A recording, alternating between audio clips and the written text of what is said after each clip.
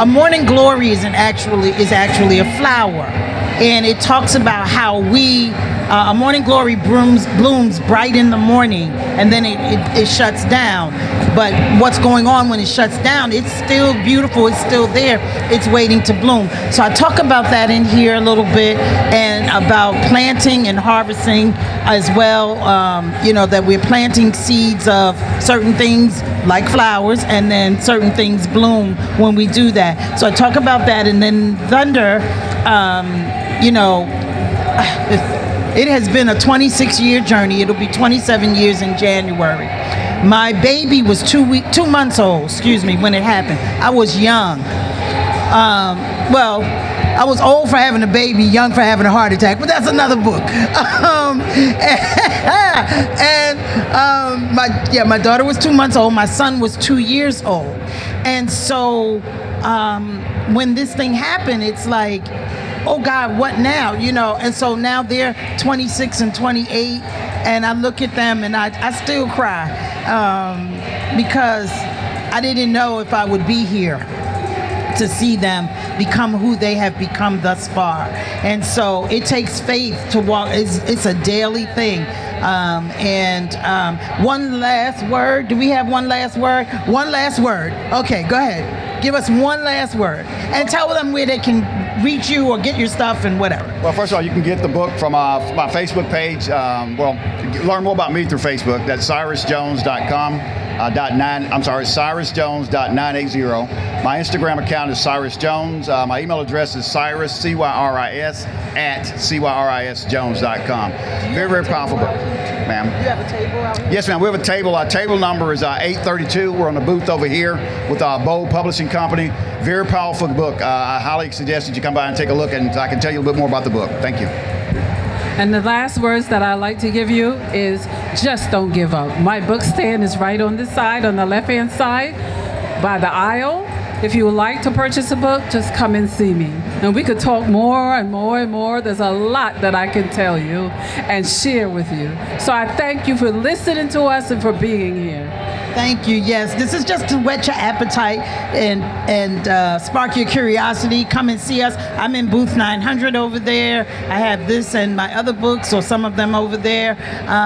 You can find me at TawandaPrince.com. That's TAWANDA Prince.com. That's my website. And I'm on Facebook, and Instagram is Tawanda_Prince. And Facebook is Tawanda Brathwaite Prince. When you put in Tawanda Prince, you'll see my face. You'll know it's me. Okay, so I want to thank you all. Very exciting, very exciting. Again, welcome to you all. The next panel is coming up right now, they said. All right, thank you. All right, thank you. Thanks for running. Chuck, can you get a picture of us? Let's get. Yeah.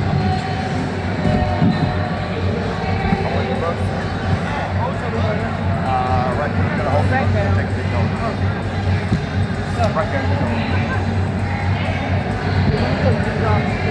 Ready? 1, 2, 3. One more. Stop. All right. We can leave this or we have to take it back. Probably. I need your back, so take it back. I think we'll leave them. He said leave. Leave them.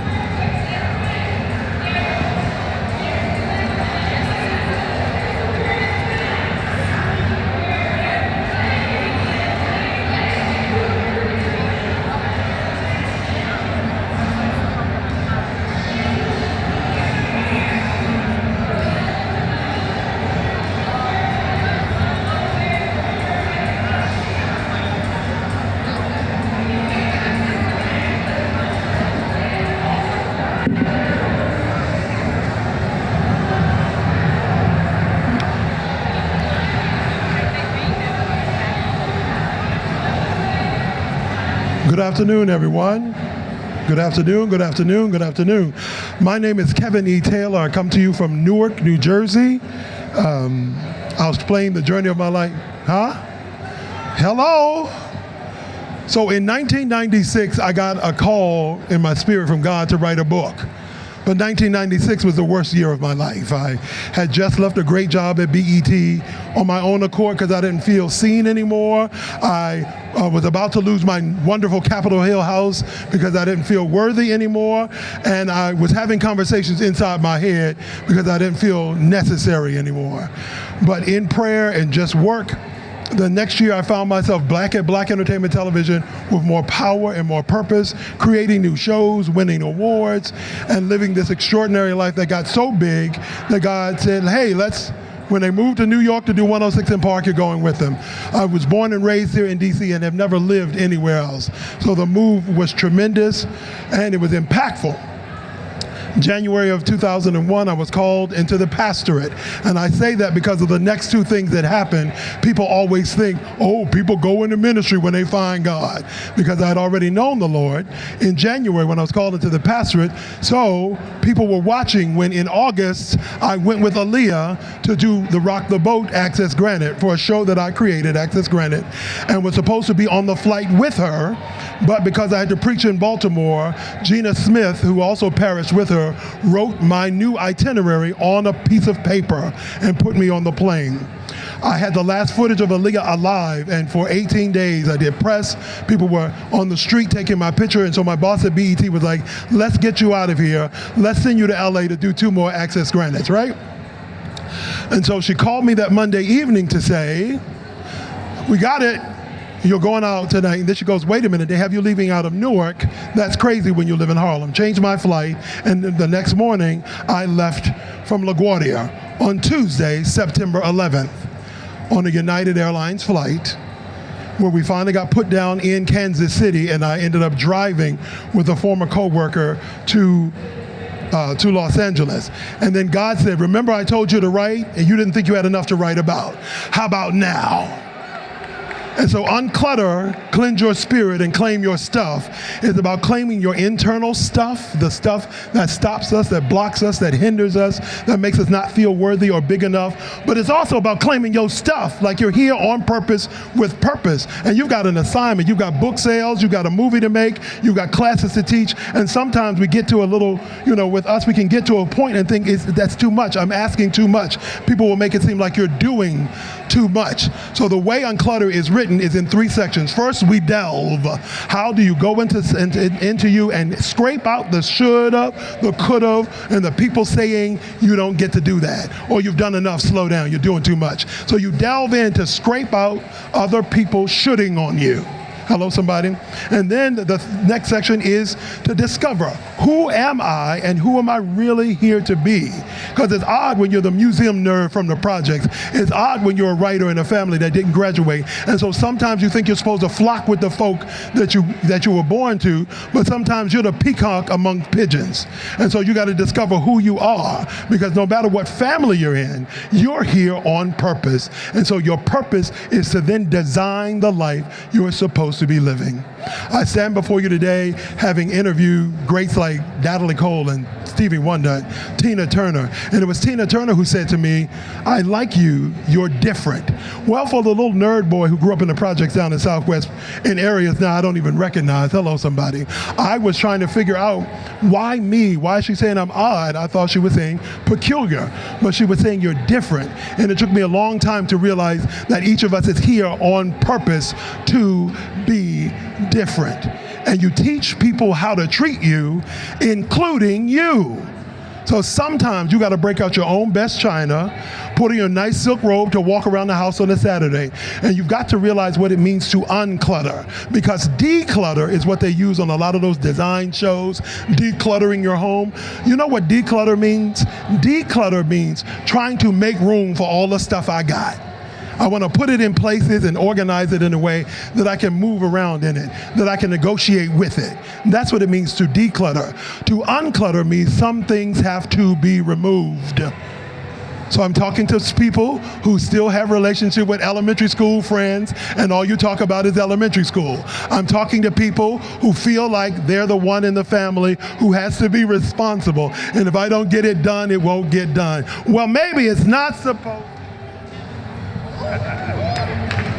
Maybe they need to know exactly what your absence feels like, what your skills are about, what it is you bring to the table. And maybe in uncluttering your family, your old job, your life, people get to see what it feels like to have you removed, busy doing the thing you're supposed to be doing. Because the law of physics says that no two things can occupy the same space at the same time. And the reason some of us don't have the things that we desire and that we deserve is because our bodies are here. Our minds and intention are on the other side of town. Anybody know the OJs? You know, anybody? So what I want to leave you with, what I want us to be able to take in is a mantra that I got from God that I say before I put my feet on the ground. I desire what I deserve, and I deserve what I desire. Anybody?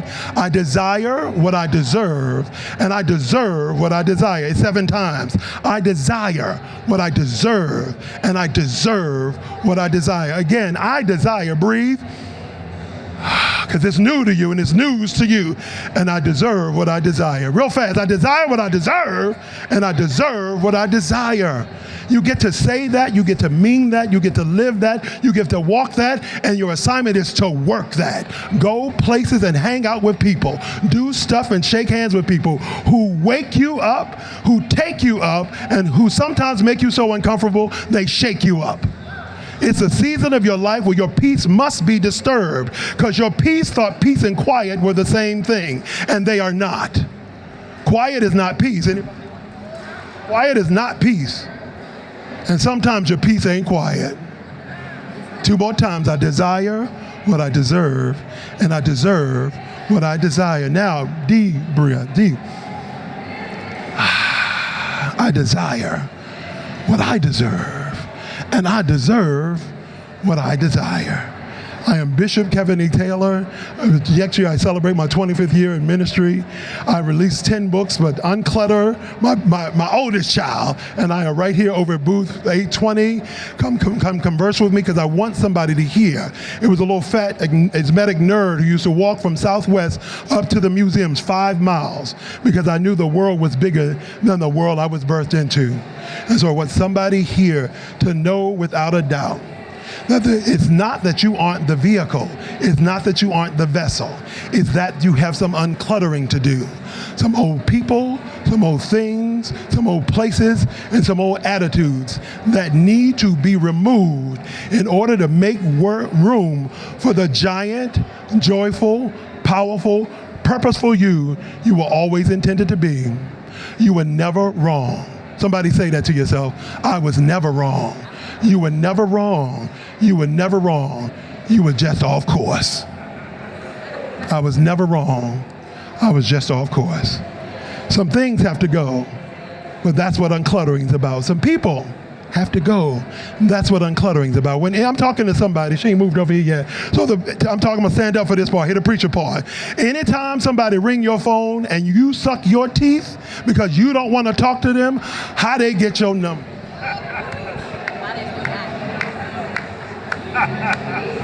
People call you and say, hey, I called you, but they didn't leave a message. Don't make them calling you now your assignment. Your response when they say, I called you, I know, I saw, but you ain't say nothing. Let go of everything that doesn't work with you or for you, and you will find that all of a sudden you've got all the time in the world to do you, because all the other spots are taken. I'm Kevin E. Taylor. You can find me anywhere on social media, Kevin E. Taylor. Great job, Kevin. Thank you. Thank you, Kings.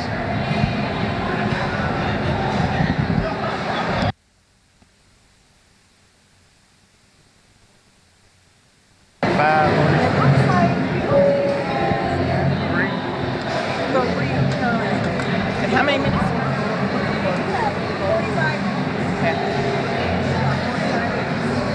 Where's Dr. Who? Diop? Diop, Doctor. I saw his tag. That's how I know who that is. All righty. Only 3 sign-ins checked in, so you can go ahead. It's just the 3 of us? You're moderating. Yes. It's just the 3 of us? I'm Chaka. Sorry. Okay. Erica, are we all doctors? Let me see. so I can get it in my head. All right. Transforming educational leaders. Thank you. I need somebody to take photos. I didn't even say that loud.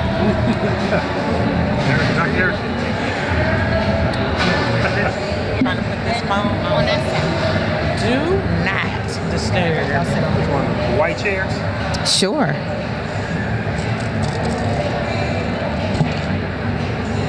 Good afternoon, everyone. Good afternoon. Good afternoon, everyone. Good afternoon. How are you? How are you? We are going to shift gears just a little bit. My name is Dr. Chaka Felder McIntyre. I am the executive director and founder of a statewide college access organization called Higher Heights Youth Empowerment Programs in the wonderful state of Connecticut. I am joined by my fellow academics with me tonight and this afternoon. We are going to shift the conversation and talk about transforming leaders, bettering communities. Transforming leaders, bettering communities. Are you guys ready for the conversation? All right, I'm going to let my panelists introduce themselves and we'll get started. How much do I get to say? Don't write the whole book. Don't write the whole book? Don't rewrite the dissertation. Just a brief. Okay. I'm Dr. Mateen Diop from San Antonio, Texas. So came up here to do all of this. I am a college professor in cybersecurity and information technology at St. Philip's College in San Antonio, Texas. 25-year K-12 educator, author, community member, leader, all that kind of stuff. Glad and honored to be here. Good afternoon, everyone. My name is Dr. Erica Johnson. I, too, am from Texas, but a better place, Dallas. That's questionable. So, from Dallas, Texas, 26-year educator. I have now my own consulting company where I work with leaders. We can move this out the way. Make it comfortable. I work with leaders as an executive coach, a transformational strategist. I have written my very first book, From Sub to Soup, The Journey of a Transformational Leader, where I talk about the highs and lows of running a charter management organization for 25 plus schools throughout the state of Texas. I talk about how we need to do better for the students that we serve, and it's just an honor and a privilege to be on this stage with you guys today. And I am Kevin Wayne Johnson. I currently serve as the Chief Executive Officer of the Johnson Leadership Group. I'm local. I'm here in the local area in Maryland.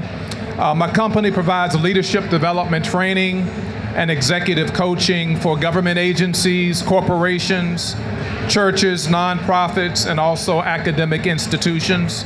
And we've been doing that for 7 years. Prior to that, I was working with the federal government for 34 years prior to retirement as a frontline, mid-level, and senior level leader. All right. I'm going to come back to my CV. I was just trying to be one-liner. I'm going to come back to it, daggone it. So listen, just again, a little bit about me. I too am a co-founder of a charter school in Connecticut called Booker T. Washington Academy. We now have 2 charter schools there. The organization that I run has actually supported over 10,000 high school students in the state of Connecticut. We have helped those 10,000 students secure over more than $900 million in scholarships and grants to make sure that they are on a path of what we like to call degrees and pathways. Making sure that Black and brown children specifically have the best fit for them financially and educationally to make sure that they are secure to change their lives. And I am happy to be here. We actually just authored a book. I'm really excited about it. It's actually a textbook. We took the different shift. So if anybody's in the business of buying textbooks to actually teach students how to obtain those degrees and pathways in an unorthodox way, let me know. All right, so our panel today, we are talking about transformational leaders and bettering communities. I'm gonna start sharp. Right now, we are witnessing the shift and the dismantling of education on all levels. I want you all to take us to the pre-K level and to offer some advice or perspective on how we as a community can become more transformational leaders to that population. And I'll tell you why I'm speaking about that population. There's so much light that's being given right now to higher education and to secondary, and we are forgetting the starting point because we're being so reactionary to what we directly see, higher ed and secondary, right? But what are we thinking about in terms of our pre-K learners? Does that make sense to everyone? Who would like to take that question? All right, I'll go ahead and start. So I have a kind of a unique perspective when it comes to K-12 all the way to college. I've been a teacher and or a principal at every school I've ever attended, from pre-K all the way up to high school.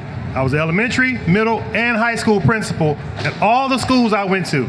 And now I teach at the college that I first flunked out of. So I have, when I say a unique perspective, when I was an elementary principal, I saw those babies at pre-K getting out of their car. I helped them get out their car because mama didn't want to let them go because babies were crying. Give me the baby and you gone on, I got it. And then several years later to be a high school principal and hand them their high school diploma. So I've seen all of that. And so when you're talking about the pre-K, everybody thinks that our children come to us already broken. Our children are fine. Like I would always tell my teachers, I have to fix the adults in the building. The children are fine. They come the way they come. They're born the way they're born. We have nothing to do with that. But when they walk in our building at 3 years old, you mean to tell me we can't do nothing about a 3-year-old? So I just never believed that. So I always believe the power is in the hand and the mind of the leader. So no matter what you believe, most principals are not leaders. They're managers. They manage resources. Leaders lead. They go out and they see what's wrong and they see what needs to be done and they take the mantle and run with it. No matter what. At the cost of maybe even losing their job. They'll do what they need to do. That's why charters were so important. So when you're going back to your question with the pre-K, when those babies come in, they have no idea what they know or don't know. We have an empty slate and we can pour into them whatever we want them to believe. And I believe as a leader, that's what we have to do with our babies when they come in there. Just believe in them and fix the adults in the room because that's where the poison comes in. Awesome, thank you. I'll ask the next question. We gotta keep going. Sorry. Right. You wanna go for it? See, go ahead, go for it, Doc. Briefly, because that's my passion, the babies. So with that, to your point, parents send us the very best that they have. They're not keeping the good ones at home. They're giving us what they got. And so with that, I think it's an honor and a privilege that parents allow us with their greatest prized possession. And so with that, I think it's a fundamental principle that we must stand firm on to nurture and grow those babies, right? You become a product of your environment. And so with that, I always tell teachers and principals alike, you must understand the power that you have. When a child is with us, they are with us for the majority of their lifespan. So imagine the impact that we have on children, particularly the babies. They are sponges. The things that you talk about in a high school classroom, our babies can have those same kind of conversations, just on a different spectrum, a little different level. So with that, if you have pre-Ks, if you have those little ones, if you have grandchildren, speak into them. Look into their eyes and tell them that they're amazing and they can do anything. Because guess what? They come to school and they tell us, I'm amazing and I can do anything. And it's our responsibility to nourish that and watch our children flourish. Listen, as a Black community, it's on us, you all. We have a power. The charter piece is a great opportunity for us to have autonomy and to work with our children the way that they need to be worked with. I know I probably went too long. Oh, you did good. You did great. I'm going to shift us now to leaders in the classroom. The other week, I was giving a lesson at a high school, a charter school, and Hispanic male. He is now 17 years old. He said to me, Dr. Felder, are you sure I can go to college? Me? You're gonna help me? So my question to my panelists is, what do we do? How do we inspire the next appropriate, where's the pastor? Where's the pastor? All right, Bishop. Okay. All right, Bishop's over there selling books. To the next purposeful leader, because when he said that to me, all I heard was 16, 17 years of not having the appropriate leader in that classroom to feed into him. And now he's introduced to me on the tail end. Thank God everything happens for a reason. But what is your advice, your perspective on what we can do to get the right leaders, educators in that classroom? Well, I'm a firm believer that leadership starts first and foremost in the home. And there's a very, very basic concept as it relates to human behavior, and that is that people do what people see. And as little children, when we see parents, aunties, grandparents, uncles, caregivers, we tend to follow their lead. And what we're doing is we're demonstrating what leadership is all about. And it's not just what we do, but it's also what we say. So kind words bring comfort, joy, peace, fulfillment. They're very therapeutic.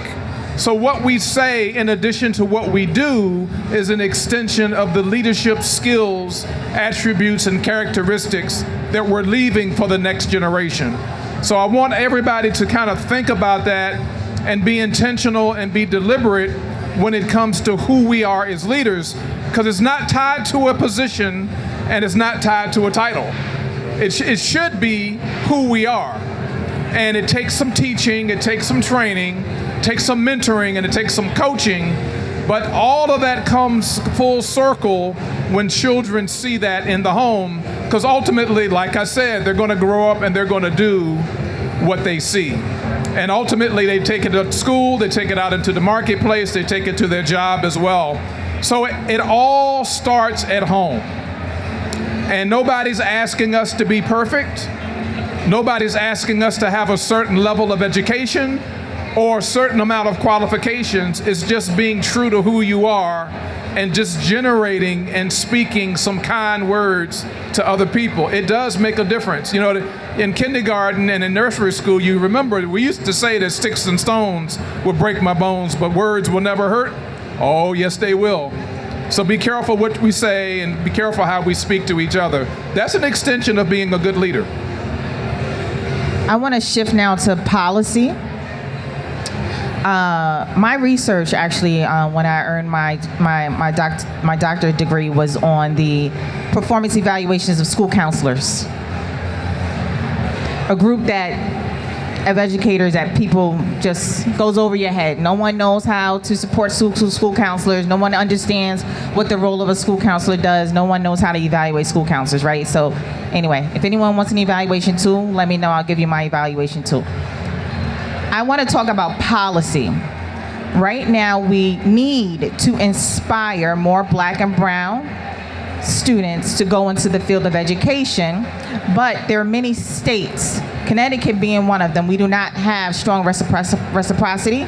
In order for teachers to actually come in, they have to take in Connecticut the praxis exam, which is extremely difficult, and a lot of our teachers are not able to pass that exam, hence they're not able to either keep or earn a job. It's complicated. What policies do you think we need to, and I want everyone to answer this, that we need to put in place? It might be state level, it might be federal, it might be local. What policies do you think we need to have in place to increase the number of Black and brown educators at the secondary level?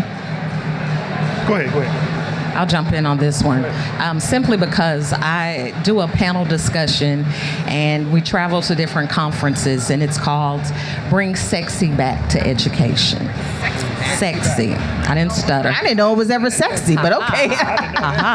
And that's the problem. because education should be sexy. It was sexy when I became a teacher. I didn't want to be a teacher. I never wanted to be a teacher because they were underpaid, overworked, nobody cared about them. And I was like, I don't want to do that. But somebody saw something in me that I didn't see in myself. And so with that, fast forward, sub thing, all the way to superintendent, what I learned is we have to support our teachers. We need policies where we pay them more. That's obvious, right? But even bigger than that, why don't we supplement their housing? Why don't we? Why do we force teachers to come out of their pockets to buy supplies and materials for other folks' babies? Why aren't corporations coming together and ensuring that our teachers are supported because we are producing what they need? And so for me, the policy is we have to pay more. We have to give them subsidized housing, nice lower. Why not cut the rates for our teachers? They deserve that. We got to make a change because we are losing our teachers. I was also dean of the Department of Education and later became the interim provost at an HBCU, and it was disheartening because my education students were far and few between. It has dwindled down to maybe 5 students in a year that are interested in going into the profession of teaching. So you all, we gotta bring sexy back, and we started with policy change. You know, the thing that I was able to touch as a high school principal had the same issues. But one of the myths I want to address right now is my teachers never had issues with bringing stuff to school and crayon. That was, I always laugh because I had a closet full of everything they needed. My teachers never had to bring, we're talking about leadership. My teachers never had to bring anything and spend any money out of their pocket. I bought it for them. Every principal, you know, we have budgets. That budget can be used any kind of way we want to use it at the school. I bought supplies, had everything they ever wanted. Then corporations would bring backpacks. I said, all right, put them over in the back, because you know we're not going to sell them, no. So go ahead and put it in the back. So I had everything we needed. And when you're talking about trying to get brothers into education, again, I'm a high school principal, had the same vacancies. You know what I did? Hired brothers that just got out of the military. Either they retired or they just got out. Most of them were my frat brothers. Bro, what you doing? You retired, what you gonna do? They try to get a federal government job. It's slow. Say, you know what? I have a position that I'm gonna hold just for you because I need this. You know what this is, right? I need this in here. So I would hold the positions for them, ROTC, whatever, and I would hire them. I had more frat brothers, Omega Psi Phi running through my campus than anybody else, because I knew one thing is my kids weren't gonna punk them and they're gonna run away and be afraid. They wasn't gonna happen. So that's how I was able to do it. I couldn't do anything about what she is absolutely right, the other things that they need at the state and federal level, but I can control these walls. And whatever I can control in these walls, I control. So I never had an issue when it came to supplies, and certainly never had an issue when it came to bringing black men. I just went out and got them. They're there. You just got to go get them. Absolutely. So our 2 panelists are on point. It takes us to do something about what we see when we see a void, but it also takes our voice and our action to make the elected representatives that we voted for to be educated about what we need so that we would generate the policy that would benefit our community. Yesterday, for example, our colleagues and I, about 35 of us, were on Capitol Hill yesterday meeting with a number of senators and a number of our representatives, specifically in the area of leadership development and small business ownership and what it means. We didn't go to lobby. We just got together and collected our voices to go and educate. This is what we need you to know. Here's what's positive in our community. Here's what's negative in our community. and here's where we need you to step up because we voted for you. Here's some information that you have in your hand, so now that you're educated, and we want you to take action. And so, like we heard from our former principal, identifying a need and taking the action, and as we hear from our former provost, now what can we do to generate our voices, to generate the policy that's needed so that the action will take place. And that's exactly what we need to do individually and collectively, because if we don't, nothing's going to happen. Yeah, we are seeing a decrease in interest in education. We're seeing an increase in the STEM field, which we should. We're seeing an increase in entrepreneurship, which we should. But where do all things start? In education, right? And so we need to inspire more of our young people to go into education as much as we possibly can. The organization that I run, when my students come home for college during winter break, and they're calling me, Dr. Chaka, I need a job. Go to district so-and-so, they need subs. You're home for a whole month. Go become a substitute teacher for a whole month. It's a win-win. You're not gonna make $1 million bucks in a month, but it might spark one, that little black boy who's 3 is gonna see you at 18, 19 in college. It's an inspiration, it's a visual that could change the trajectory of that child's life, or it might change the trajectory of your life as well, as you're giving back while you're home. So if any of you have any college students who are about to come home during winter break and they need a job, go tell them to sub at their local school district. I'm telling you, they will take them. I know it for sure. All right. And may I just say this real briefly? We have to stop telling our children not to be teachers. Exactly. We have, as teachers too, we're the worst ones. Yeah. We tell our kids, don't be a teacher. We got to stop that. We got to stop that. It's the best job on earth. I agree. Let's shift gears. Let's take this to another level. We talked about leaders and transforming leadership in the school district. Let's talk about the community now. What are some of the things that we, if we're all in the room here, we can have a safe space. What are some of the things that we need to check ourselves on when it comes to the field of education, the words that we're speaking in our homes about education, the rhetoric? What are some of the gut checks that we need as a community? For me, I ran for the school board in my school district. I didn't win, but I did run for that.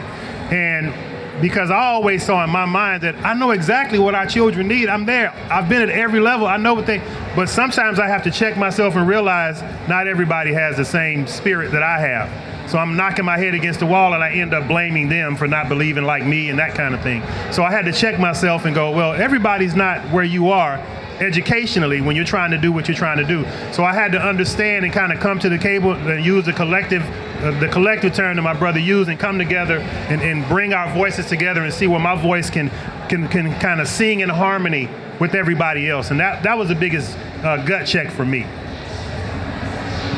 I believe that every one of us has a responsibility in our home to just create an environment and create an atmosphere such that everybody's there has a hunger and a thirst to learn, to read, to want to get more knowledge, and to heighten our level of awareness of what's going on around us. I raised 3 sons. They're 29, 28, and 27. They're all back to back. It's kind of an interesting story. They still ask for money, but that's a whole nother conversation. I required that all 3 have a passport before you get your driver's license. Why? I want you to travel the world. I want you to heighten your level of awareness, and I want you to have a hunger in terms of your appetite to learn about other cultures and to be able to integrate and penetrate and feel comfortable with working with and being around all different types of people.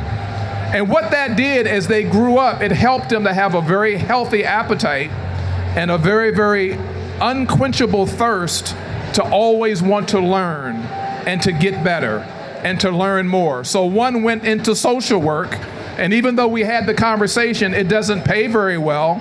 I said, that doesn't really matter. You follow your heart. And if your heart is telling you to help people, then that's what you do. Everything else will fall into place. But it doesn't pay very well in the beginning. Right. So we have to also, if I can just chime in here too, expose the field beyond that moment. Because the field of education is the field that can transcend so many different things. Nonprofit. I was a school principal too. They didn't want me there though. I'm a disruptor, especially when I'm fighting for my kids. School principal, provost, corporate. The field of education is so vast. So yes, in the beginning, you will start out not making a lot of money. But you can go all the way to the top. I like the way you ended that. That's exactly how the conversation went. Comma, but. There's so many opportunities, so many different directions that you can go, so follow your heart. Don't necessarily follow the money. And guess what? He's doing very, very well in that field, and I'm so proud of him, and I let him know I'm proud of you. So, yep, absolutely. So in my book, From Sub to Soup, Journey of a Transformational Leader, another plug, I have a chapter called Building Bridges to the Community. And I talk about Dr. Chris Emdin. He talks about going to the barbershop and how important it is for a teacher to go to the barbershop. That simple connection with the community is transformative. And then imagine bringing the barbershop to the schoolhouse. It should not be a closed door, and the community should not be different than the school. It should be a connection. It should be fluid. It should be going in and out. Bring the community into the school. Take the school to the community. Exactly. Are there any fellow educators in the audience? Yeah? Hey, woo, woo. Any special education educators in the audience? Special education? Yeah? All right. Well, shout out to the educators. Guys, I want you to leave our audience with some thoughts, and I'm going to prompt you just a little bit. My mother was an educator. I actually said, I'm not going to be an educator because I was in my mother's classroom. She taught 4th grade the entire way through. And then they moved her. She was a New York City public school educator for over 35 years. And then they moved her from elementary school to high school. And she ended up being my brother's teacher. Miss Jackson, mommy, oh, it was horrible. I said, I never want to be a teacher.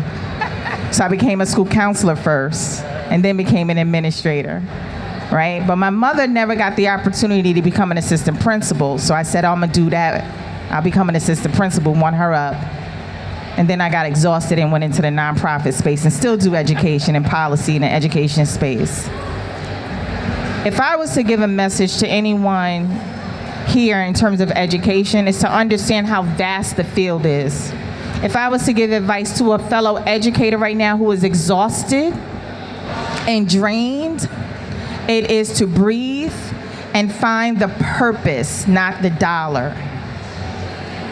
I remember going into education thinking about the dollar, and until I found the purpose, and the dollar has always made its way. Well, God always made the way, right? He's my provider. The job is just the resource.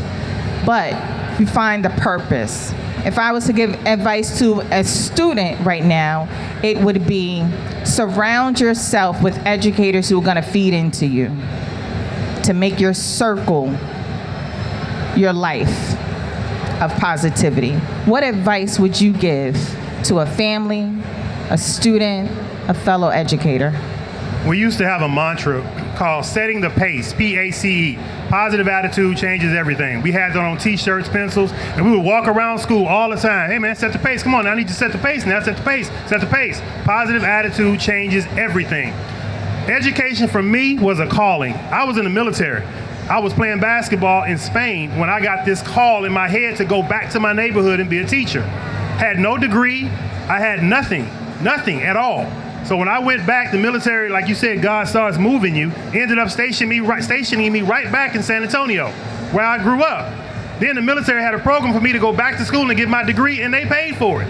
So I finished my degree, finished my time in the military, went right back to the neighborhood that I lived in, and I taught everywhere I went. And I'll tell you like this. Dr. Naeem Akbar, he said, teachers don't walk into the classroom. You descend into the classroom. When you go into the classroom, you came from heaven. That's what your students have to understand. When you walk in, they're not just looking at you and me. They're looking at kind of shadows of us because it stays with them everywhere. So when you walk into the classroom, everything you're doing, you're setting the pace, you're changing their attitude. Because once you change their attitude, the world opens up to them. I'm sorry. I love his passion. Yes, he descended. Love that. So my advice would be ask questions. Ask questions and then ask more questions. If you don't get the answer, ask another question. We as a people, we don't ask enough questions. We gotta ask questions. So I would definitely tell a parent that's the biggest advocate for their children, ask questions. For children who are trying to figure out, what do I want to be when I grow up? Ask questions. So again, my advice is always ask questions. And I would advise, I'm just taking in everything that I've heard on this panel and listening very carefully to all of the questions. And in part, the reason that I've responded the way that I did is because I happen to have that thirst for knowledge. I'm always looking to learn more. And it goes into the questioning piece, but the reason that I write is because I'm always interested in educating. And the reason I'm interested in educating so that I can heighten your level of awareness so that you and I have access to more information to make more informed decisions. And so for me, and I kind of instilled it in my family, and I instill it with people that I lead, organizations that I lead, I'm responsible for, even the company now that I lead as a CEO. Everybody around me, I'm always trying to first and foremost be the person with the zeal and the enthusiasm that wants to know more. Again, people do what people see, as a motivation and an inspiration to get you to catch on fire, to want to know more and learn more. You really ought to be learning as much as you can when it comes to education about technology, as much as you can about what's going on in the White House and what's coming out in terms of executive orders, just understanding it goes to the question. But equally important, like our former principal said, then formulating that and putting it to action, doing something about it. So those are some words that I would leave with you. I appreciate that. Thank you. We have time for maybe 3 questions from the audience. Are there any questions? Yes, young lady. Oh, yes. We did our job. If you are the first question, we have done our job. Thank you. Hello, my name is Danae. I am here on behalf of Gettysburg College as the Black Student Union President, and I'm taking a Change in Education's course with Professor Hakeem Williams. And basically, we're talking about there is a need for black and brown teachers, but what do we do when we're trying to shuffle all these teachers in, but they're not adequate, they're not ready to step up to their plate, they're not ready to push back against the curriculum, fight against the erasure of our history, fight against banned books, things of that nature. And then just as quickly as they come, they realize they're not fit and they leave. So what do we do about this? Or what are some policies or some solutions we could put in place? We're all going to respond to that. Okay. But I'm going to tell you, wait, hold on. Tell me your first name again. Danae. Thank you for being here, first of all.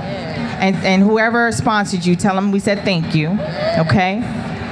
What I would say to you is there's a couple of structures there. You mentioned a couple of structures, a couple of systems that young educator is fighting up against, that when you go into a profession like education, you're so pure in mind. You want to go in, you want to be a change maker, you want to go in, you want to influence your students, and then you realize all of the guardrails that exist in a system, and you're just one person. So that's why right now we're seeing a lot of people aren't galvanized with locked in arms in order to fight, because it's really hard, especially sometimes, in my case, always has been in my case, if you are the only singleton, the only black educator in an all-white district, it is very hard sometimes. So it's more about providing support and continuous encouragement to that educator to stick it through, because a lot is on their plate, on their heart, on their mind because of the structure. Does that make sense a little bit? Anybody else want to chime in? And always encourage them to always see the possibilities. We all have systems that we work in. Again, when I was a high school principal, I had students. You ever seen the movie Lean on Me? You look too young to have seen Lean on Me. Well, she looked like a baby. I'm just saying. Lean on Me, everybody know what Lean on Me is, Joe Clark, whatever. I had to assume that persona just because it just happened that way. Kids walking the hall, students walking up and down the street, that really happened.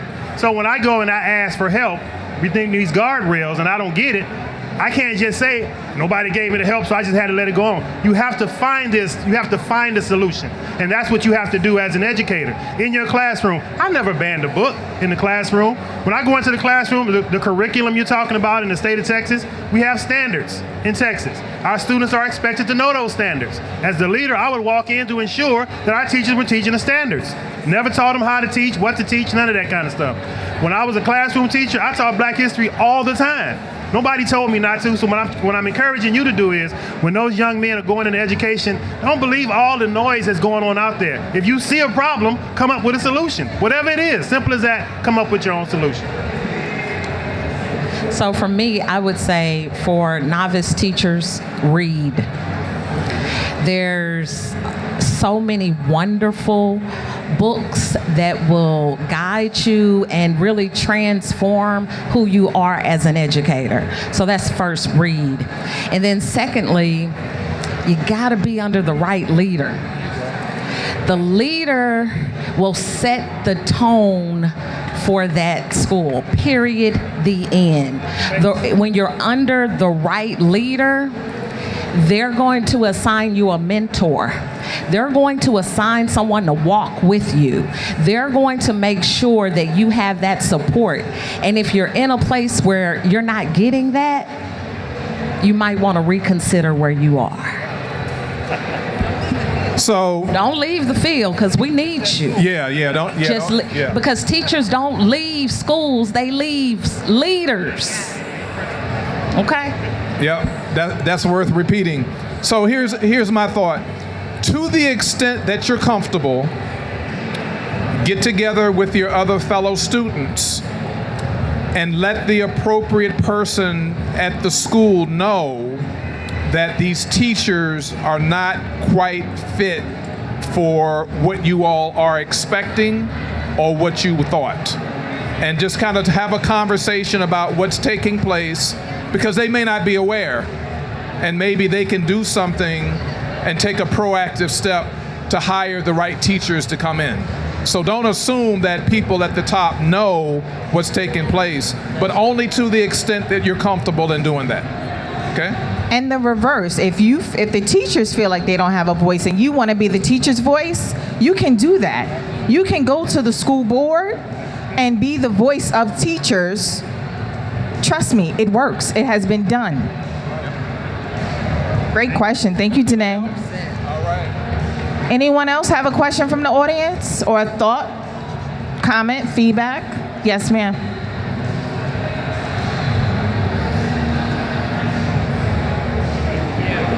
My name's Charmaine Anderson, and I work as a federal lobbyist for local governments, and I'm fascinated by this topic. I wanted to find out, as one who works regularly with local communities, kind of how do you see the intersection between education and the local government? And I love your comment about providing that housing assistance, but I wanted to see if there were other perspectives from all of you on how to engage your local community that's really the heart of where your educational sits and where those who take part in that education live. So just wanted to hear from you all on that.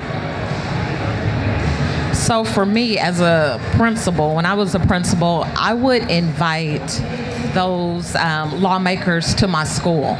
I would make them listen to me. I would make them walk the halls with me and see the great things that we were doing with kids. And then to your point, I would tell them what we needed. And they would always provide, always provide. So I think you start there. Being in this position, you see, it's all about these students that we serve. So at the end of the day, great leaders in this field, you eat, sleep, think nothing but the children that we serve. And so when you have that motivation behind you, you're willing to fight, you're willing to knock down doors, you're willing to say whatever it takes. You won't be nice because nice will not suffice. You always stay kind, but you say what you mean and you mean what you say because I need you to help my children. Share the successes. Yeah. Be vocal about it, brag about it, put it on billboards, put it in the local paper, put it in the news, brag about it all the time. And because when they come in, like she said, when they come in and you tell them what you need, 100% of the time they're gonna give you what you need. City council and county council, we have to show up and we have to speak up, and it does make a difference. The one thing I didn't share, you asked the question, but my youngest son is autistic. He got the diagnosis when he was 2 years of age. So I've been working that for really all of my life. And I would actually go to our county council, Howard County, Maryland, and I would testify. I would let them know from a parent perspective and from a legal guardian perspective, here's what you're doing, but we need you to do more. Here's what you're not doing, and I need you to step up. Our voices matter, and our silence matters as well. So I would say city council and your county council as well. Let them know what you need. You'll be pleasantly surprised, I believe. And I'll share this too, to that point. Where did she go? Charmaine. To that point, one of the reasons why I also came out of the school building is to start influencing policy. I actually just ran successfully for town council, so I'm really excited about that. But and I can't take credit for this, but in Connecticut, and I think in other states too, might be Texas, I'm not sure, we have now a new baby bonds program. You talk about the intersectionality. We have a new baby bonds program. So families who are giving birth to students who are on our low income spectrum in the state of Connecticut will automatically have set aside, this is the second year that we're doing this now since last year, set aside $20,000 in a trust for that child when that child becomes 18. Right? That money has already been given out to a little over 1,000 babies in 2024. The intersectionality is about making education also more accessible. Universal pre-K, making the books more accessible. COVID taught us that our students are behind in terms of technology. COVID also taught us that our teachers are behind in teaching technology.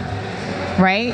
And so the intersectionality for me is uncovering all those layers and putting them into policy and connecting the dollars. But you have to get rid of also those guardrails, because in urban communities versus suburban and rural communities, the dollars are run by homeowners in suburban and rural communities. In urban communities, we have mostly renters. So those dollars are not going into the school communities because there's nothing funding through town government, right? City government. And so we have to figure out how to balance. In Connecticut, we're extremely unbalanced. Extremely unbalanced. And so we just have to figure out all those things. And it's about the dollars, it's about green. What is it never about? It's always about the money. And so we always say we just have to figure that piece out. So I want to close with that and say thank you to our panelists and give them a round of applause. Thank you for joining us and have a great day, everyone. Thank you. Thank you.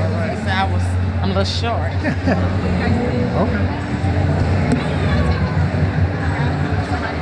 Guess we take the mics back. Brother, we gave him the brother right here.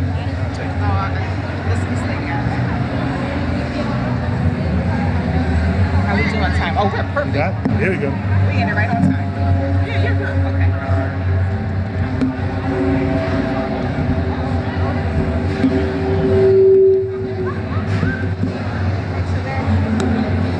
You're Alexander Harold.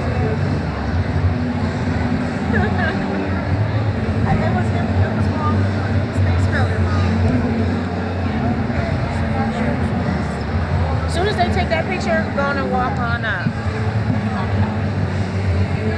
And look over, because I'm going to tell you when your time.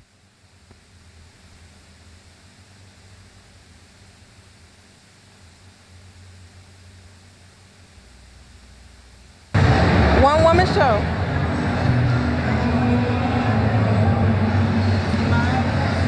It's already on.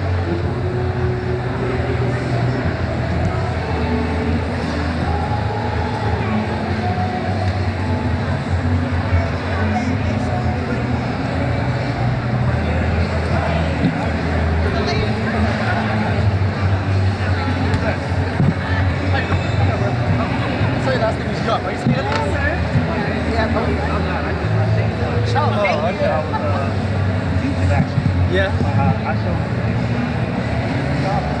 Yeah. I'm Sanelli, that's why I asked. Really? Yeah. What's your name? Chang. Chang, okay. Yeah, so Mamadou Chang. Not many people know that, so my last name is Senegalese. Yeah. Absolute pleasure to meet you, brother. Did I hear you in San Antonio? I am. I'm in Dallas. Used to teach in Houston. I actually am a professor now. Where?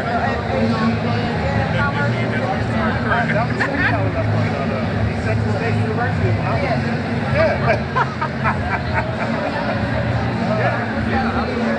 Really? Congratulations. Yeah. I don't know if I'm gonna be there that long, but I enjoy higher ed way more Yeah. than education. What do you teach? I teach teachers. So Really? I teach the literacy courses. What is your name? Child. I'm gonna look you up, Dr. Child. All right, I'm right over here. Oh, you are? Okay. All right, all right. Hello, everyone. I think I'll sit here. Hello, hello, hello. My name is Dr. Kamisha Childs. I am a literacy professor by day. I am an author every other part of the day. And I am going to talk to you about my journey as a children's book author and about my debut children's book, I Am More Than My Name. So before I share the book with you, I am going to just talk about some of the background with this story. I mentioned that I am a newly tenured professor at East Texas A&M, but I also wrote this book when I was still a teacher, and it's about owning the power in having a unique name. I mentioned to you all my name is Kamisha, but it is not spelled phonetically, and I've had to fight all of my life with explaining myself about my name. So I grew up in the middle of the country, Wichita, Kansas. Yes, we are in Wichita, Kansas. And I wanted to be a news reporter growing up. I know I don't look like a news reporter, but this book is important to me because I didn't become a news reporter because of something as simple as my name. There were no Kamishas on the news when I was growing up back in the 80s and 90s in the middle of the country in Wichita, Kansas. There was only Susan and Cindy. And that deterred me from being who I wanted to be. So this book is about not letting something as simple as a name stop you from being who you want to be. So I will share it. It is a poem. It's near and dear to me. I've actually had certain people cry when they've come and talked to me or looked at my book because they can understand. Is there anybody out here that's over here that has a unique name? What's your name? Sharon? Kashara? Okay, who else? Her last name is Champagne. Okay.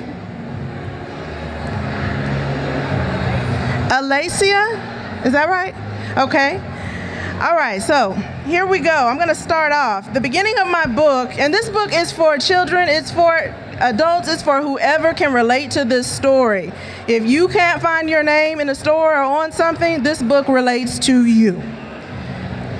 So we got Tamika, Chandria, Amaya, Naisha, Nitasia, Idris, Latasia, Zariah, Tashana, Curtis, Siobhan, Novella, Anai, China, Sunset Sky, Nija, Naya, Sumi, My Young, Soraya, Tamia, Kamisha. All right, and the story behind my name is, it is not spelled phonetically, it's spelled Kamshia, so I get people that call me Kamshia, Kamashay, but my story behind my name is I have an older cousin with the same name, and my mom wanted to be different. And because she was different, I've had to explain myself ever since. But it's a good thing because now I am here talking with you all about my debut children's book. Maybe had I not had this unique name, I might not be here talking to you today. So here we go. I am more than my name. Not spelled phonetically, not seen intelligently. I may be seen as a stereotype. People question as if my name isn't spelled right. I am more than my name. The Isha you hear in my name makes you think attitude is my game. I'm judged without saying a word. It would nice to be first heard. I am more than my name. Where did your name come from? Did I say that right? Or they just skip saying it all together. Sometimes compliments, sometimes complaints, sometimes confusion, all come raining down like the weather. When I grow up, I wonder if I should change it. Go by an easier nickname. Constant correction and clarifications have me drained. My name was given out of uniqueness, though it has caused me to draw into meekness. I am more than my name. Movie star, professor, singer or scientist, president, first lady, doctor or anchor, I am more than my name. Business owner, teacher, programmer or performer, athlete, architect, artist or designer, I am more than my name. And when I get to that place in my dreams, whatever role my future holds, my name will surely shine. I am more than my name. Thank you. So I wrote that book as a poem. It was just kind of how I felt as a child. I've oftentimes wanted to go by a shorter name. I go by nicknames. I go by Dr. K. That's a lot of people know me as Dr. K. So this was a huge project, and it's something that took me a really long time to do. I am my own publishing company, not self-published. My husband and I, we created our own publishing company and are publishing books, children's books, different genres. This was just the first. We are our own publisher, printer, all of that. I wanted to keep the rights to my story and be able to share it the way I wanted to share it. Again, I'm passionate about literacy. I mentioned to you all I'm a literacy professor by day. I teach future teachers to teach reading, writing, and this was just something that kept me going during a dark time. I mentioned to you all I just went through the tenure process. So while I was going through that, I was promoting this book. I'm going to open it up if anyone has any questions about the book or any comments.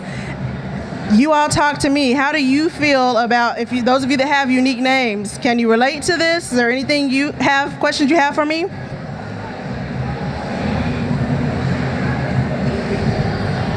Anybody? Your name is Tamika?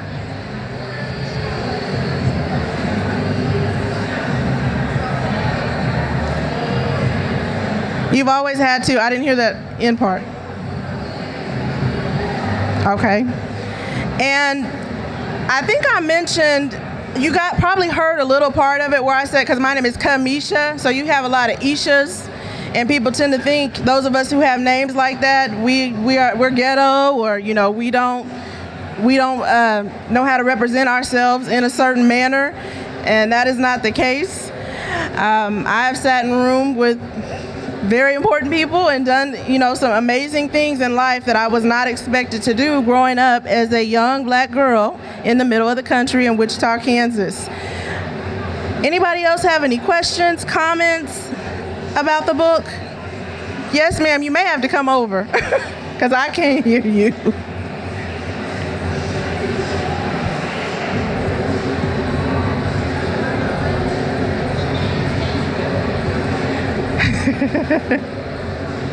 I'm my own moderator today. The names that you were calling off in the book, were those children that you knew? Were those names that you looked up? If they're children that you knew, did they share with you how they felt about having to always explain their name? Absolutely. So I think y'all heard her. She wanted to know about the names that are in the front, the end pages, and the front, both the front and the back cover. Most of these are people who I know. The cool thing about this is that every single person's name that's on here, they have their own unique font. And that was done intentionally. There's so much love and intention put into this book and so much thought put into this book. So she asked, do I know them? Most of them are family members. Some of them are former students of mine. I mentioned to you all I'm a professor, but of course my background is teaching 5th and 6th grade students. And so some of those are former students that I've had. Some of them are college students that I've had. And the crazy thing, I know I don't look old enough, but some of these are my students' kids.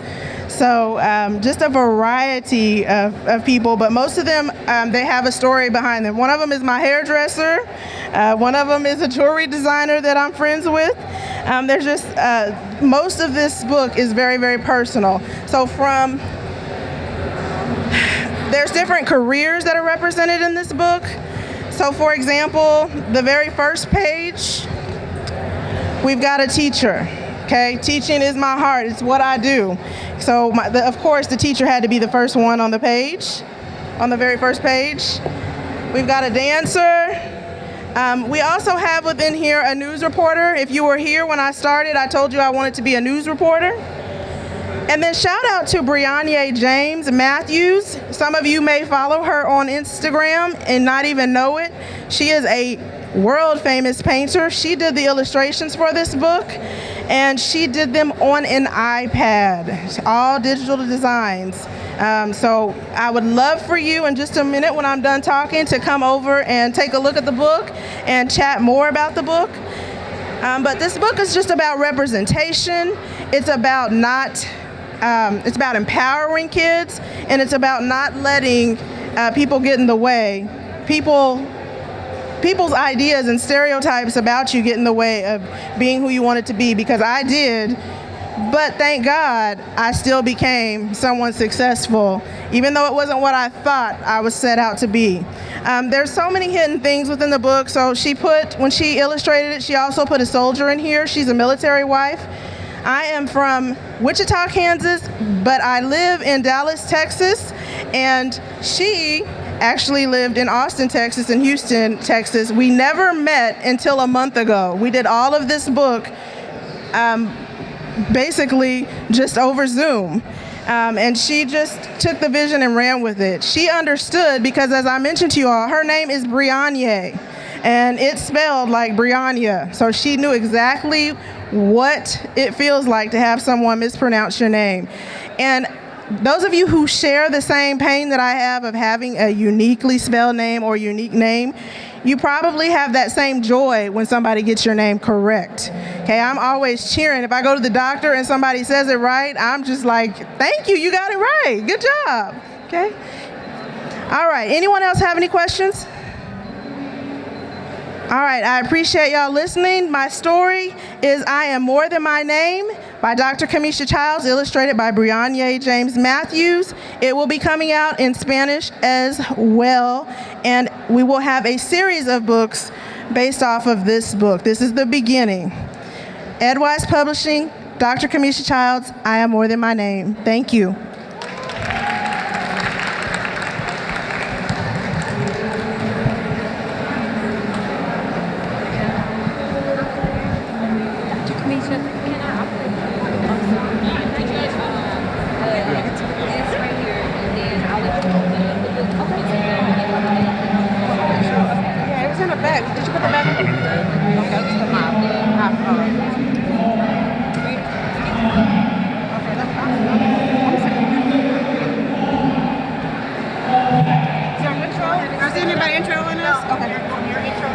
All right. Sounds good.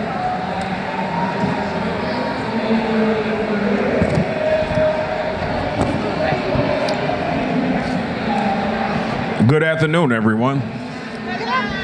So welcome to Books, Blessings, and Expansion. I am Quentin Lacewell, Vice President of Government Relations and External Affairs at Wells Fargo, and I will be your moderator for this afternoon. So we're going to jump right in. I'd love to introduce our panelists who I'm excited to be here with today, and thank you all for thugging it out with us on today. We appreciate you all. So first, ladies first, I'm going to introduce Ramunda Lark Young. Ramunda Young is an entrepreneur, community builder, and owner of Mahogany Books, a nationally recognized bookstore specializing in books by the African diaspora that she co-founded with her husband, who you see here, Derek Young. She is passionate about amplifying Black voices and fostering a love of reading and cultural awareness. As a business leader, she has grown Mahogany Books into a central space for dialogue, education, and activism, all while creating platforms for authors and readers to connect deeply with African American literature. And I have Derek, who is an entrepreneur focused on amplifying Black voices through literature as well, co-founder of Mahogany Books. He helped to establish it as a premier Black-owned bookstore in the U.S., an alumnus of Bowie State University, and a proud member of the greatest fraternity in the world, I believe, Alpha Phi Alpha Fraternity Incorporated. Okay. There we go, there we go. Can we get security escort off the stage? Derek promoted the importance of cultural relevance literature in his work, the Mahogany Books podcast network, and Mahogany Books Masterclass showcases his dedication to community transformation through storytelling. So these are some great people here. I am excited to jump in on this conversation, so let's get to it, okay? The first question I'd love to ask you all is, you have a great book out here. Tell us a bit about your book. Say the question again? Tell us about your book, your products, your work. Well, so our bookstore, we started in 2008. It was created as a way to provide access to books written by Black folk across the country. I grew up here. I'm from Southeast DC. I grew up in PG County, so I've always had access to Black literature. My wife, who is from Tulsa, and she'll tell her side of the story, didn't necessarily have that same type of access. So it was something that we wanted to do together because we wanted to make sure that the same experience that I was having here, all people had access to. And the chance to walk into a store and see a few thousand titles of books that talks about you, your heritage, your experiences from all perspectives from the past, from the present, and what you look like in the future is something that impacted me dearly. And it's something that I wanted to be able to do to pass on to the next generation and our community today so they would have that same type of experience. Yeah, and as my husband said, it was important for us to create this space. I grew up in Tulsa, Oklahoma, probably about a mile or two from Black Wall Street. And I never knew Black Wall Street was there because they never talked about it in my schools. So when you think of this tremendous epicenter of innovation, Black thought, entrepreneurship being 2 miles from my home, it was like a travesty to not know about it. So fast forward, when we get married, I actually met him on a dance floor in DC in a nightclub, but we're not gonna go there. But we've been married now 23 years.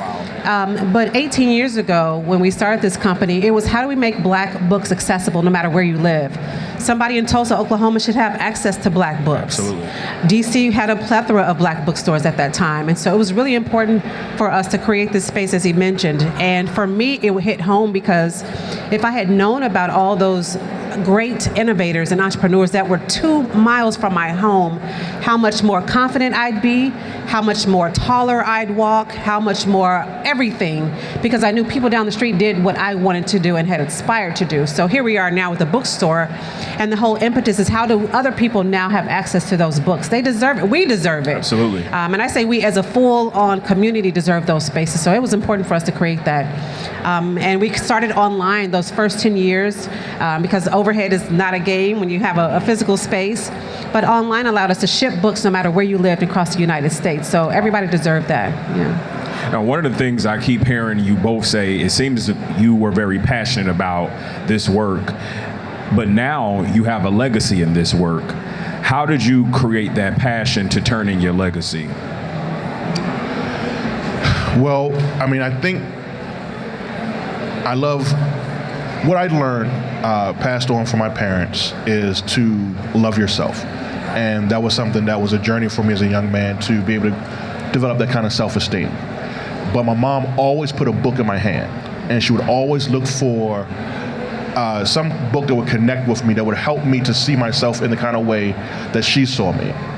And the day that I walked into a Black-owned bookstore with thousands of books, just filling the entire wall, I felt complete. That in turn gave me, and I mean, it's funny, on that day I asked to work at that place. I walked right in and saw all the books and said, I want to work here.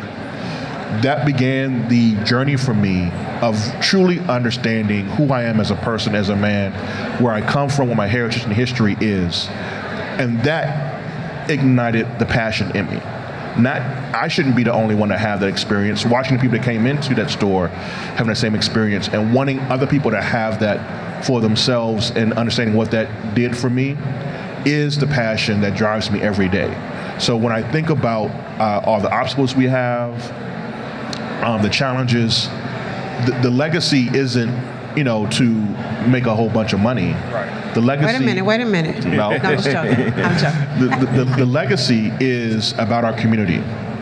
Is those people that came before me left our community in a better place. My mentors left my community in a better place. And the legacy is to be able to provide for my family, support them mentally, spiritually, emotionally, physically, but also be able to do the same thing for my community. That's what drives me. That's my passion. And that's, whatever legacy comes from that is what comes from that. Yeah, and I think for me, I love that we get to come from different spaces and end up at the same place and having Mahogany Books. But when I think of all the little kids, what spurs me and motivates me is the little kids that come to our bookstore who get to see themselves on book covers and book pages, and not just as a civil rights person or going through civil rights or have been enslaved, but as a leader, as a person who loved to skateboard, as somebody who wants to be an entrepreneur. And when those kids grow up, they grow up to be confident young adults. They grow up to be contributors to society because they've seen themselves do it on those pages. So for me, that inspires me. When I grew up, I had to read about Jack and Jill. Yeah. And now kids get to read about Jamal and Jamisha, right? I want to see myself in these stories. I exist. And so to see little kids come in and walk up to the shelves and see themselves and them light up because they've seen stories that they connect to, that is a legacy to me. They're going to grow up to be contributors to society. And so to have them have that type of confidence instilled in them, it drives me every day. So it's funny that we see little kids, but even the adults who were raised, many of us were raised and didn't have access to those type of Absolutely. books. And so to even see them come into our stores and get excited about the content that we have on the shelves and the books that we carry and our stories that are out there now, that fuels me every single day, especially in a time where they're trying to remove those. And we may talk about that later, but this is a crucial time for us as bookstores and as readers and as authors as well. Now, speaking of legacy, I believe you two have not really spoken on something which I think is pertinent. You took a risk. You started a business. At Wells Fargo, we learned that small businesses are really the incubator and the driving force behind many of our local economies. So for someone out there sitting in the audience, someone streaming live, who's struggling with taking the risk of starting a business, what advice would you give to them? So I'll speak to this as a husband and as a father. When we decided to do this, we had a 2-3-year-old kid. My wife and I have been married for 5-6 years at the time. So for me, I did not want to take any kind of risk to put my family in jeopardy. That was like just the bedrock, the thing that scared me about any kind of risk that I took. That in turn inspired me to be as studied up on this process as I could be. To take the time to talk to mentors, to talk to other business owners, to write multiple business plans, for us to study bookstores across the region to make sure that once we stepped out there, we had a clear direction and an understanding of what our business was, what value it brought to the community, and how we would operate it. That way, I tried to plan all of the risk out of this endeavor as possible. You never get it all out, but to make sure that I felt as comfortable, that my wife would feel confident and comfortable in it, I did as much pre-work as I possibly could. I think that is the best advice I could give to any person, is to do the pre-work. If you walk in prepared for the situation, in most cases, you'll find yourself over-prepared and ready for those challenges. Can you just tell us a few things? What do you consider to be the pre-work for those who just trying to figure this thing out that may not know what that process looks like? So for me, it was, one, we studied bookstores. We walked into multiple bookstores across the region. Anytime we traveled, we would walk the store and just see how they operated. We would take notes, what we liked, what we didn't like. I worked on a business. I had multiple business plans. I would start one, didn't like it, start again. Start one, didn't like it, start again. I was close to mentors, people in the publishing industry, people who had owned bookstores before. And I would talk to them about what it is to run a bookstore. We developed relationships with other people who were in the book industry. And all these people and connections were about us learning the industry so that when we stepped into that situation, we'll be as prepared as possible. And he's keeping something out that is pertinent. When you say risk, back then, I wouldn't advise it now because we're in a whole different political space. But back then, 18 years ago, we took our 401k and did we empty it? We emptied it out. And I was nervous at that time. I was in my 40s. I'm like calculating, man, I'm about to be 50 something soon. And is this the right time to empty out our 401k? We had a little one, as you mentioned, a 2-year-old. And at an established place in life. Yeah, and at an established, absolutely, making decent money, had our own spot, everything. And what we decided was that either we're going to keep playing, because we were doing part-time. He had a full-time job, I had a full-time job, and we were doing our online business in our one-bedroom apartment in Alexandria at that time. And it was just slowly trying to get steam, and then it would stop. Slowly to get steam. But we had to make a decision. Are we going to keep doing this part-time and doing our business part-time, or are we going to be all in? And that was a scary thing to do. You talk about a risk. That was a scary kind of conversation, but we both wanted it. We knew how committed we were to community, to culture, to books. and we emptied out our 401k at that time to pay for our website. Again, it was online. Pay for our website to help pay for books, to pay for just branding things that we wanted to do, our logo. But it was scary as hell. I'm just keeping it real to do that. And the return on it, now it's been 18 years that we've been doing, but it's been a blessing. But it does take some risk in whatever you do. It may not be emptying your 401k. I'm looking at all these authors out here who take a risk all the time and publishing their books and getting their books edited and getting the covers created. It takes a risk. And I really think nothing happens until you take a risk. We played it safe for 5 years.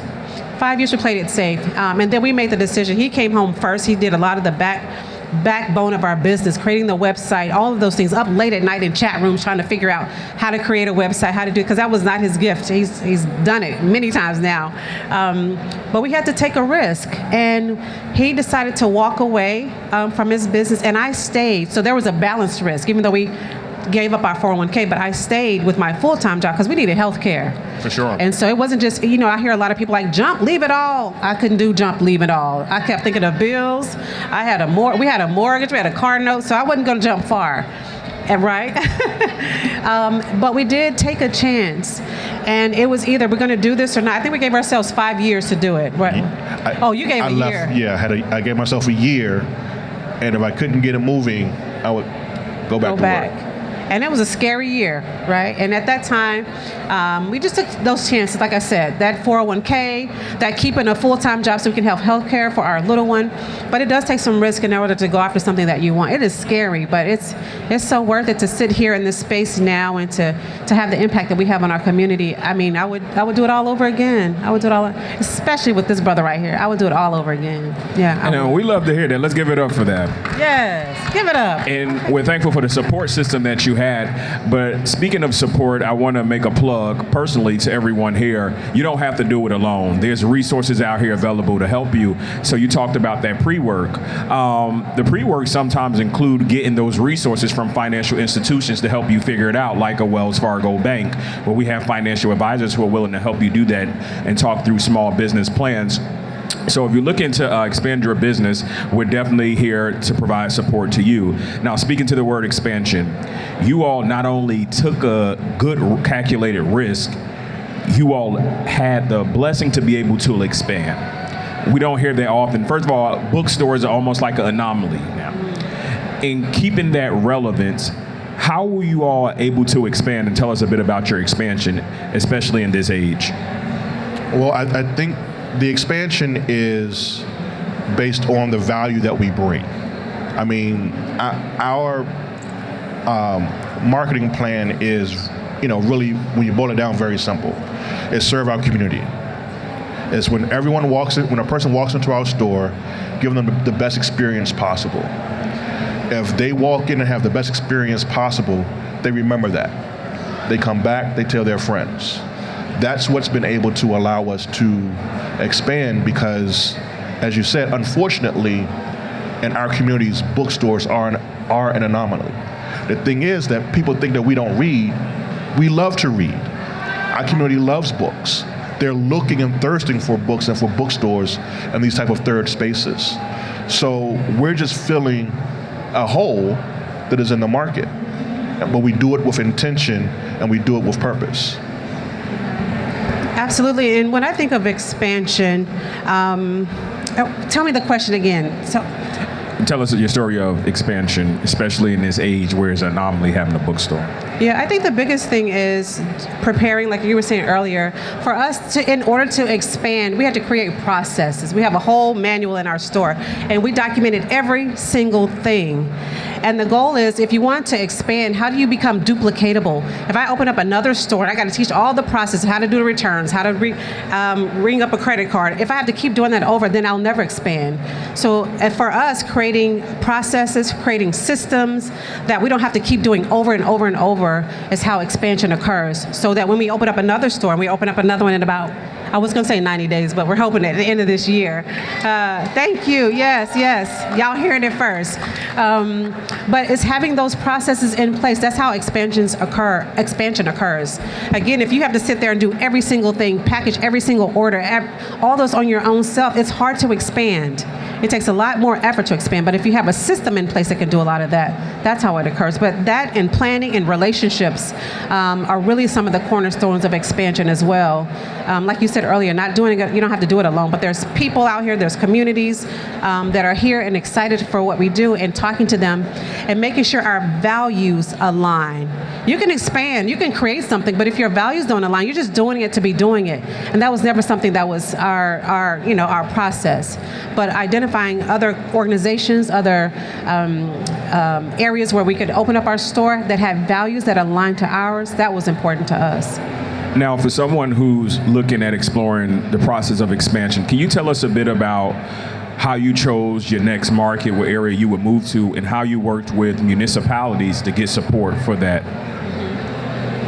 I think one of the things that we looked for, and this goes to what Ramona just said about the relationships, any place that we've ever gone into, we've wanted to make sure that the other retailers around us fit the type of demographic that we served, and that we had, I'm not sure the proper word, that the people that would shop at A Nubian Human would shop at Mahogany Books, and that we could actually work on events and things together. A rising tide raises all ships. There's no reason for Mahogany Books to go into space and try to do all the work on its own when you have a plethora of other entrepreneurs who are fighting to do the same thing. So if we can go into a community and work together to raise up the level of retail experience for our community, then why not do it? So one of the first things we're looking for is to be in a community of like-minded businesses that allow the entire group of us, collective, to be able to grow and benefit from each other versus just going into a place and trying to do it on our own.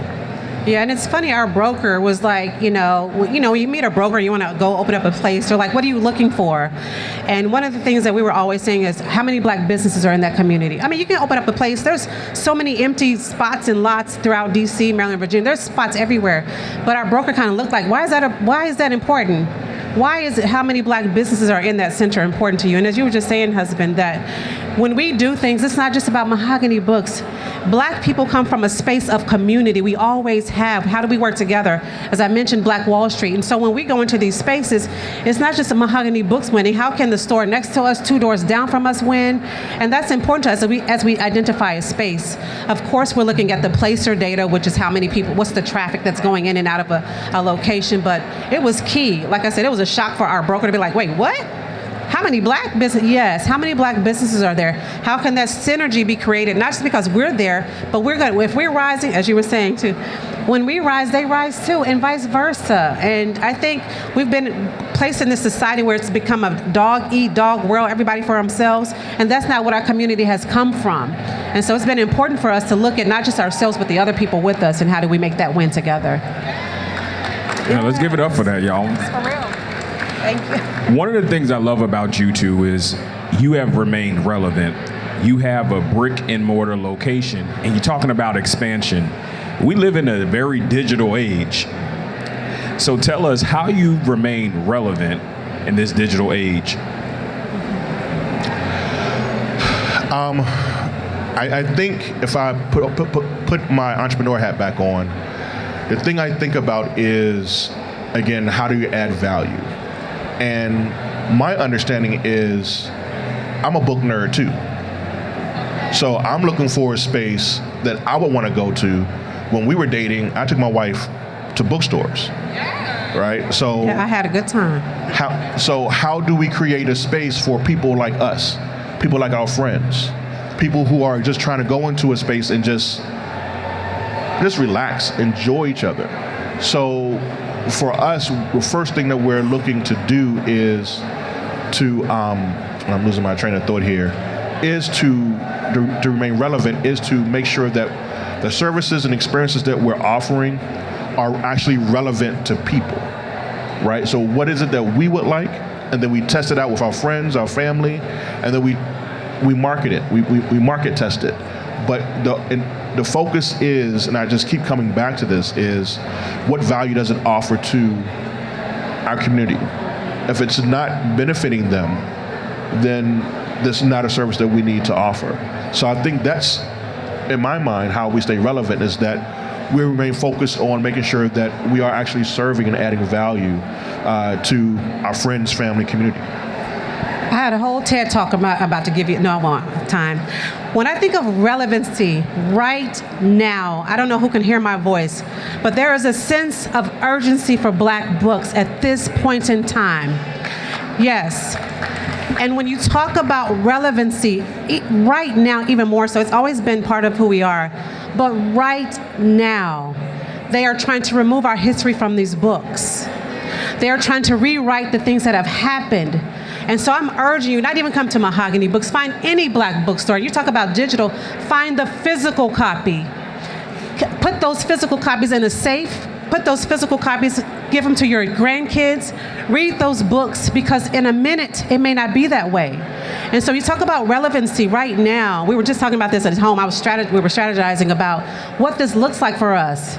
We opened up Mahogany Books because we did not want to leave it to somebody else to make sure our history remained relevant. And to see this come full circle to where we are now, where they are rewriting things before our eyes, it is even more prescient that we do have access to our own books.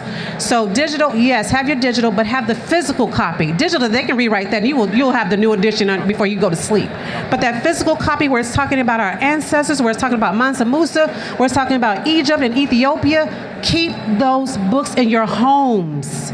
Keep those books in front of your kids. And so we happen to be bookstores and have access to that right now. But relevance, this is the most time to be most relevant as a bookstore, as a place that has books, as authors who are writing our stories. This is the most time. So I'm not fearful of relevancy. We'll probably talk about blessings, but my faith is going to keep me strong no matter what the tide does. So, but right now, it's just been in my spirit to make sure people have certain core books in their homes that talk about our history and talk about our legacy, because that's what they're trying to change every single day that you're sleeping. They're up thinking about how can they change that, and that's up to us to have access to our books. It's not somebody else's obligation. It's up to us. A lot of times, I know. See, I had a TED talk. I'm going to be free, but a lot of us are putting our kids in front of these devices, and they're reading. That's great. There's some access and opportunities for them to read, but to get a physical book in their hands, for you to sit down and read a physical book and turn the pages and let your kids point at the pictures, that inspires them to read because they saw you read. That's relevancy. If your kid grows up to be a reader and excited about reading, they'll continue that. So that's it's up legacy to us. As well. It is. It's up to us. Don't get me started. You started. She started. You helped a awesome, great right? segue. You talked awesome. about the blessing aspect of it. And I shared this with you all earlier. I'm also an ordained reverend of the gospel as well. And I believe everything we do, we have an obligation to be a blessing back to our community. So as the audience begins to prepare their questions, because I love to afford you the opportunity for Q&A, tell us about how you feel you're being a blessing to the community. What does blessings in books look like to you? And before we go into that, let me just say we have a personal charge, because you hit the nail on the head. In this current environment we're in, I'd like to charge everybody, let's go back to our roots. No one gave us anything. HBCUs and the Black church gave us everything. And so I just want to remind you, it hasn't gone anywhere. Those books you speak of, we can still give them to the young people that come to Sunday school. There's still people at HBCU homecomings. So let us just go back to our roots as we go into the blessing aspect. I mean, there are,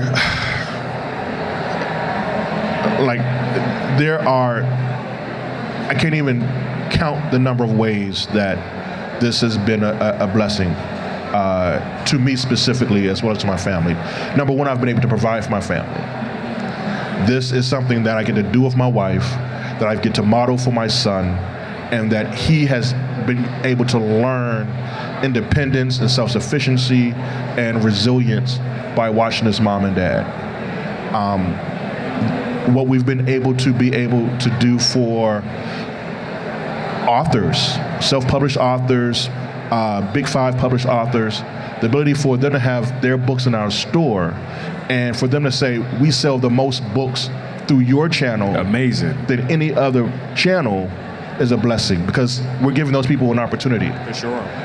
For the individual to walk into our stores, whether it's a young kid who was a reluctant reader, now loves books because I turned him on to comics, and comics is reading, comics is literacy, is literature. That's a blessing. The ability to be able to model a new way of business entrepreneurship, of focusing on black commerce, that helps inspire other entrepreneurs that turn to my wife and I to say, hey, how do you do this? How do you create this experience for other people in our communities?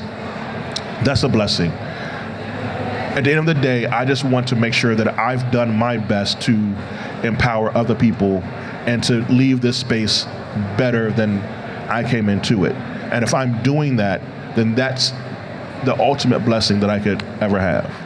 Blessed to be a blessing to others. Yeah, and I think for me, when I think about my faith, I have some sneakers and I have the words Faith Walker emblazoned on the sneakers, just to remind me that this whole business has been a walk of faith. There is no way that two people who've never dabbled in technology and create a website and work with publishers to be here. I mean, there were times as we were starting our business, our water would get cut off and we're debating, do we pay the water bill or do we buy these books? It was a faith walk for us, because I knew that both of us knew that this thing had our names written on it, that we were making an impact. And that didn't happen just one time. It probably was 2 or 3 times that we had to choose between the water bill, or we'd come home and the water was cut off. And we'd go and try to get little gallons of water to take a bath, wash our face and all that thing until it got turned back on. But it was faith walking all the time because we saw the bigger purpose.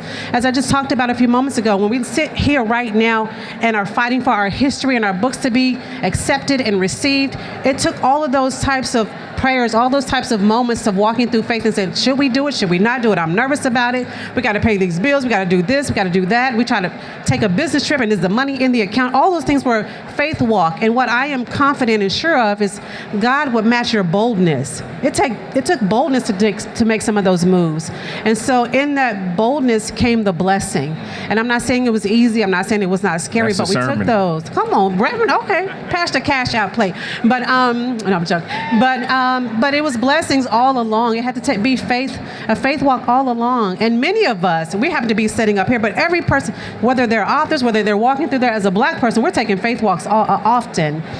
We went to the banks initially and tried to get a bank loan and did a whole presentation, and they were like, well, ebooks are out there. Are people reading black books?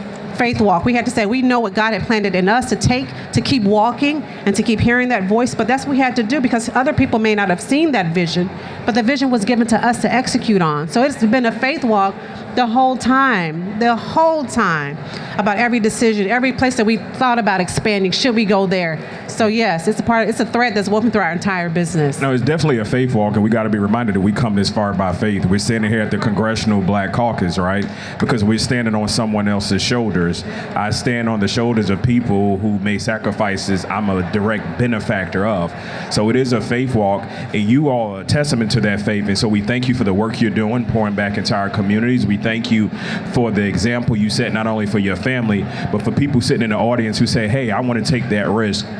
I want to start the business. I want to take this risky business and this risky environment we're in, and I'm going to step out on faith and do it. So thank you. We're at our time. I apologize, but we're around if you have any questions. So thank you all. Thank you again for being with us today. Thank you for having us. Thank you. Thank you, guys.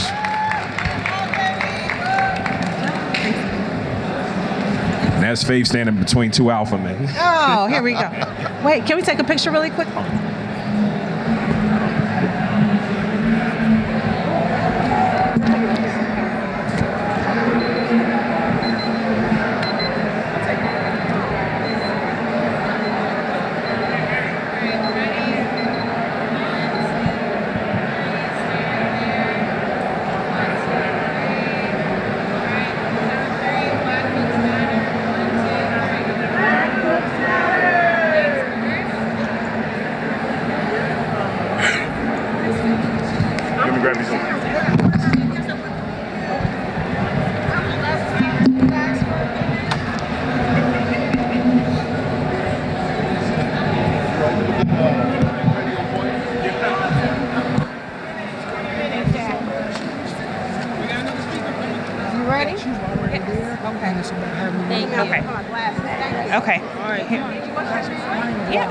Y'all need one or two more? No, I'm not introducing her. I told you. No, I'm gonna just introduce her. You wanna have a seat up here? Hi, everyone. Good afternoon. My name is Lenise Cheggy. I am her mother, Sanaa Cheggy, and she's actually the author. So I just wanted to introduce her. Sanaa is 17 years old and wrote her first book at 14. And our table is right over here, the Diver Like Me table with all the pretty balloons. So I'll let her have the mic. Hello, everybody. I am 17. My name is Sanaa. I live in Montgomery County, Maryland. I'm still in high school. I'm a senior, and I go to Seneca Valley High School. Okay. So this is my book. It's called A Diver Like Me, and it's about my experience being a diver and how I'm underrepresented in my sport. So I want to encourage other young black and brown kids to learn to swim and also try diving. So that's why I wrote my book. And then I also have 3 other books. So I have a affirmation journal, which is for older kids. And then I have an activity book, and I'll show them later. And I have a watercolor book. So I'm a self-published author, and I've already said why I wrote my book. So I became a water safety instructor last year because I wrote my book so then I can encourage other kids that look like me to learn to swim, but there's only so much you can do with a book. So I became a water safety instructor so I can not only encourage people with my book, but I can also be the one to teach them to swim. So I'm teaching kids and adults how to swim and dive. And you can find me on Instagram by scheggy-diving26 and on my website, cheggycorner.com, where you can buy my book, and Amazon. So also I have a foundation, which is called the Making Waves Foundation, and it's with my family. And we made the foundation so that we can encourage kids to learn how to swim because we drown at a higher rate than our counterparts. So we want to teach kids to swim in the water, things that about water safety, so then we can learn to swim. I think that's it. Thank you. Huh? Oh, does anybody have any questions? Okay.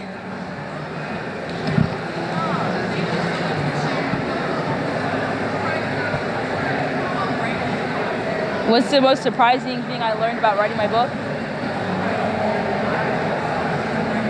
Okay. The question was, what was the most surprising part of the process of writing my book? The most surprising part was probably like the amount of attention that I've got, because I didn't think it was gonna be this like big thing. I thought I was just gonna write the book and be done. But now I get to come to conventions like this and tell my story to a bunch of different people, and I'm actually like helping people. Any other questions?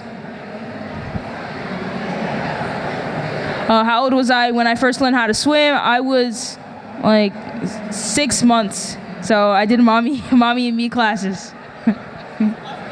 Any other questions? Oh, okay.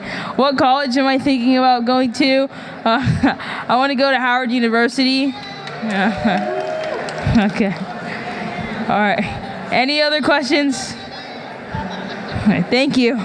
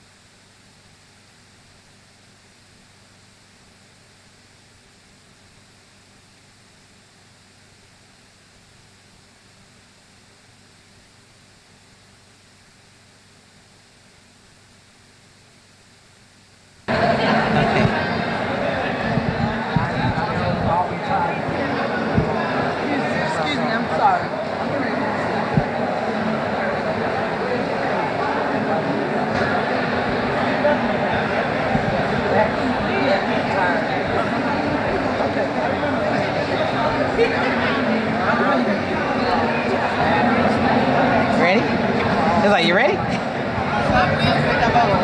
Well, I mean, hey.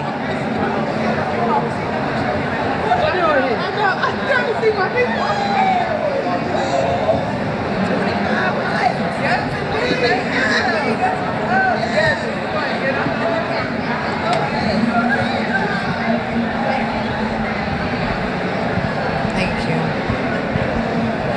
I still don't do nothing. You got a mic? You got to get your mic. I'll give her one. I know, you just out there. Go ahead. Any particular place? You gonna sit right here? Yeah, because I am short. I can't even get up. Well, she said she gonna sit right here, so. All right, we'll just go with this fill in. Yeah, we'll fill in where we at. All right. Look, I look so little down here. No, I can't get up there. I don't think. You wanna try? Oh, good Lord. Just try. If it don't work, then yeah, you can come back. If it don't work, you can come back. Yeah, right. Got it? There you go. It's like, there you go. I'm with the big kids. I'm with the big kids. I know, right?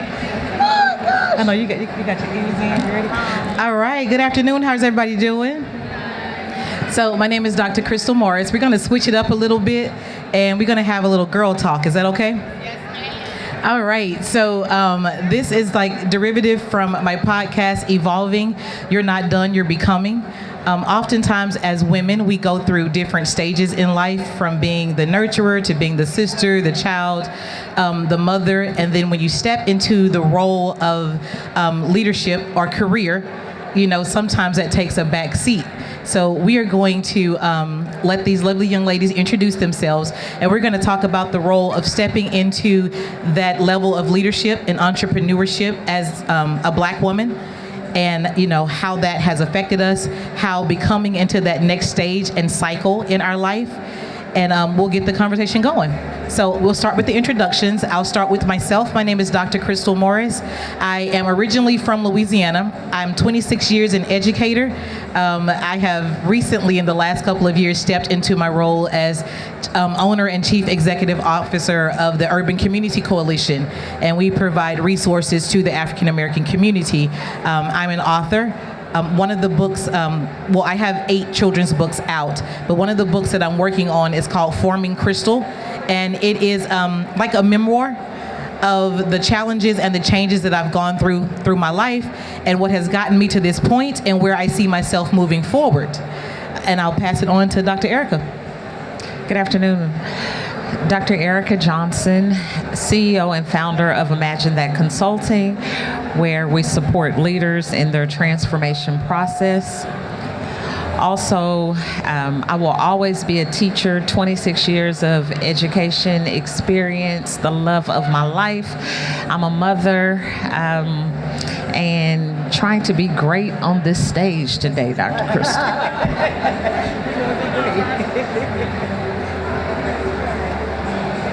Are you on?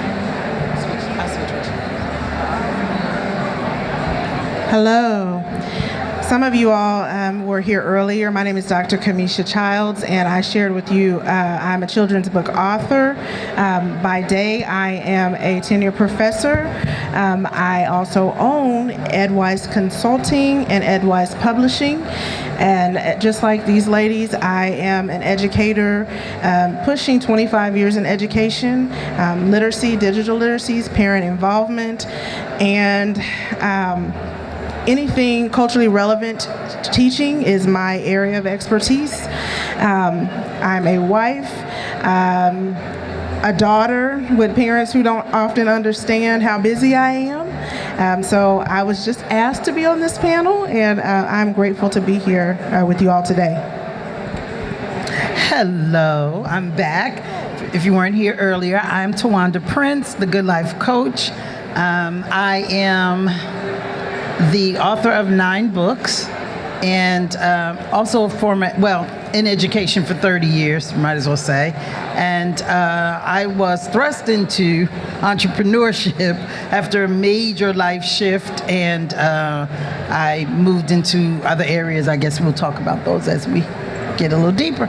It works. It all works. Yeah. All right. So, like I said, we were talking about the different stages that we go through as women and what it actually means to become that next person or the person that's needed for this time in your life. So I want to open it up and sort of do an icebreaker with the women. What do you all feel becoming means to you?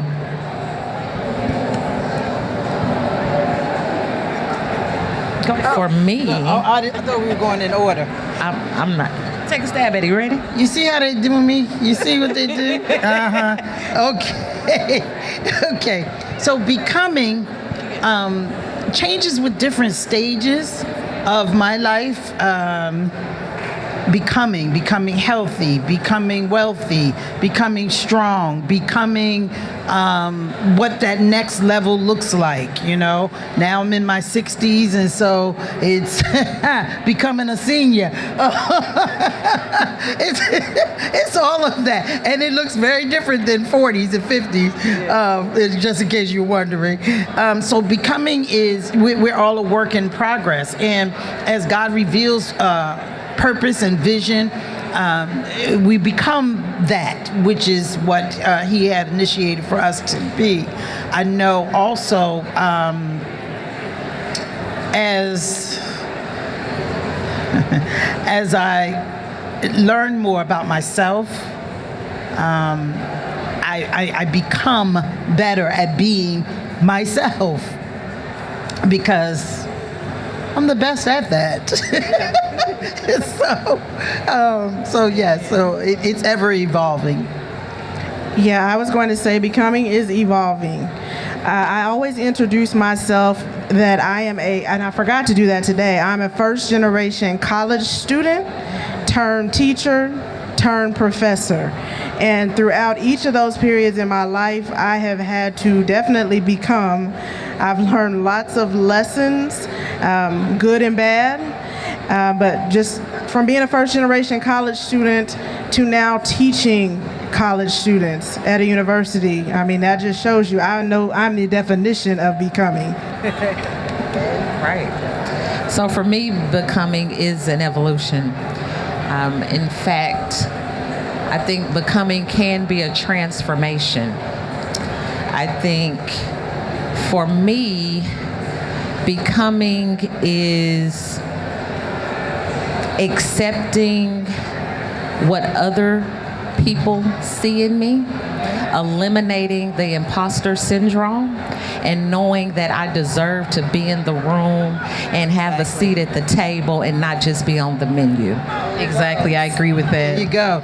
I totally agree with that. And then if we go back to what Ms. Tawanda said, sometimes becoming is coming back to yourself. Sometimes we as women get so wrapped up in the other titles that we forget who we are. And so that is honestly a transformative journey that I'm on right now, of trying to figure out who I am outside of being, you know, a mother or an educator now that I'm outside of the classroom, right? So it is a journey that can sometimes be long and hard.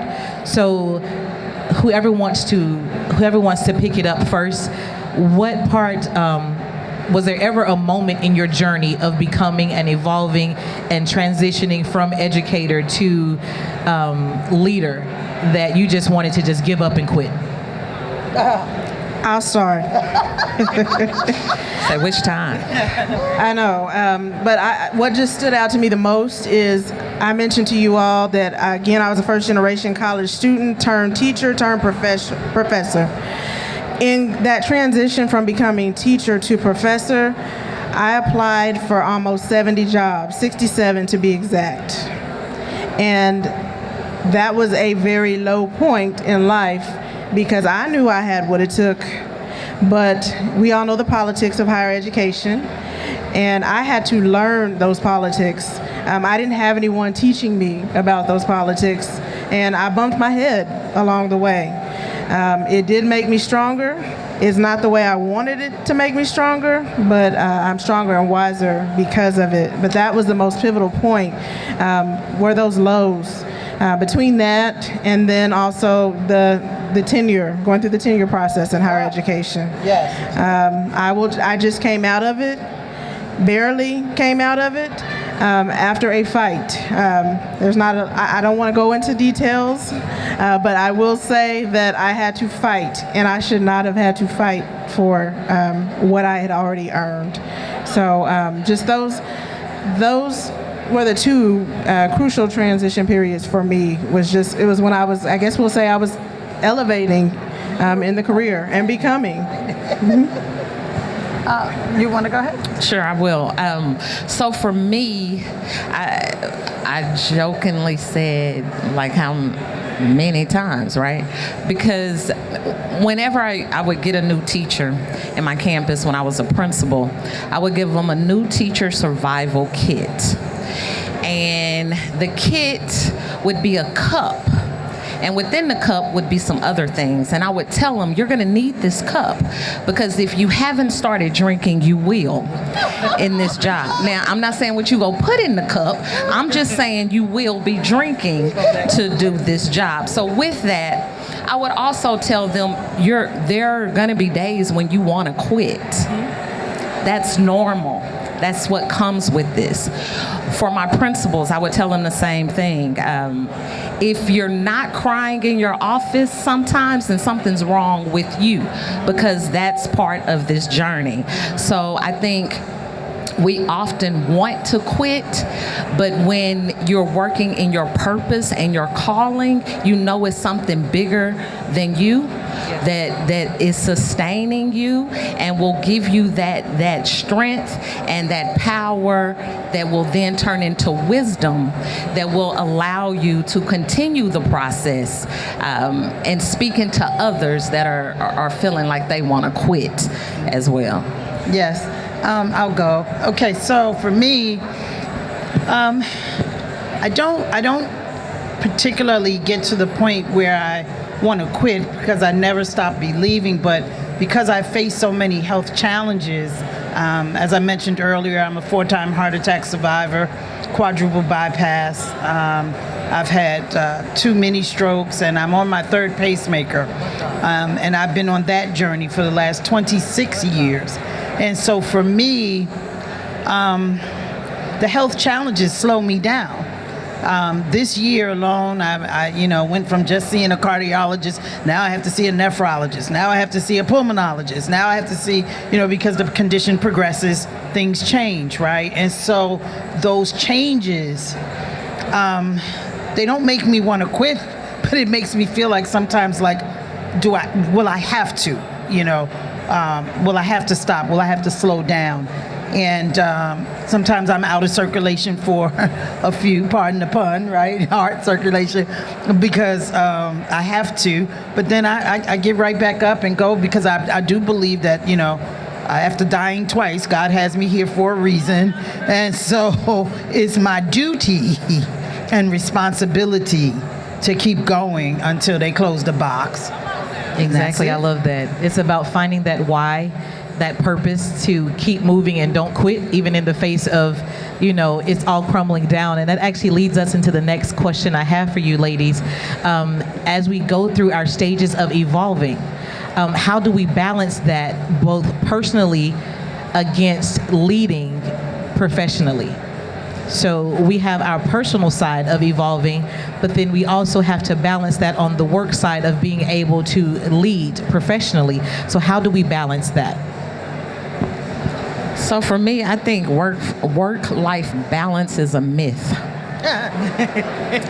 I'm just saying, I don't think it's a real thing. I think it sounds good, but I don't think it's a real thing. I think, especially this work, when we're talking about education, it runs through your blood. You watch a commercial and you think about how I can take this to my classroom, right? Like, so I don't really believe that there's a work-life balance thing, or I haven't been exposed to that. But with that, I have learned to practice self-care. Gotcha. Yes. And I have learned to prioritize myself. And I'm finishing the book, the Let Them theory. And so really speaking to people are gonna be who they're gonna be, and they're gonna do what they're gonna do. You have to let them. Yes. And so I have to focus on what's going to be the best thing for me and my self-care and my self-help. And so I think that's what it is. I don't think it's a balance. I think it's practicing self-care. Exactly. So for me, it's not what you do. It's who I am, right? And I I operate in so many different arenas. You know, I'm a life coach. I work in the arenas of personal, professional, and spiritual development. I'm also an actor. I'm a drummer. I'm a singer. I'm a poet. I perform. I do a lot of different things. So no matter where I am, I'm doing something that is crossing the lines of personal and professional. And and I'm an artist as well, a visual artist. And so I remember, when I was in school, the English professor said, when you're not writing, you're observing. You're gathering information to write. So it becomes it's just who you are. It's how I operate. There's really not. I mean, there is a separation, so to speak, but even if I'm not operating in a professional mode, it's still being applied to what else I do. So, Absolutely, I agree with everyone that has spoken so far. Education is in me, and also my style of educating is transparent.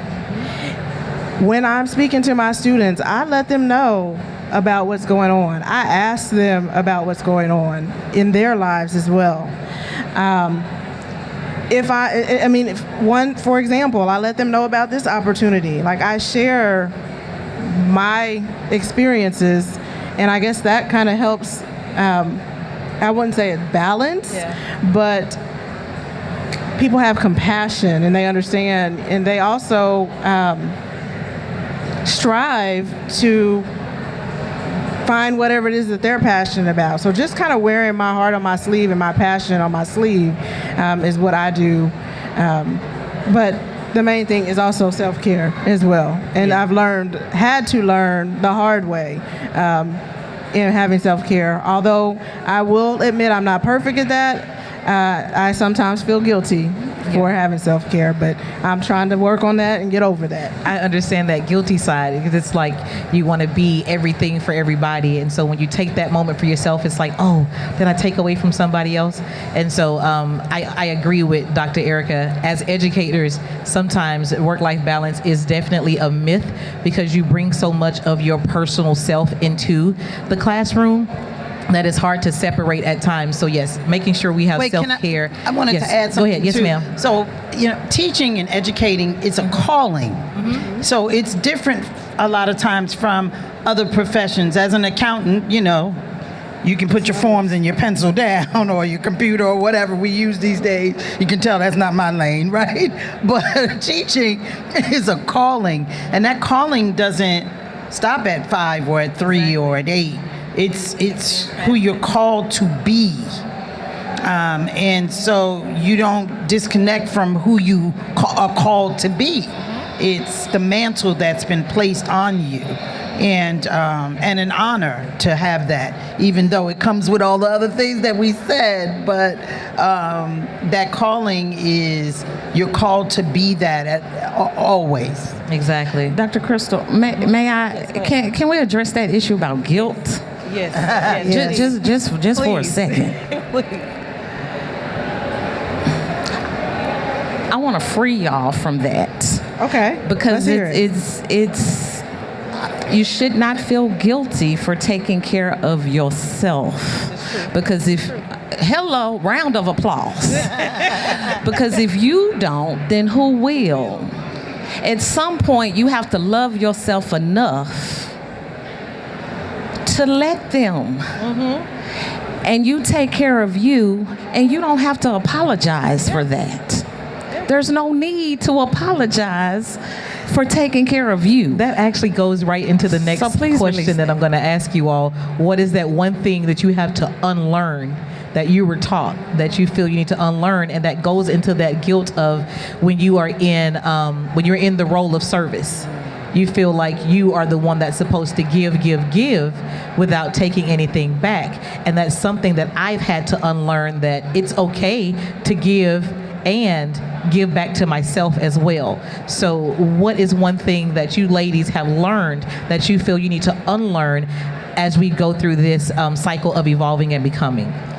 As an educator, we are always doing and giving things for free. And I have had to learn in this journey as an author / entrepreneur / consultant / publishing company that you have to charge for your time. We're always giving ourselves as educators for free. We're always giving out free things. And there's nothing wrong with that, but we have a lot of talent, and we often don't get paid for that talent. We usually give it away for free because that's just what we do and that's what's in us. But as a business owner, I've had to learn that people need to pay for your time, you know. And so now I kind of get upset when people say, well, you know, let me get in your ear for a minute. Can I talk to you about this? So I've been told by people, no, you need to tell them this is your fee for your time. Exactly. Can I pick your brain real fast? Right. It's just like if you were a Here's my hairdresser. contact information. Sign up for a time. Right. But that's been very difficult to do because we're asked to do so much with so little as educators, and just we're always trying to find ways to do things for free, and we don't have that entrepreneur mind oftentimes as educators. So for me, I'll be 50 next year. And it took me a long time to realize, oh girl, thank you. Starting when I was 12. It took me a long time to realize that giving wasn't for somebody else. It was for me. And when I started to understand that this is really for me and to make me feel a certain way, I start giving differently. Gotcha. I'm okay with saying, no, I don't have time. You saw it today. No, I'm not talking to him. Yes. This is not the time for, I don't have the space for that. And so I'm not going to give you that. I'm not going to and guess what? It's okay. It's okay. And everything was fine. For me, I'm such a bleeding heart, pardon the pun. I feel so sorry for everybody. I just want to just love everybody and help everybody. And I've had to learn I cannot take on the whole world. I cannot fix it, you know, as bad as I want to. I just can't fix everything for everybody. And so I've had to learn to set those boundaries and to know where my lane ends. And that comes with the saying no. Now I'm not one of those that have the guilt about taking the time off. That's not my problem. Y'all come see me. I'll tell you how to do that. Okay, I don't have that problem, but I do have a more of a challenge of just saying no when people ask me, oh, hey there, I remember you from last year. So yes, okay. Sorry, I digress. Okay. Okay, I'm sorry, Miss Prince. You are hilarious. But yes, I agree with you with learning how to say no. I am glad you did not learn how to say no when I came and asked you to jump on this stage. I just got on this panel. Yeah, so I appreciate your yes. However, it is something about not just learning how to say no, but saying no and sticking with that no is something that I'm learning. I'm finally learning to say no, but then I'll waver. So it's saying no and then saying no, like sticking with the no because you're that I gave comfortable you. Sacrificing yourself. That is true.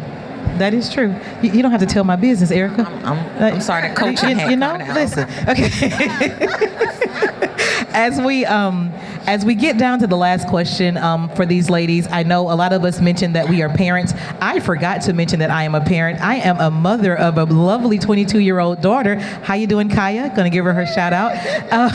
But as we talk about building legacies and making sure that the next generation is prepared, let's back up and talk to our younger selves. What is something that we would say to our younger selves that would get us ready and prepared to build the legacy that we are trying to build right now? Okay, I'll jump in. Okay. Oh, go ahead. No, go ahead. I would tell myself that you are enough. Simply that you are enough. I think for so long, I didn't think I was enough. And so it took other people to tell me, girl, you can do this and you can do that. I need you. Da, da, da, da, da. I'm like, oh, okay, let's do it, right? I'm rolling with it. But if I would have known then that I was enough, I think I would have made a lot of different choices in my life. And so you know my daughter, but I constantly tell her she is enough. She's more than enough sometimes. Yes, yes. She's looking over here. Okay, so I guess I would say to Tawanda, keep the faith. Because that has been the thing that has sustained me through all of those phases, through all of the becoming, and all of the challenges that I have had to face. It has been standing on my faith. But if little Tawanda had known that earlier on, then some things might have gone differently for me. But yes, keep the faith, keep believing, and believe beyond what you see.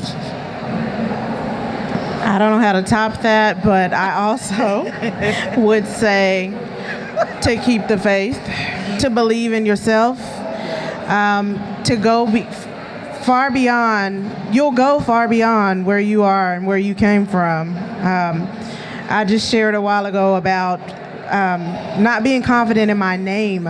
Just the smallest thing as a name made me take a different direction in a career I wanted to do. And just not letting the small things stop me, keeping that faith and moving on. Knowing that someone from the middle of the country with not a lot going on, to be here, that it's possible. So I would just tell her to keep the faith and I know it sounds so cliche, but to believe in yourself no matter what. Because there's always, I think a couple conversations back, there's always that little glimmer of hope that comes, whether it be an opportunity like this to speak to you all, or whether it be a job opportunity. There's always something, and you just have to look for those things, kind of keep your head up and looking for those things that help you continue to press on. Agreed. I think for me, what I would tell younger Crystal is that you belong in the room. Oftentimes I thought that I didn't belong in the room, and so I would do the work, but I would always stay behind scene, right? And so this is like the actual reason why we came up with the podcast, Evolving, You're Not Done, You're Becoming, is stepping out of the shadows or hiding, thinking you don't belong when you actually do. And so that's one of the things that I think I would tell my younger self, is that you actually do belong in the room, and the work that you're doing, yes, it is important, but they need to see the person behind the work as well. And as we get to our last 2 minutes, I know we had I think she walked away, but I know I had someone in the audience that had a question or had a statement. If there's anybody who has any questions or has anything that they want to share, we will take these last couple of minutes to do that. Or if the ladies on the panel have one final thing they would like to say, we can do that as well. I know why everybody looking down. Well, I will, because I rarely have something to say, but I'll try.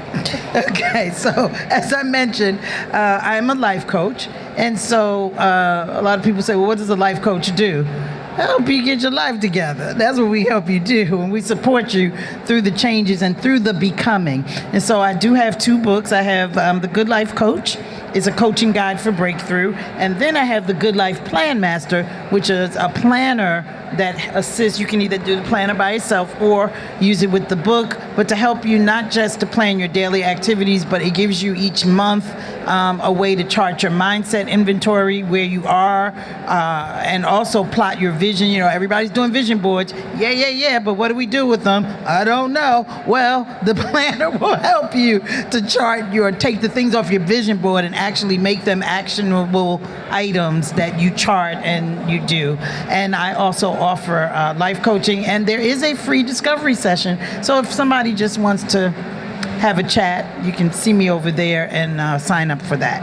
Okay. Be sure, if you are a social media person, again, I'm Dr. Kamisha Childs. Be sure to follow me at Dr. spelled out K Childs, where you will find me sharing things about everything, all things literacy, education, and life related. Right now, you'll see a lot of my debut children's book, I Am More Than My Name, a story about owning the power and having a unique name. So for me, you can follow me on social media at Dr. Ericka, Ericka Johnson. It's on all the social media platforms where I talk about toxic cultures and how we can fix them and how you can be the very best leader that God has called you to be. I do conferences, and we have 2 seconds, and it's on you. Alrighty. Thank you, ladies, again. I know this was a last-minute impromptu session, but I really appreciate you all for stepping in. Again, my name is Dr. Crystal Morris. My podcast is called Evolving. You are not done, you're becoming. My social media is at Dr. Crystal T. Morris. If you want booth 820, I did talk about the youth empowerment books that we have over there. I write youth empowerment books for children. Dr. Ericka is in the same booth with me. Dr. Kamisha is here on the side of the stage. And then Miss Tawanda Prince is at the front right next to the American Postal Workers camp. So we have to get off the stage now, but we will be at our respective booths. And thank you all again. I need somebody to help me get out of the chair. I can help you. I got you. Hey, hold on. Oh, you did it. You did it.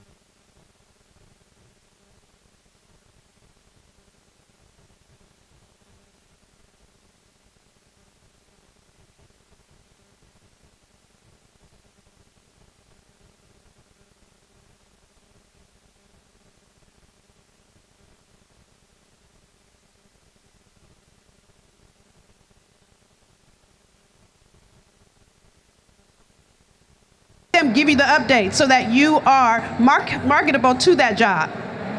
You know, one of the things I want to talk to Rick about is standing out in the marketplace. Like someone was saying, there's a lot of talent out here, a lot of great talent, but not enough roles. How do you stand out in a market that is saturated with talent that is looking for the same opportunities that you're looking for? Yeah, it may be saturated, but I think you still can identify your special niche and special skill sets. And even if they match or in line with other people, there's still something about you that stands out. our Chatty, we built a platform called OC, One Click AI. So we help kind of businesses primarily, but individuals identify those special niches and special areas of interest where they can develop opportunities for themselves. It goes back to what I said earlier on assessments. And Evan, you are special. We're going to stay in touch because if these folks who need your services really don't talk to you, I need your services because you're fantastic. But I also think that doing an AI readiness assessment for yourself, for your business is really important because we're being inundated with a lot of information, AI this, AI that. You don't know where to start. Start with starting. Get into ChatGPT, Chatty, OC, whatever you want to call it, and learn your way around. In fact, I'm teaching a course. If folks are unemployed or just recently retired, I'm waiving our course fee. Please reach out to me. You can take my course for free, 30-day course, twice a week. That's a plug, but it's a free plug because I want people. I'm worried. I'm scared a little bit about folks our age, baby boomers, millennials, who aren't engaging in this space. So to stand out, you need to get engaged, upskill. I know some people don't like that word or think it's a little too cliche, but learn, don't be afraid to learn about new things, new technologies, and especially become somewhat literate in AI. Can I add to that real quick? So something you guys just said just sparked something in me. So the other thing, we talked about entrepreneurship. So when you're looking for a job, this might be your opportunity to be an entrepreneur for a minute while you're looking. So you can get consulting contracts, okay? And those consulting contracts, sometimes you could do a consultation for, listen, I've done one for 2 months and gotten paid 6 figures. Yeah. So you've got to really be willing to do what you're doing differently. This is where a mentor or coach can help you really decipher. I have a client right now that literally is a C-suite. I'm trying not to say what she does. And she hasn't been able to find a job. It's been over a year. She just told me yesterday that she got a consulting contract. I said, do it until you get a job, and then do it while you have your job, and then you have multiple streams of income. I really like that, and one of the things that I remember about meeting Dr. Ebony is that she had this great sense of, just energy and excitement and to what she loves to do. And I want to talk to you about authentic relationships in the business marketing sector. How do we build these relationships that is meaningful, but also it's not so business cardsy. You give me your card, I get your card, but it's meaningful. It's building a posse team. You're certified that too, right? You're certified that? No, before you say it, because there's one woman who told me, she said, because I have a tight posse team, I am never without work. And I want to know, how do we build authentic networking relationships? Your network directly impacts your net worth. That is what I live by. How many of you in here know a federal employee that was riffed and actually stuck your neck out and referred that person to a job? 1 person, 2, 3, right? Every single one of you should be raising your hand. That is part of helping people to elevate, right? I see you. I know that you need support. I know this person over here. Let me call them up. Let me send them an email and tell them to look at your resume or tell them to hire you, right? Because that's how people get in the door. So that's one way. LinkedIn works. You can get in people's inbox in LinkedIn. If there is a company or corporation or a place that you want to work, you can send them a message. And if you're feeling unsettled about it, go on to Chatty and say, help me to do an intro to the CEO of Coca-Cola Corporation to ask them about opportunities so I can get in the door, or to ask them to meet for coffee. I just had about 25 youth from the Marion Barry Summer Youth Employment Program. None of them knew that they could go to their college. They could go to their college, right, career advisors, to find internships and fellowships. They're sitting out here struggling, trying to find fellowships and internships. And I said, wait a minute. I took each and every one of them, all 25, and I said, tell me your school. We went to their career page. I showed them the fellowships. I showed them Handshake. I showed them how to sign up. It's simple things like that. that can help you to get in the door. And also, I used to do the politics back in the days. Look at your Rolodex, right? When they're doing fundraising and trying to get support and get votes, you look in your Rolodex. So the same thing for your career. Who do I know? Whether it's your pastor, your parents' friends, your network, sororities, fraternities, your professional organizations, who do you know? And if you don't know anybody, perhaps you should join some professional organizations, build those authentic relationships. You can actually elevate in your career from volunteering, from serving as the secretary for a large corporation, or the treasurer, right? Taking care of finances, or the IT person for a corporation. So volunteering, but volunteering with a purpose. So that way you get the skills, and maybe somebody there can open up the door for you and say, you know what, you are so amazing as the program director or as the IT director. I want to hire you in this position. And don't forget about government contracts at your local and your state level.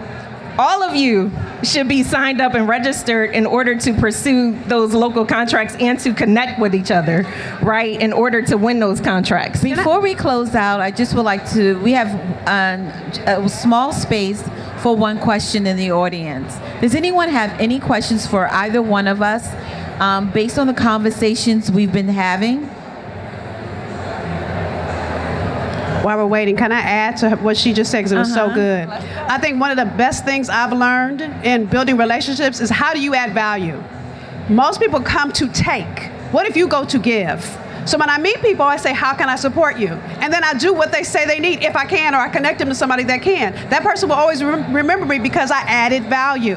One of my favorite quotes by Maya Angelou is, people forget what you said, they'll forget what you did, but they'll always remember how you made them feel.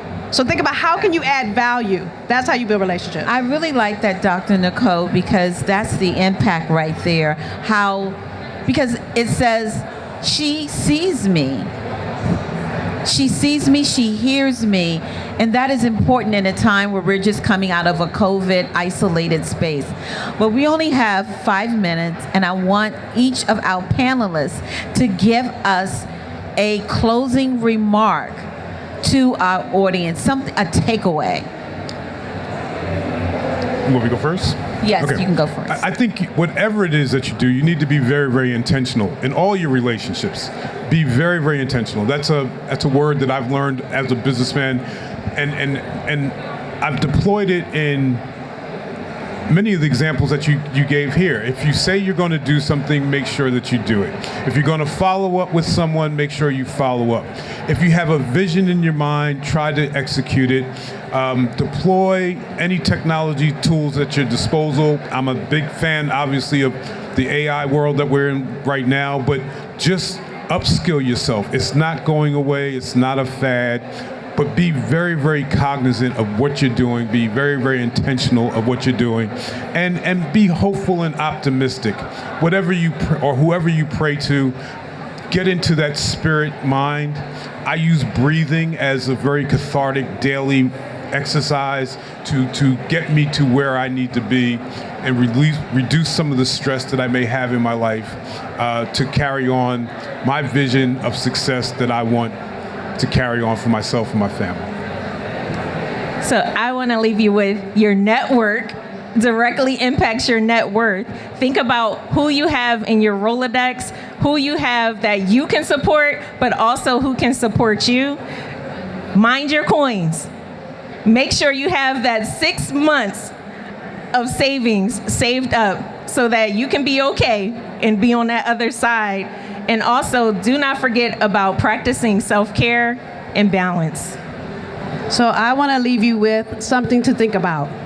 So your bio, your resume is over, it's complete, it's done. That version of you is done. What's the next best version of you that's waiting to come forth? So if you stop relying on, well, I did this, I did that, that's great, but what will you do next? That's what you should be focused on, building into your next matriculation, right? So that's what I'm gonna leave you with, is what will you do next, and what version of you is God waiting for you to do next? So does any of our panelists have any books? I have the AI dictionary, the 200 most important words, and also the Invisible Chief AI Officer. Basically, every company that's looking to grow and enhance their AI presence needs a Chief Leadership Officer. If you look on LinkedIn right now, those salaries are $300,000, $400,000. Most companies can't afford that. So we advocate for getting a virtual AI officer in your operation, which is the premise for our OC platform. Thank you.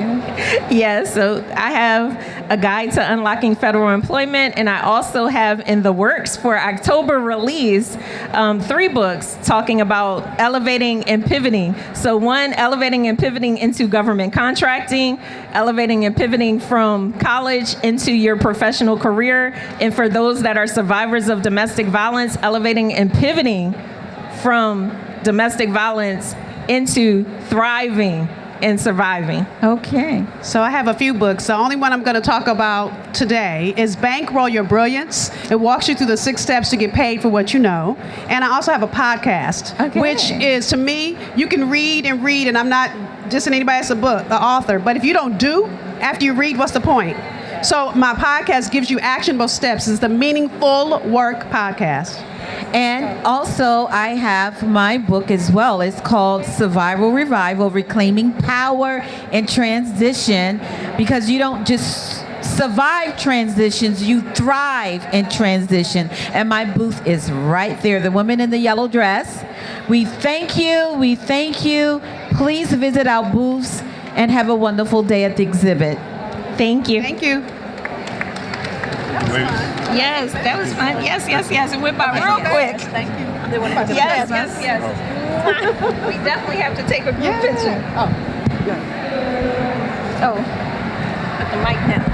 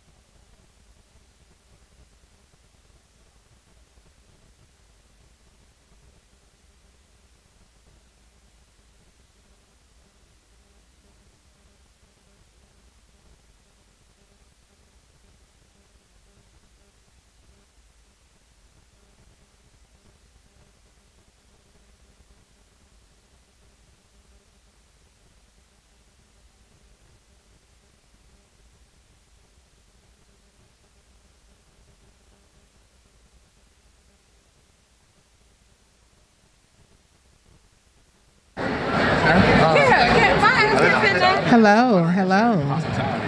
Come on in and have a seat, everyone. Almost all of them are still. I don't know. They still need all these things. Right. Is Marcus on stage? And like they're you're like, hey, the most with the best hospitality are still there.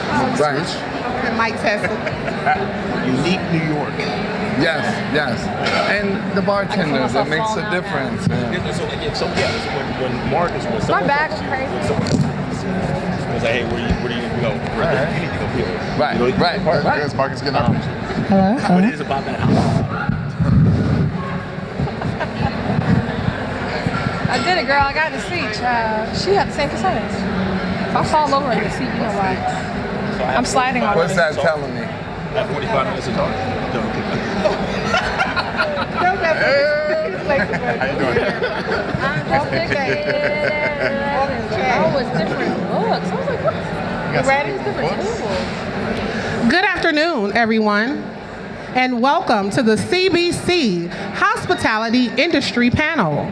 I'm Chef Kimmis, your moderator today.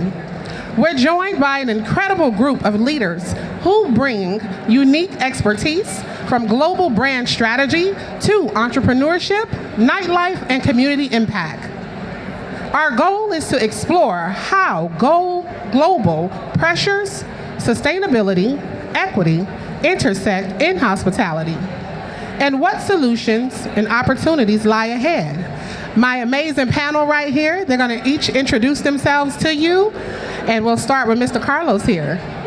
Thanks for having me. I am Carlos Dinkins. I'm the Global Director for Sazerac for our on-premise division. So I handle all bars, clubs, hotels, and restaurants for the largest U.S.-based supplier of spirits and the third largest supplier of spirits in the world. Thanks for having me. Hey, all right, well, welcome. Hello, everyone. I'm Mark Barnes with the Park at 14th in Washington, D.C.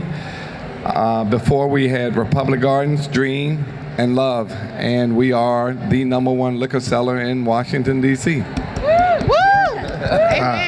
Toure folks in New Orleans by way of New York. I've started a nonprofit called Turning Tables, which is in workforce development within beverage and spirits industry. Hi, I'm Capri Robinson. I bartend here in Washington, D.C. at the Hotel Bar Allegory. I am also two-time Bartender of the Year of the country. I also am the president and founder of Chalk City's Best, which is a nonprofit here in Washington, D.C. for Black and brown bartenders, actually worldwide. Yes. Thank you guys for that amazing introduction of yourselves. We're going to get started and let's get into the conversation. So global pressures and local impact. Carlos, as Global Director of On-Premise at Sazerac, you have a bird's eye view of how hospitality trends reflect the broader economy. From your perspective, how closely does the health of hospitality industry mirror the overall economic climate, and what signals should we be paying attention to right now? Thanks, Chef. That's a really good question.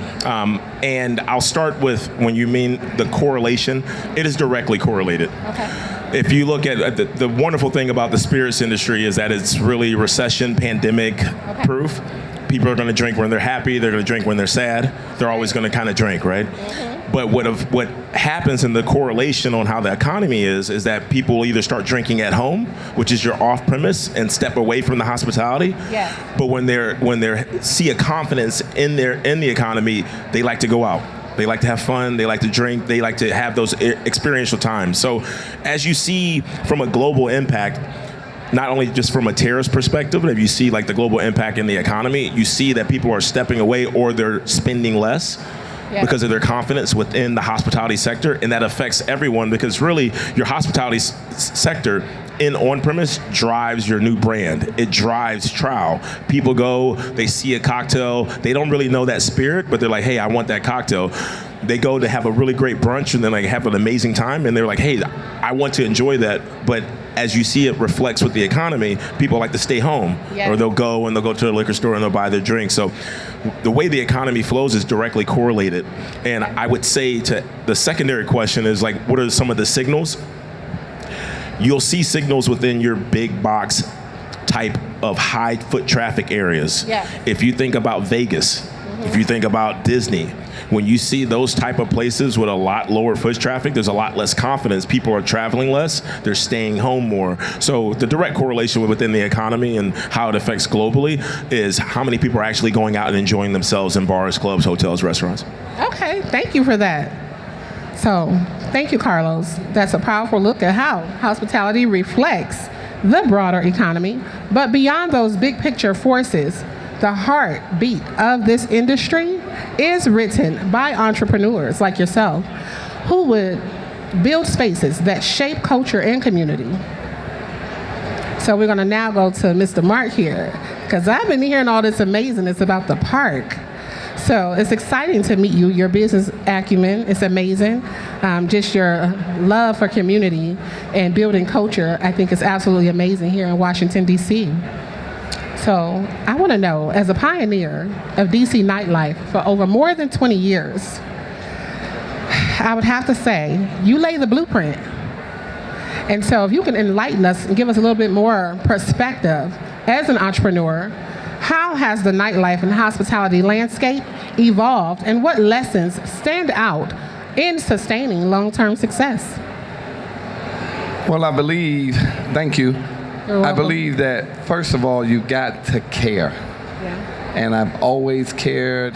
And you got to say, I'm not going to let anybody else figure out what my path is. I'm going to make my own path. A lot of people think that they need to follow trends and this sort of thing. While there are trends, like right now, I mean, before it was Ciroc with Diddy, and then it was Grey Goose at one point, and everybody was following. Right now it's Don Julio. Those trends follow, so you can go with those.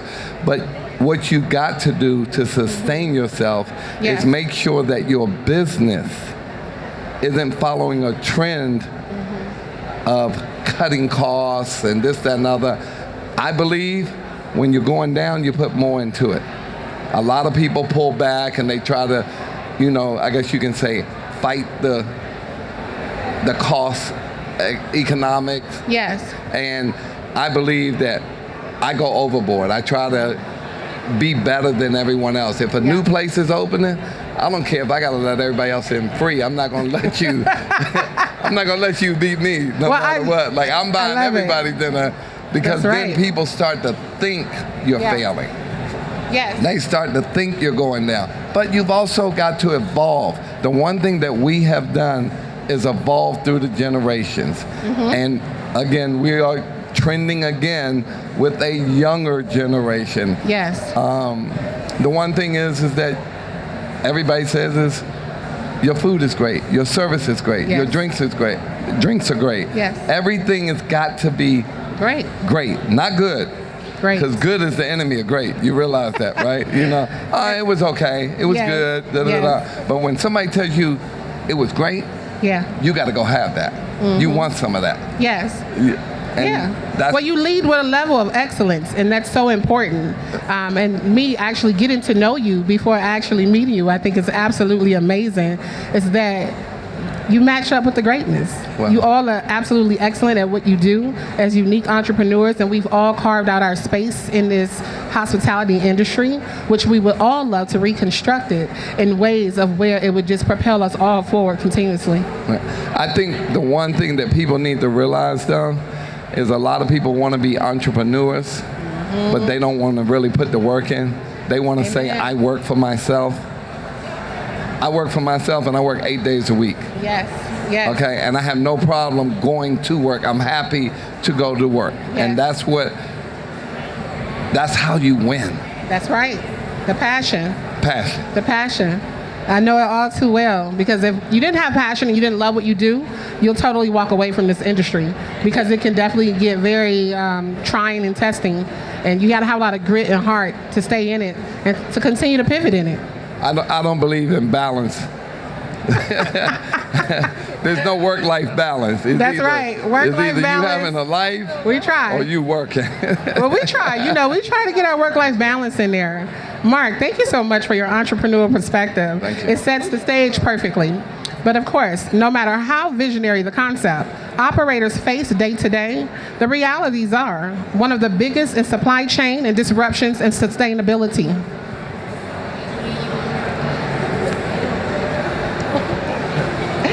Okay, so back at you right here. How have supply chain challenges affected your work? Or what creative approaches have you found to reduce food waste and operate more sustainable while staying profitable? And I would like each of you to all give me your perspective on that. Can you ask the question one more time? So the question, how have supply chain challenges affected your work, and what creative approaches have you found to reduce food waste or operate more sustainable while staying profitable? Okay, I can start. Thank you. So, with current administration and tariffs and different things, and rubbing certain countries the wrong way, we definitely have seen price increase in the types of products that we're able to get in. We're seeing different ingredients not quite as quality to get in also. So it definitely affects, the cost of a lot of things in terms of how much we can sell our cocktails for. And I think that in turn kind of puts a little damper on the people that come into the space. And so I would say I've seen a lot creatively. What people have been doing is implementing happy hours again. You're seeing happy hours come back around, which is, I think, a great thing. One, if we are, a lot of people in this city work for the government and have lost their jobs, right? So, but they still wants to find an opportunity to come together in community in different spaces. So happy hours have been a way for people to be able to afford to go back out and continue to be patrons to our establishments throughout the city. And I think that we've also seen a lot of community-based events, working with our local brand ambassadors and different things like that to come together. One great example is recently there was a Roar Boys pop-up. Roar Boys was an establishment that used to be here in DC that did awesome fried chicken sandwiches, ice cream tacos. They did hip hop in the background, and it felt really great as a restaurant. But since I think 3 years ago, they were no longer an entity, but they came back together, and everyone in the community was very excited to see them. And just seeing some nostalgic events with community that bring us back together to want to support each other and help put money into each other's pockets, I think has been helping combat all of the different things that are happening that are a little bit out of our control as bartenders and operators. Well, thank you. I appreciate your feedback on that. And we'll go to Ray. Sure, yeah. I'm gonna echo what she says a little bit. I think community is key. A lot of our community of support. 4 years ago we were checking on each other on a regular basis, and I think people still want that community. So just having opportunity for more regular events and things of that nature. It just kind of being frugal but fair in the way that you do it, and the way that you partner with people. I think there's a lot of things that we do with our younger people that are out there with their entrepreneurial spirit, doing events, working with local brands, and more localized. Localized for us, we're lucky to have Sazerac in our market. We're lucky to have some other Tales of the Cocktail, some other brands, but using that localized support. Because that it costs a little bit more to go outside of the state. It's been super helpful for us. Yes. Thank you for that. That's amazing to know that you do have some access to your local distributors to allow you to still make a profit in your local areas, making an investment in each one, working with one another and keeping the ecosystem going. And so, Mark? I think there's still a little bit of a challenge with a lot of people and thinking that you're going to cut costs. Yes. People want greatness. The profits got to be just a little bit less. You can't put it in your pocket. You got to invest it back in yourself and your people. And I think a lot of people don't do that. And I think that is their biggest challenge, because we go through these ups and downs all the time. They're good times, and you got to focus on people knowing that what you are is a great place, because people want to go with the greatness when you do your wedding, when you do your birthday party. We are there for these people, and they are still going to celebrate, but they also are only going to go to the places that really care about them. And That's right. the model that I try to live by, and I was telling Carlos earlier, is unreasonable hospitality. Amazing. And you've got to be great. Yes, and relentless. And relentless. I think I recall you saying that. I want to echo what you said earlier, Mark, and I think it's very important, not just from a consumer or a customer, but also like for myself, from a supplier perspective. Mark had mentioned that when things get difficult, people like to cut back on costs or cut back on quality, but that Mark flips that and actually reinvests more. Yeah. And you see that specifically because hospitality is a people-to-people business. That's right. We have the analytics, we have the data, but at the end of the day, it's about an experience.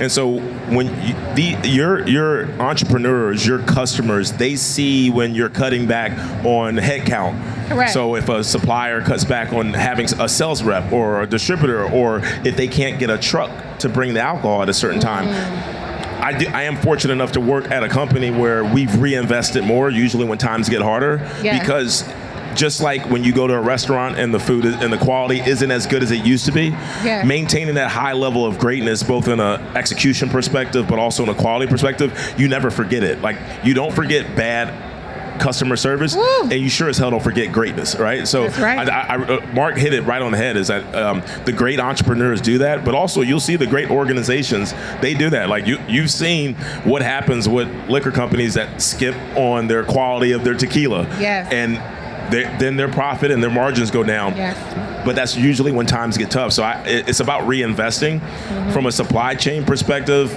both globally, is that you can't take your margin to the bank. Like, that profitability will come if you maintain the same level of quality, even though your cost of goods might be higher. Okay. Yeah. Well, thank you so much. I love that perspective.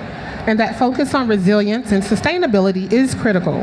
But another key piece of hospitality's future is ensuring equitable access for entrepreneurs, especially people of color. That's where programs, mentorships, and systemic support come in. And I would love to switch to Toure for you to enlighten me on the leadership at Turning Tables. And you've been on the front end and the front lines creating pathways for the underrepresented talent in hospitality. From your perspective, Toure, what government or industry programs have been most impactful? Where are the biggest gaps? And what would you design if you could create one new program today? So I'm fortunate enough to be in the nonprofit sector as well as the industry, so kind of like in between. And we were lucky enough to have Tales of the Cocktail give us a grant to get off the ground. All right. But since then has emerged, the Discus has always been around, but then Another Round, Another Rally, Tahona Society. There's a lot more initiatives to kind of help people within the industry. Okay. And I, as well, myself as an entrepreneur, was lucky to get off the ground with something like it's called Propeller. So incubators, the incubator model, working with Goldman Sachs as an entrepreneur.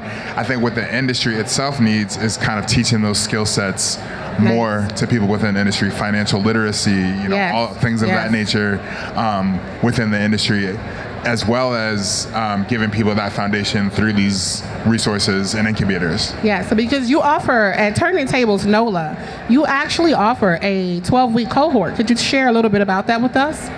Yeah, so we give them foundations in the industry, introduce them to industry individuals, not just brands, but also individuals like Capri and people that are up and coming. And they learn about the three-tier system.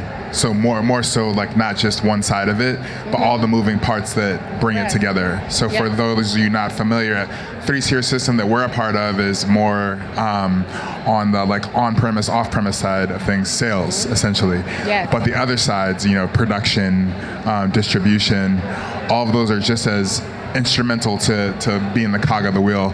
And once you have an understanding of that, you see other career pathways that you can get into. So in those 12 weeks, we give them a foundation in all of those things so they can see the industry beyond the bar.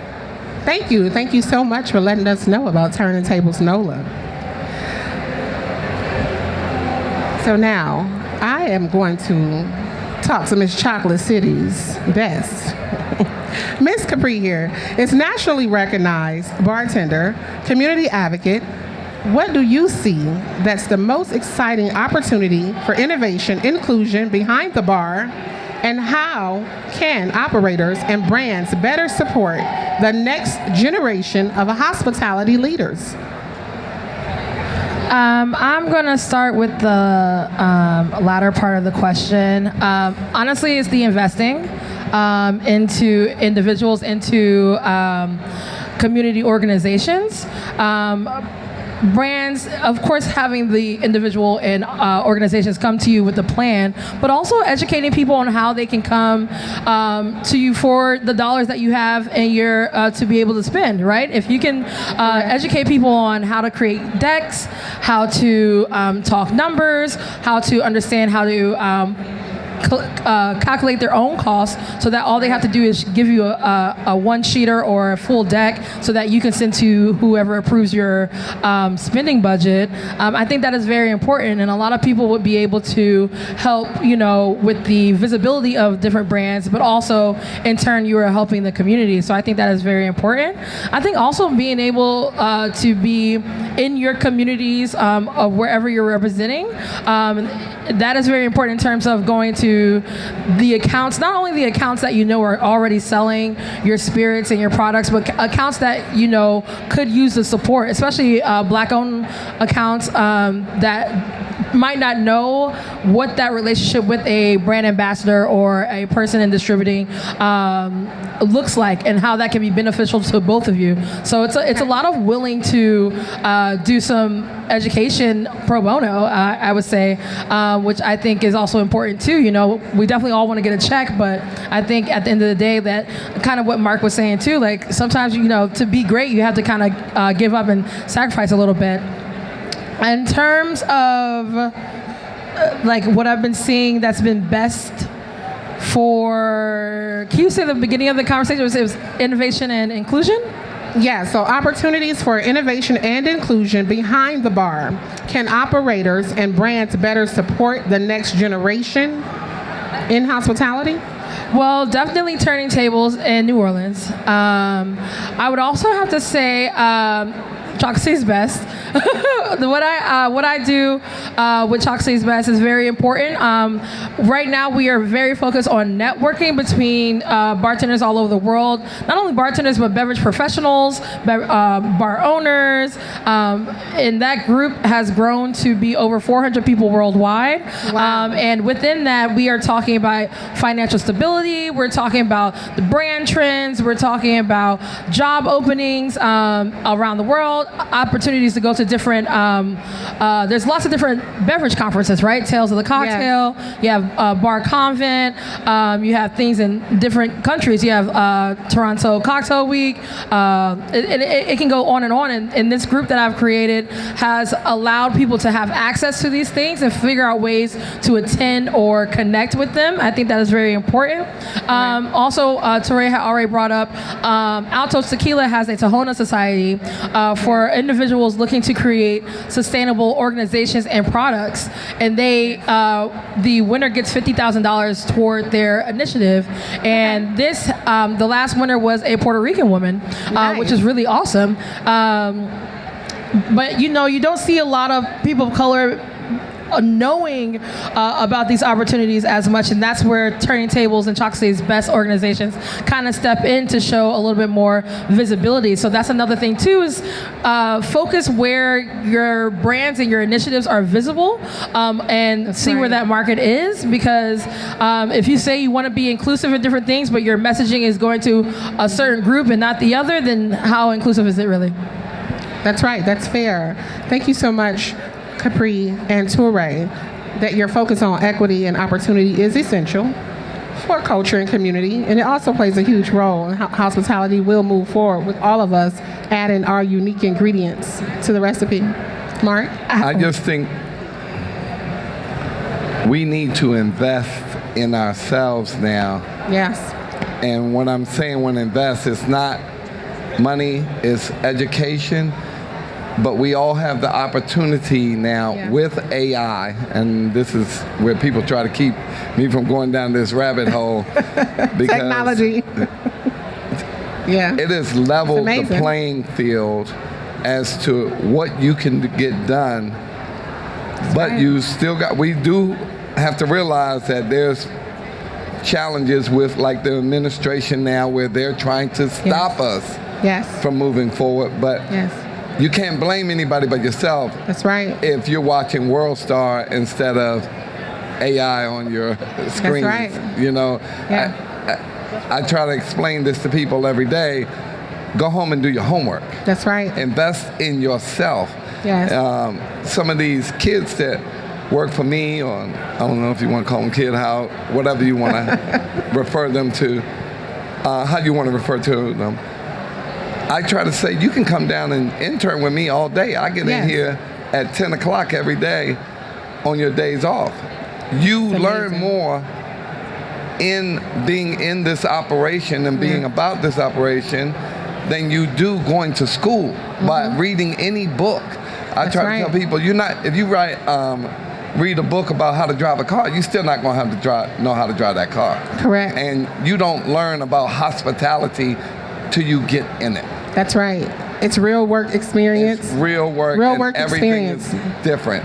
But you've got to invest in yourself. Yes. And AI gives you the opportunity to go to school as much as you want. That's right. You know, don't cheat and let it do all the work for you and then just hand that to somebody. Understand what it is saying. There are situations where you can say, why did you say this and why did you give me that? Yes. And we have some amazing artists and experts around the world that are actually teaching AI right now. So I think it's absolutely amazing that we're able to even pair it with the many different professions of the world. And so we all get access and get reacclimated to all the new digital products that are available to us all. And so we can't sleep on ourselves. We got to get the work done, re-educate yourself, and pivot. So thank you for that.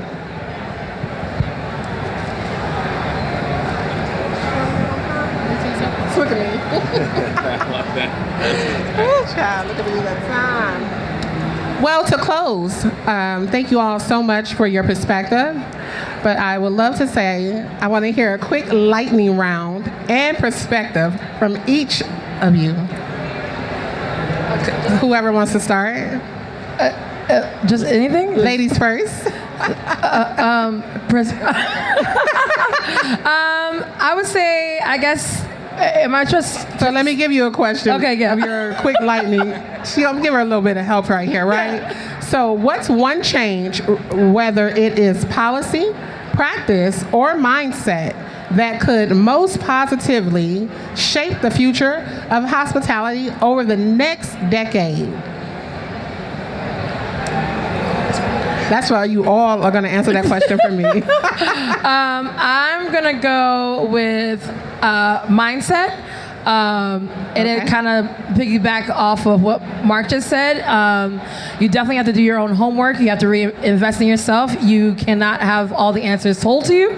Yeah. You pick yourself up, get to who you need to get to.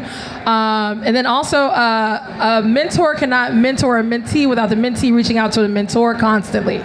That's right. Continued education is so important. I actually think it should be added as a requirement in the hospitality industry, because you'll often hear that some people say one company's customer service or leadership is better than others, but that's not always true if you get the right information and education, and you're held accountable to actually be required to get a point system in place for people to actually get acclimated to that system for CE.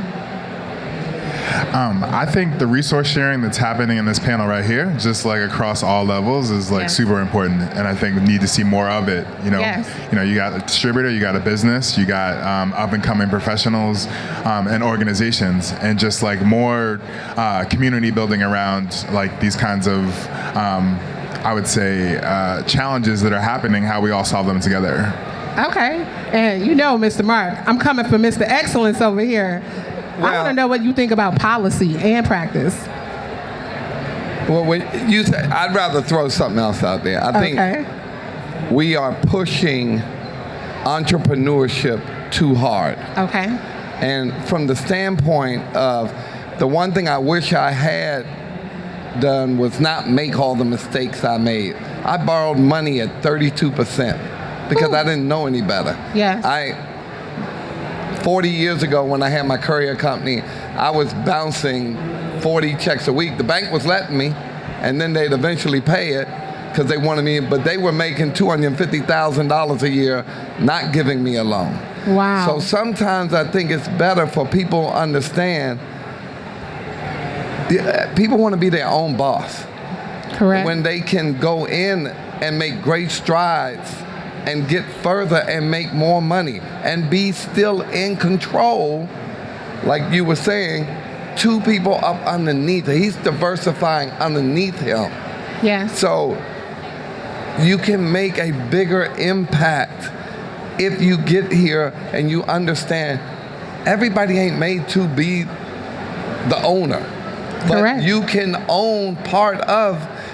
I know people that rather make $3 an hour than make $1,000 an hour, just so that they can say, I'm working for myself. I'm my own boss. I see that Correct. all the time. I ain't my own boss. I work for y'all. I work for the public every day. And That's I'm right. held more accountable than anybody else that works for me. That's right. Because when they come in, they're like, you screwed this up. If the ABC board comes in, they say, we don't want to hear about them. We want to talk to you. That's 'Cause right. You're responsible. But people need to be accountable for what they do. I just think that we should stop looking to say I own. I hate titles. On my right. card, it says head busboy. Okay, because that's what I really am. That's right. Okay, I'm cleaning. We the wear place, all the I'm doing hats. it. I'm not looking CEO, president. That's just a title. Yeah. People know who you are by the way you carry yourself. That's right. The work By you your do. confidence, by what you do, by how you handle a problem. But a lot of people don't handle things. I'm not saying there's anything wrong with getting a group together and y'all doing your own thing and making it work. Correct. But go in there and understand all the pieces of the puzzle. That's right. There's insurance. The first thing, if Sazerac wants to do something, teach these bars and everything what the real laws are. Because we don't know.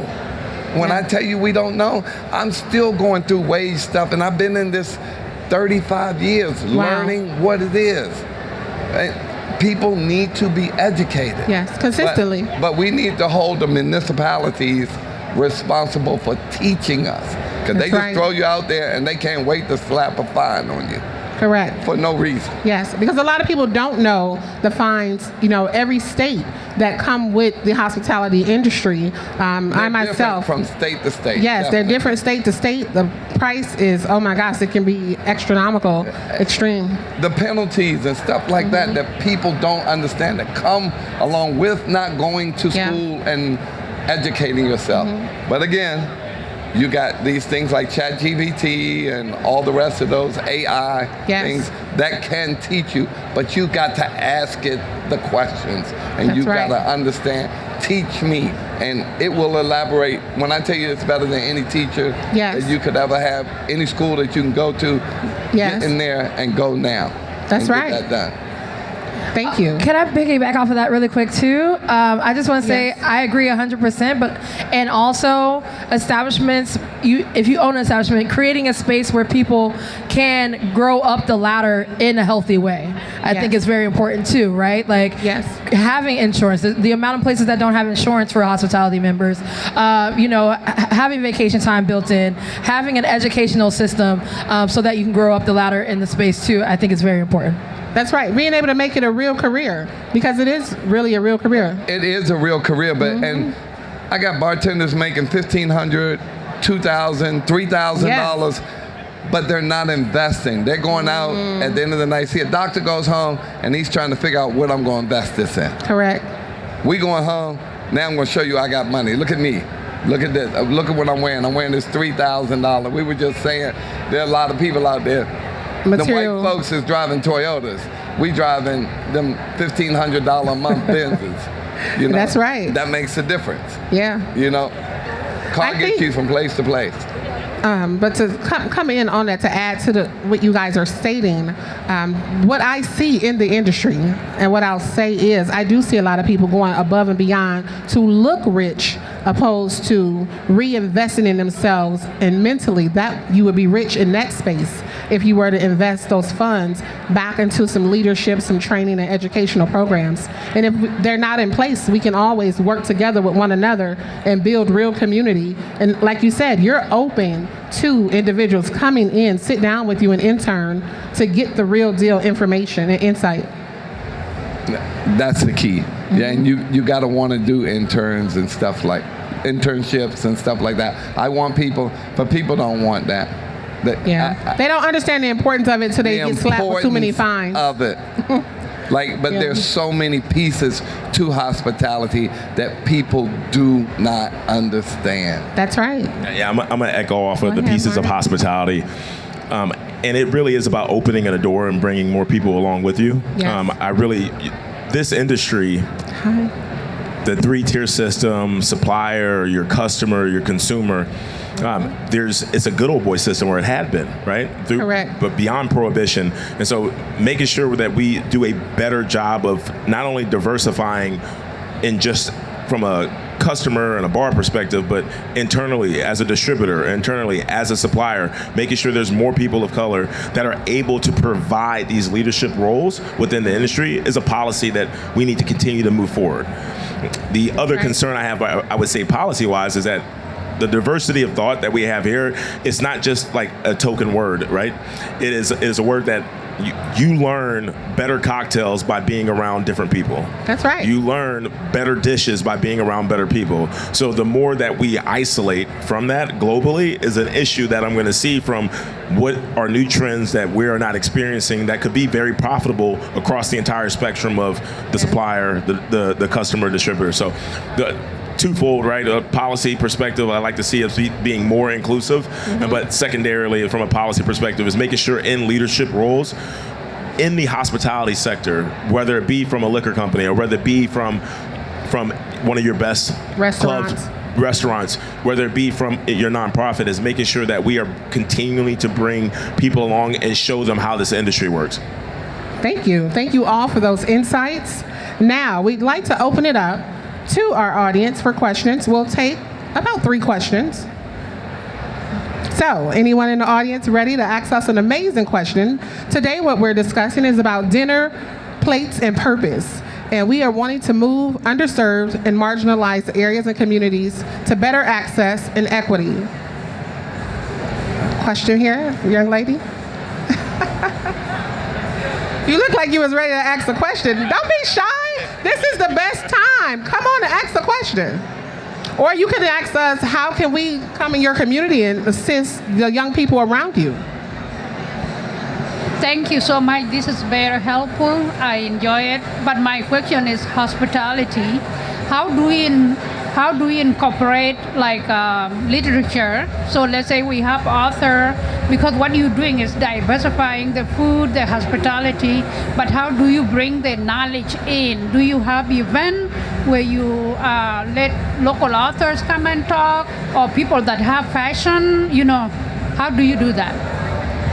How do I bring knowledge in to the room? Yes, thank you. I come from an understanding that people learn in different ways. So like reading is one of them, but like visually as well, and then hands-on. So we appeal to all those different styles. So we're blessed with a lot of texts. Like Cocktail Codex is something that's like our Bible that teaches people from the core, but then they have that hands-on. And then also the best way to learn is from watching people. So like visual, so a combination of all the things. Okay, thank you. Did that answer your question? Also, you can, if you have an establishment, I definitely say like hiring, if you yourself aren't a person that have gone through all the ranks of a restaurant, but you're owning one, bringing in consultants who are professionals in that space to be able to educate the leaders that you want to run the restaurant or whatever kind of establishment that you have, and be able to train them to train also is pretty important. I don't think a lot of people know how to train others or to be the teacher, and I think that sometimes can fall in, and you'll see it through the hospitality. So finding professionals that are great in that space, and that would probably take just asking around to people that you trust, who they believe, or going to establishments that you enjoy and asking them what they were able to do. I think can help. Thank you. And we have another question from the gentleman here.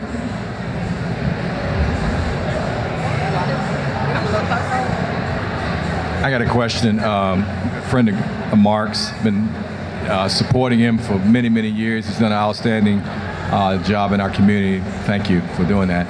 I just had a question. So, in your establishment, you got people that have been working with you for 15 years or so. They've been there. Obviously, they're happy employees. I was just wondering, do you ever bring or thought about bringing in professionals from the community that do a variety of things, real estate, healthcare, financial services, that can come in and give seminars, etc. to your staff? As you said, some of them will go out and make all this money and they just blowing it on frivolous things. I just wonder, do you ever thought about that, from investments and things like that, and keeping them even longer, and then they might branch out and start their own business?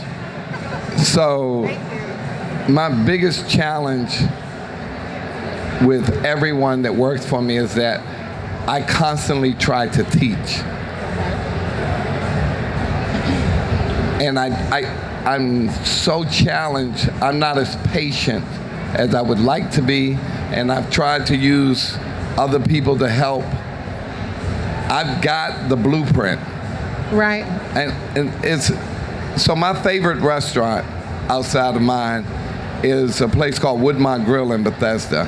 And to me, they have the blueprint. There have been a million restaurants that have tried to look exactly like them and do like them, but they can't. Okay. They just can't, no matter what. And it would seem like somebody who had enough money, but Woodmont Grill has had restaurants that have failed, okay, that have no longer renewed their leases, I guess you can say. And I never understood that. Okay. There have been challenges even in my business when there's ups and downs. You get years of snow, on a bad territory. On 3-4 weeks in a row, you're taking a punch in the face, and that's why you got to plan for those type of things. But the biggest challenge that I have, I've got, I'd say 10% of my people have been there over 20 years. And that's a long time. I got people that have been with me for 40 years. So I know I don't look that old, but it's the truth. But put in the work. Everybody isn't designed to do everything. That's right. And some people just don't want to work. I was on the Jimmy Fallon show the other day, and they had this woman that came out with this book that says Let Them. Because my biggest problem is I'm always trying to push somebody to do better. Yeah. And some people just don't want to, and that upsets me. I'm like, you can't see that? You can't see that there was trash there? You can't see that? You can't get yourself on time? You have money challenges, and I'm telling people about insurance and stuff like that. Like, I'm constantly trying to help people, but them wanting to help themselves and not feeling sorry for themselves. We live in a we live in a very soft world now. Mr. Mark keeps it very real, guys. Now listen, we love it. If you look at TikTok, I'm not going for it, I love it, though. I'm not with the gentle parenting. I'm sorry. Yes. And hospitality, not to cut you off, but I definitely, as a trainer myself and a restaurant consultant in this field, I say it all too well. You can never take it too personal, because a lot of times I could want something so amazing for you, and if you don't want it for yourself, then I just say, okay. I'd be like, listen, so you want the same story next year for your life? Right. Or you want to be better? Because we operate in phenomenal and excellence over here. And so in that, and I've been in the industry 30 years, and my entire business has always been word of mouth. And it's so, so important about education. We're constantly pivoting. Now, when I tell you pivoting, I mean, I had to pivot to the plant-based food made in a steel plant, not the plants in the dirt, so in the soil. So I said, ooh, this is interesting. And I have these questions about it just to give you guys some insight. Most of the places around the world are adding so much sugar to the non-meat items. So I said, well, hold on. If this is supposed to make you more healthier, but it's making people more sick. But that's another question. I don't want to go up a rabbit hole. So thank you all so much. Did you have anything to add, Carlos, or anyone else? You have another question? Come on down, sir. I'm sorry, I didn't want to walk through camera view, so come on down. Thank you. I'm glad you guys are here. It's very timely. One of the things I want to start with is mentioning that I live in Fort Washington. I've been there about 40 years.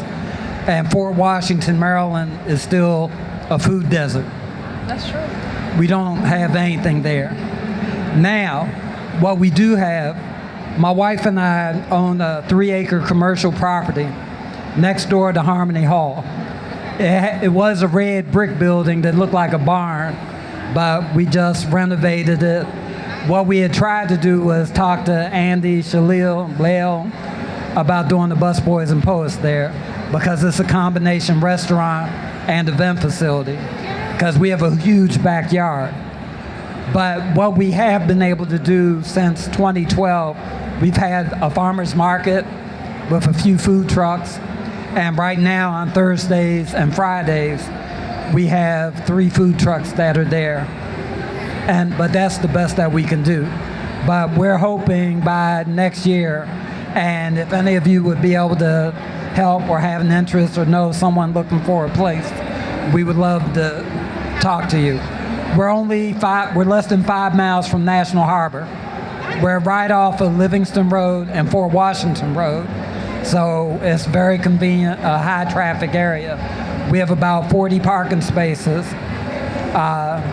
So my question is, short-term question, what would you guys suggest? And the other part of that, I do online training, formerly for the federal government, but my site is equityanddiversitytraining.com. So I took about a $70,000 cut this year once the administration went in. But one of the sites I have is hospitalitytraininginstitute.com. And I have some curriculum, and I went to Ethiopia in 2015 and met with a lot of the general managers of different hotels, and wanted to talk to them about training. But they said they don't provide training to anybody, no formal training. Whoever did it last week is the one that teaches the new guy. Thank you. Right, guys, you heard it right here from our amazing panelists here that we have here, Mr. Carlos, Mr. Mark, Mr. Torre, Ms. Capri, and I'm Chef Kim is here. We're all in the building, and that is Mr. Conrad Law. So please get with him after the show if you guys would like to get invested. You guys want to answer his question? I'll take it offline, but I'll go talk to him. Okay. Well, thank you all so much for being so patient with us. We appreciate you for participating here at the CBC. We're made for this moment, the 54th year. Thank you all so much. We're also going to be having a reception at Sazerac House. We'll give you the information if you don't have it, if you would like to attend, from 6 to 8. So you'll just meet us or on the side of the stage here, and we'll get you the information if you guys would like to attend. Does that sound good? Thank you, All right, well, give it up for us. Black Excellence is in the building. And shout out to Mr. Marcus. He put the panel together. He's somewhere. He's hiding on us now. But he's absolutely amazing. These gentlemen are on the move here with Sazerac House. Come on out tonight so you can get educated and know more and have more access 6 to 8. to what's happening, okay? And so just remember, if you don't know us right now, y'all gotta go to the park on 14th, have brunch at Mark's. I'm trying to stay in town so I can go get some of this excellence. All right. There you go. Huh? My God. Yeah, good job. Oh, guys, should we take a picture at the backdrop? Yeah. We all need a group picture. We gotta hold our mic. Can we hold a mic for the picture? Oh, yeah, absolutely. Okay. They want to take a picture. Can we do it for us? A picture in front of the chairs? How we gonna all be in the picture? We want to be in the front of the chairs, or what do we want to do? Probably kind of like this. We can stand at the chairs like this. Who's phone? Who got the best camera? One of your iPhones. So we're going to stand together, y'all. Yeah, for sure. Drop the mic. Who's mic drop? That was close. What's me? I know.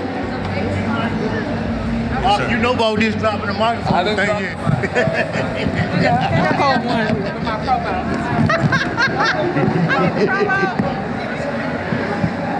Tell us when you're ready. Hold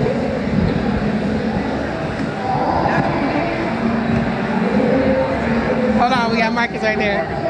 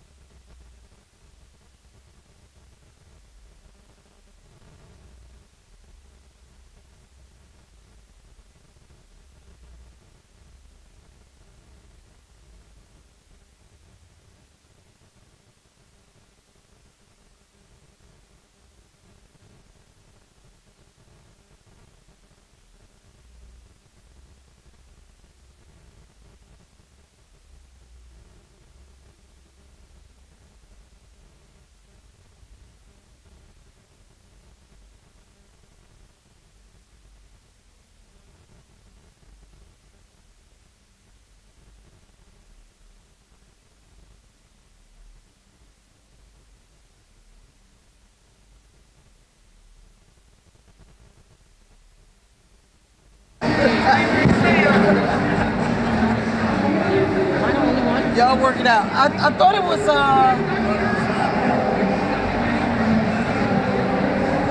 it's just the two of us.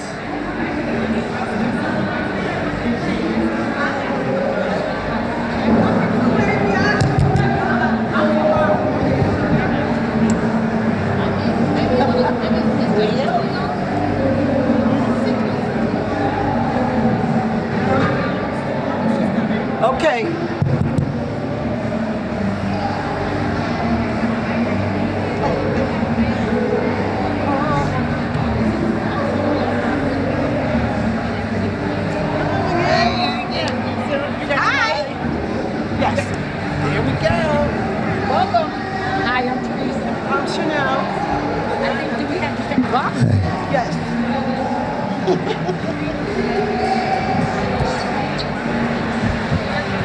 All right, we're back.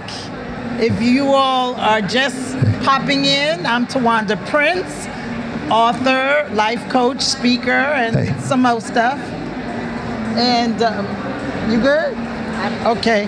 And our discussion for a few will focus on bloom where you're planted. So I'm going to have my guests introduce themselves. Y'all notice I'm back in the short chair if y'all have followed from earlier today. The high chair thing really didn't work out for me. So I'm back in the short chair, but go ahead. Hi, good evening, everyone. Thank you for having me. My name is Teresa Robinson. Speak right into it. Speak right into it. Oh, yeah. Hi. My name is Teresa Robinson. I'm a mother.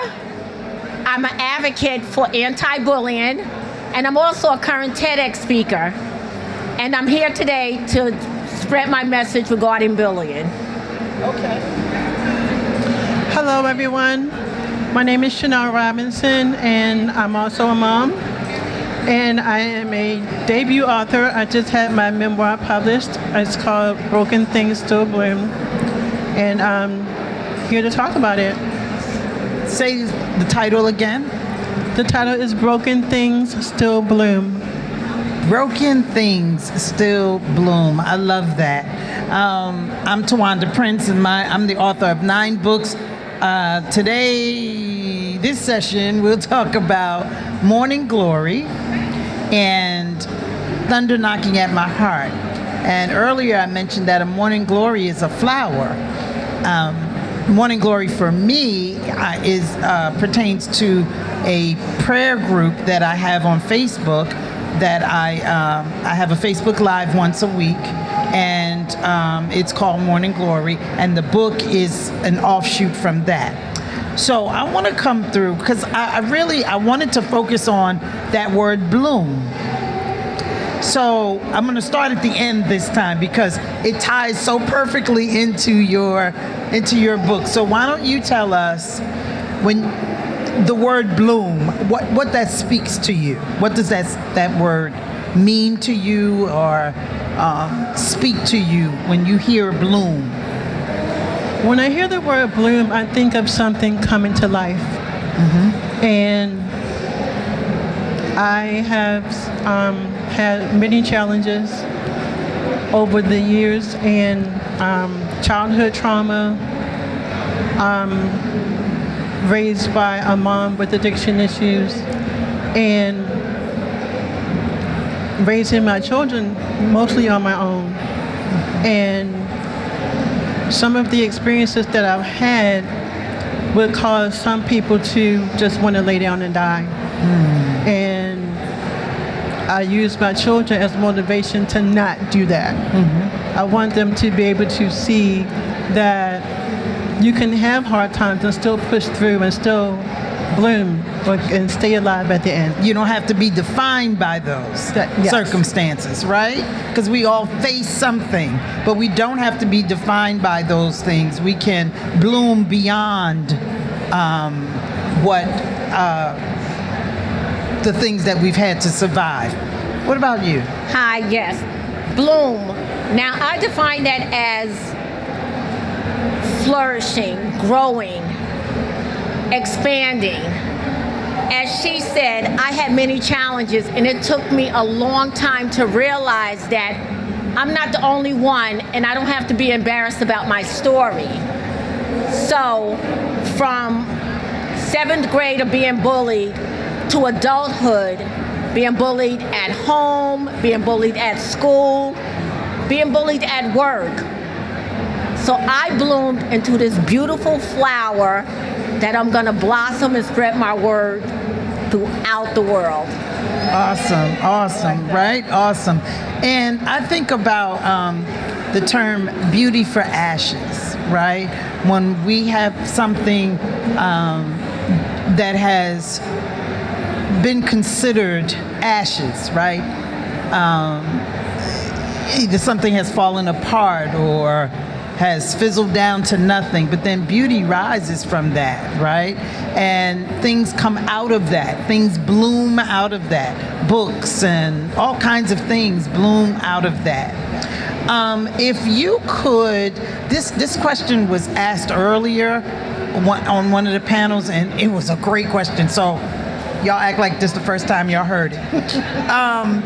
If you could tell your younger self something, what would it be? Do not be afraid, and do not let anyone define who you are, okay? Because each and every one of us, we're not created the same, but each and every one of us deep down inside, we are someone. So never ever let anyone tell you that you're not. Thinking about that question was asked to me recently, and I think what I would tell my younger self is to, again, not be afraid to speak your mind, voice your opinions, even if people don't agree with them. You know, it's still yours and it's your truth, and don't be afraid to tell it. All right. And when I was asked the question on an earlier panel, I said, keep the faith. That would be what I would tell my younger self. But now I want to add to that. If I could say two things to her, the other thing I would tell her is that she really was created for a purpose. You know, I said it a few times today, but I'll repeat it. I'm a 4-time heart attack survivor, quadruple bypass, 2 mini strokes. I'm on my 3rd pacemaker, and, you know, that's a lot of ashes. That's a lot of ashes, right? But God, I went through all of that still for a purpose, right? You all sitting here, you were part of that, right? Because it was already known that what I'm going to say or what I'm going to write would be received by somebody here that's going to now have some information or encouragement or hope for whatever it is that you have to do. And we are created for a purpose. And the thing that we don't realize is most of the time it has nothing to do with us. It's not our purpose, right? I mean, it's not our thing. It's for who we are to serve, right? Who we are to enlighten, who we are. You go through your testimony. Well, it's not for you to talk to yourself about it. It's for you to share your testimony with other people so that they become empowered and they're blessed. So now we talked a little bit about your motivation for writing the book. Let's talk about the journey of writing your book, because there are a lot of authors in here, but there are a lot of other people who want to be authors. And so it's not an easy thing to do. I remember that first book, and it was a lot more difficult than I thought it would be at that time. And I remember a friend said, well, if it was easy, then everybody would have one, wouldn't they? And I was like, yeah. It was like, okay, so you're going to have to go through a few hurdles, jump through a few hoops. So let's talk about your book writing journey. Oh, me, I'm currently writing a book, and it's called Showing How to Go From Bully to Bold. Okay? At first, it took me a long time to get my story because it was taking the bandage off of old wounds. But I prayed on it, I spoke to my coach, and now I can't wait for it to be published. It was like therapeutic to tell my story, and for me to realize that I'm not the only one that have been bullied, was teased, because I wear glasses, and I've been wearing glasses since I was about 1 year old, thick glasses, and 7th grade is when the name calling started. And I'm gonna say this name, and I haven't said this name since Africa. They used to call me Grandma Dynamite. Now for years, I was so embarrassed about that name. Now I say it, and I wear it proudly, Grandma Dynamite, because if anyone knows the Flintstone, Grandma Dynamite was fierce. She blew up things. So that's me, Grandma Dynamite. I'm blowing up the world. Don't you love that? Don't you just love that? Okay, what about you, Chantal? Okay, Sorry. part of my journey was, since my story is a memoir, it was like trying to go back and remember different things and what I wanted to talk about and what I didn't. And having my writing coach was phenomenal. She was extremely helpful. And when it came time to writing about the harder parts of my story, then my therapist was right there on point, and she was there to talk me through working through those emotions that would come up. So with the help of those two ladies and one particular young man who connected me with one of those two ladies, I was able to get it done, and the process was made a lot easier than it would have been otherwise. So what I hear is writing is therapeutic. Yes. But it's also processing through pain. And what we do is we bleed on the paper so that we get it out and you can take it in, right? So what would you say was your biggest challenge? My biggest challenge was talking about Grandma Dynamite. Right, okay. That was my huge challenge, and then how people are gonna look at me, because I always defined myself as being ugly, okay? But now, I'm beautiful, and every morning I listen to Good Morning Gorgeous by Mary J. Blige. Okay, all right. Yes. I hate to repeat myself, but the biggest challenge was writing about the trauma that I went through as a child, and writing about the details of it, having to relive it while I'm writing about it. That was very challenging, very painful at times, and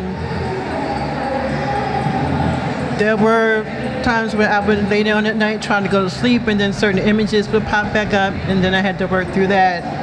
So I think that was the biggest challenge, just getting through those sections.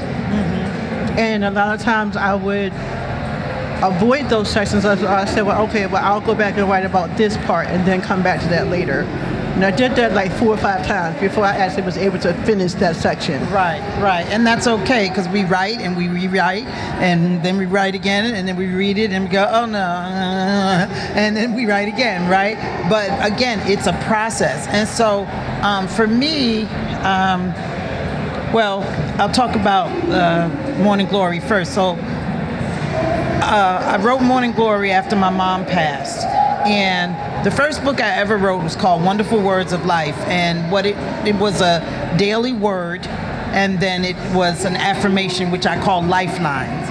And so what I did was, when my mom passed, she used to host this Facebook Live 5 days a week with her Morning Glory prayers. And she would, she had her way of doing it. But when I took the mantle, I was like, okay, now what?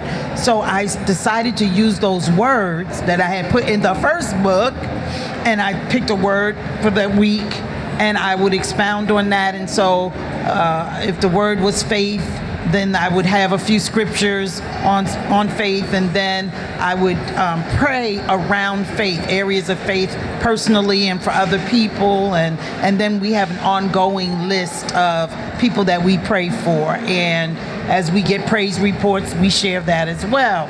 And so that particular book, I thought, this is going to be easy, because remember, I was taking the words and the affirmations from the other book. Oh my heavens, no.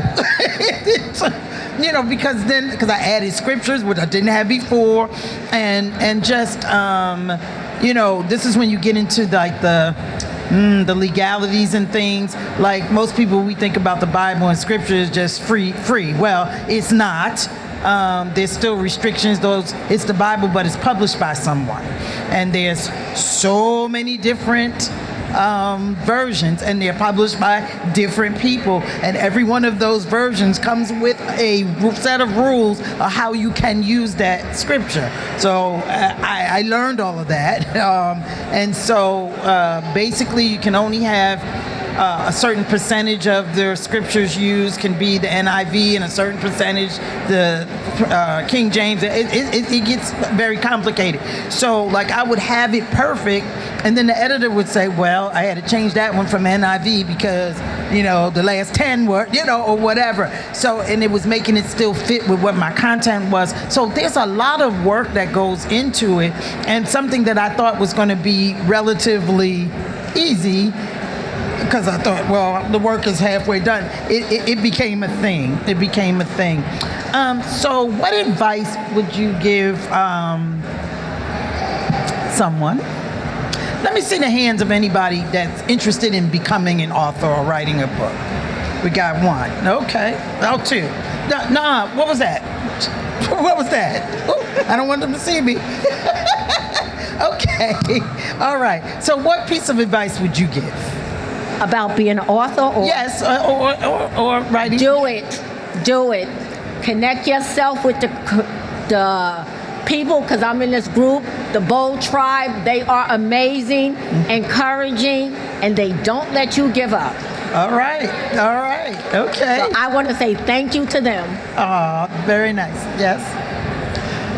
What I would say is, find a good writing group, find a good writing coach, someone who will be very encouraging and not overly critical, because there were times when I did not feel like writing, so I didn't. But the coach that I had, she was very understanding of that, and she was, she said it happens.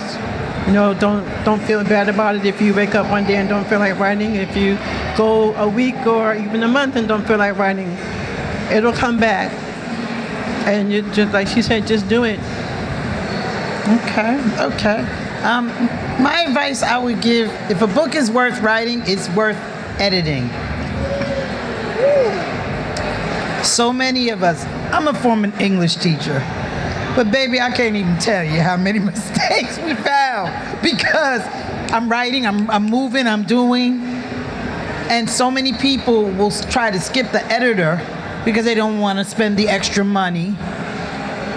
But once it's written, it can't be unwritten. It is here to stay. When I am gone, it is still here. So you want it to be the best you can possibly. Now, is there an error in there? It probably is a word or two here and there. I'll look at it next week and go, that should have had a comma or whatever, right? But I have made the effort, and I pay editors, and sometimes I have more than one, because there's content editing, and then there's line editor that's going to look at the grammar and all the little things, but then you want somebody looking at the content and the continuity of it, right? And you want to know that you are like the guidelines with the scriptures and things like that. I had to have somebody go over that, and she was literally taking account. Okay, we got this much percentage or whatever, so that we made sure that we stayed within. So I would advise you, my aspiring authors, make sure you get an editor, and it could be just someone that's a teacher or an English professor or someone that you get to look at the work or whatever, but it's very important to do that. Okay, so now let's switch gears a little bit and let's talk about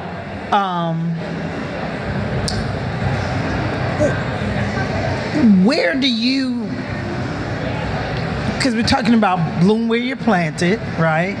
So let's talk about people and things that inspire you to bloom, right? Because we talked a little bit about bloom, but let's dig a little deeper and talk about the things that, or people that inspire you and help you to bloom. Now we already know your coach or your therapist got you going, but let's talk about that a little bit. What got me to bloom? First of all, me. What got me to bloom is when I realized that I have a story to tell and people need to hear my story. And if I can help one person with my story, I did a lot.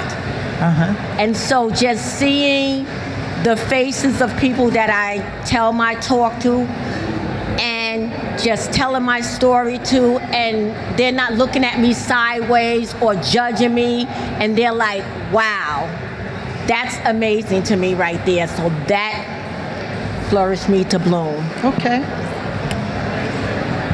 The one person I would say was the most inspirational to me would be my son, my oldest son. I watched him from the time he was a teenager strive for more than what we had and what I was able to give him. And he got a part-time job at 15. He got a scholarship to college when I didn't even know he was thinking about going to college. And I have watched him build a life for himself that would make any parent proud. And watching him go through getting all of the degrees that he has inspired me to go back to school to get my degree. And in the process of working towards my degree, I decided to write this book. Wow. So I would credit him for that. Wow, very nice. Isn't that beautiful? Isn't that beautiful? Yes, yes. Inspiration comes from lots of things. For me, it's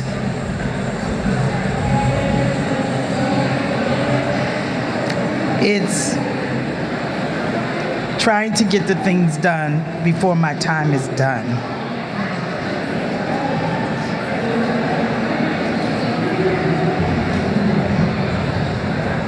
I'm 26 years out. Didn't expect that. Didn't know. So each day, I just try to get the things done. And I still feel like there's another 9 books, in there. I wanna get those out, and As I mentioned earlier, I'm also a poet and a drummer and an actor, and I sing and I do a lot of things. So part of it is getting the things done, but also enjoying the gifts that God put in me. I enjoy them. I get up and my friends will call. They say, "What you doing?" I'm like, "Upstairs painting." "What you doing?" "Oh, you at work?" "Oh, okay." I'm painting or I'm writing or I'm doing something fun or something that I enjoy and something that is like the essence of who I am. And so those are the things that inspire me and keep me going and, push me to do more. I'm doing good with my time. 5 minutes. All right. You know what? Let's take a couple of questions from the audience. Y'all up for it? I know that's not your favorite thing, but we're going to get through it. She and I had a conversation earlier, not realizing that we were going to be on the panel. And so when she came, I was like, see? Okay. So are there any questions from anybody? Yes. You want to, can she get a mic or? Oh, thank you. I didn't expect to cry and all that, Here, use mine. Yeah, here, bring me one. Oh, okay.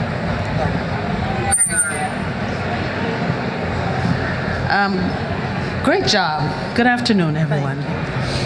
Beautiful. I love that you credit a coach helping you through writing and, the healing process. But I had a question, and I have a question for each of you. I have a question for you too. My question to you was, do you see how significant the role that you played with your son that caused him to then impact you so that he can become the man that he is today and help you become the woman that you are today? That's my question to you. I haven't always thought about, my impact on him. I was a young mom, just doing what I needed to do to take care of my kids. And I didn't see it. I'm starting to see it now. But I never even thought about it. Like I said, I had no idea he was even thinking about college. Mm-hmm. And then all of a sudden I'm sitting at work and I get a phone call, "Mom, I'm in the principal's office." "Why are you in the principal's office?" "They just told me I won the full scholarship." Wow, okay. I had no idea that he had even done that. But, I'm a proud mom. Yeah, so I just wanted to say that he is a product of who you are. We know the fruit, or we know a tree by the fruit it bears. So because you're amazing, your son is amazing. Thank you. You're welcome. And I have a question for you.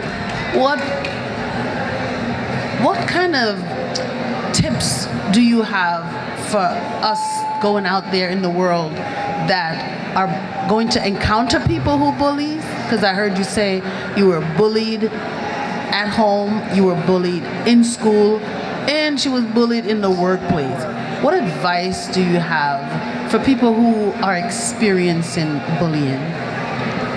You know what? You have to realize you're not the problem. They are the problem. They are the problem. And it took me a long time to realize that because I thought it was me. But when I look back at it, it wasn't me. They're the problem. And another thing, I started living for myself because I live for my family. I'm one of 8. My mother died when I was 15. My dad died when I was 30. I live with my aunt, but my aunt wasn't always kind to me. And for the last few years, I was living for my family. But I've taken all of that back, and I live for me. Okay, and so that's what you have to start doing, living for yourself and realize you're not the problem, they are. Thank you. Well done. For your question, I heard you say that you wanted to do some things before your time runs out. If you were a walking billboard and you had one message that could fit on that billboard, because 100 years from now, you're no longer here, but that message is going to be here. What is the one message that you would like to leave with the world? Now, she gave me the hard question. They had all these nice, and now here we go. All right. Well, I kind of said it already about keep the faith. That would be the message that I would have. Keep the faith, because it really is faith that has brought me through and to this point. So it would be keep the faith. Right on time. There we go. We want to thank you all so much for your support. And I know at the end of the day, people are scrambling about to do other things. So thank you all for being here. Thank you so much. And I want to say this. This lady exudes so much confidence. When she was talking about bullying, I'm like, what? Oh my. I mean, she exudes such confidence. And you and I have already talked. So I know y'all give her an extra hand. She's new in the book talking platform, and so you all have supported and encouraged her. So thank you. And again, I'm Tawanda Prince. You can find me at tawandaprince.com or Facebook, Morning Glory Prayers. Join the group, and then y'all can be part of it. You want to tell them really quickly with a... I'm just amazed, because thank you for that compliment. So, I have a business card, so I'll just pass it around. Okay. I am on Facebook. I am on Instagram at NellRobin54. And my website is writingbychanel.com. Say it again. Writing by what? Writingbychanel.com. Okay. Chanel is spelled? Chanel. There we go. All right. Thank you all, and enjoy the rest of the conference. All right. Thank you so much. I appreciate that. Thank you. I'm being honest. Bring him over here. Bring it in. Oh, you did wonderful. Thank you. Thank you. Thank you.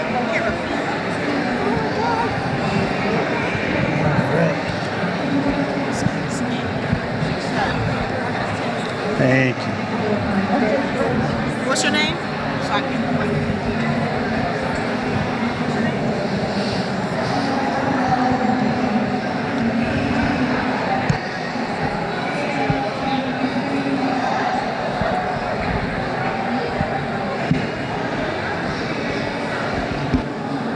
Stop.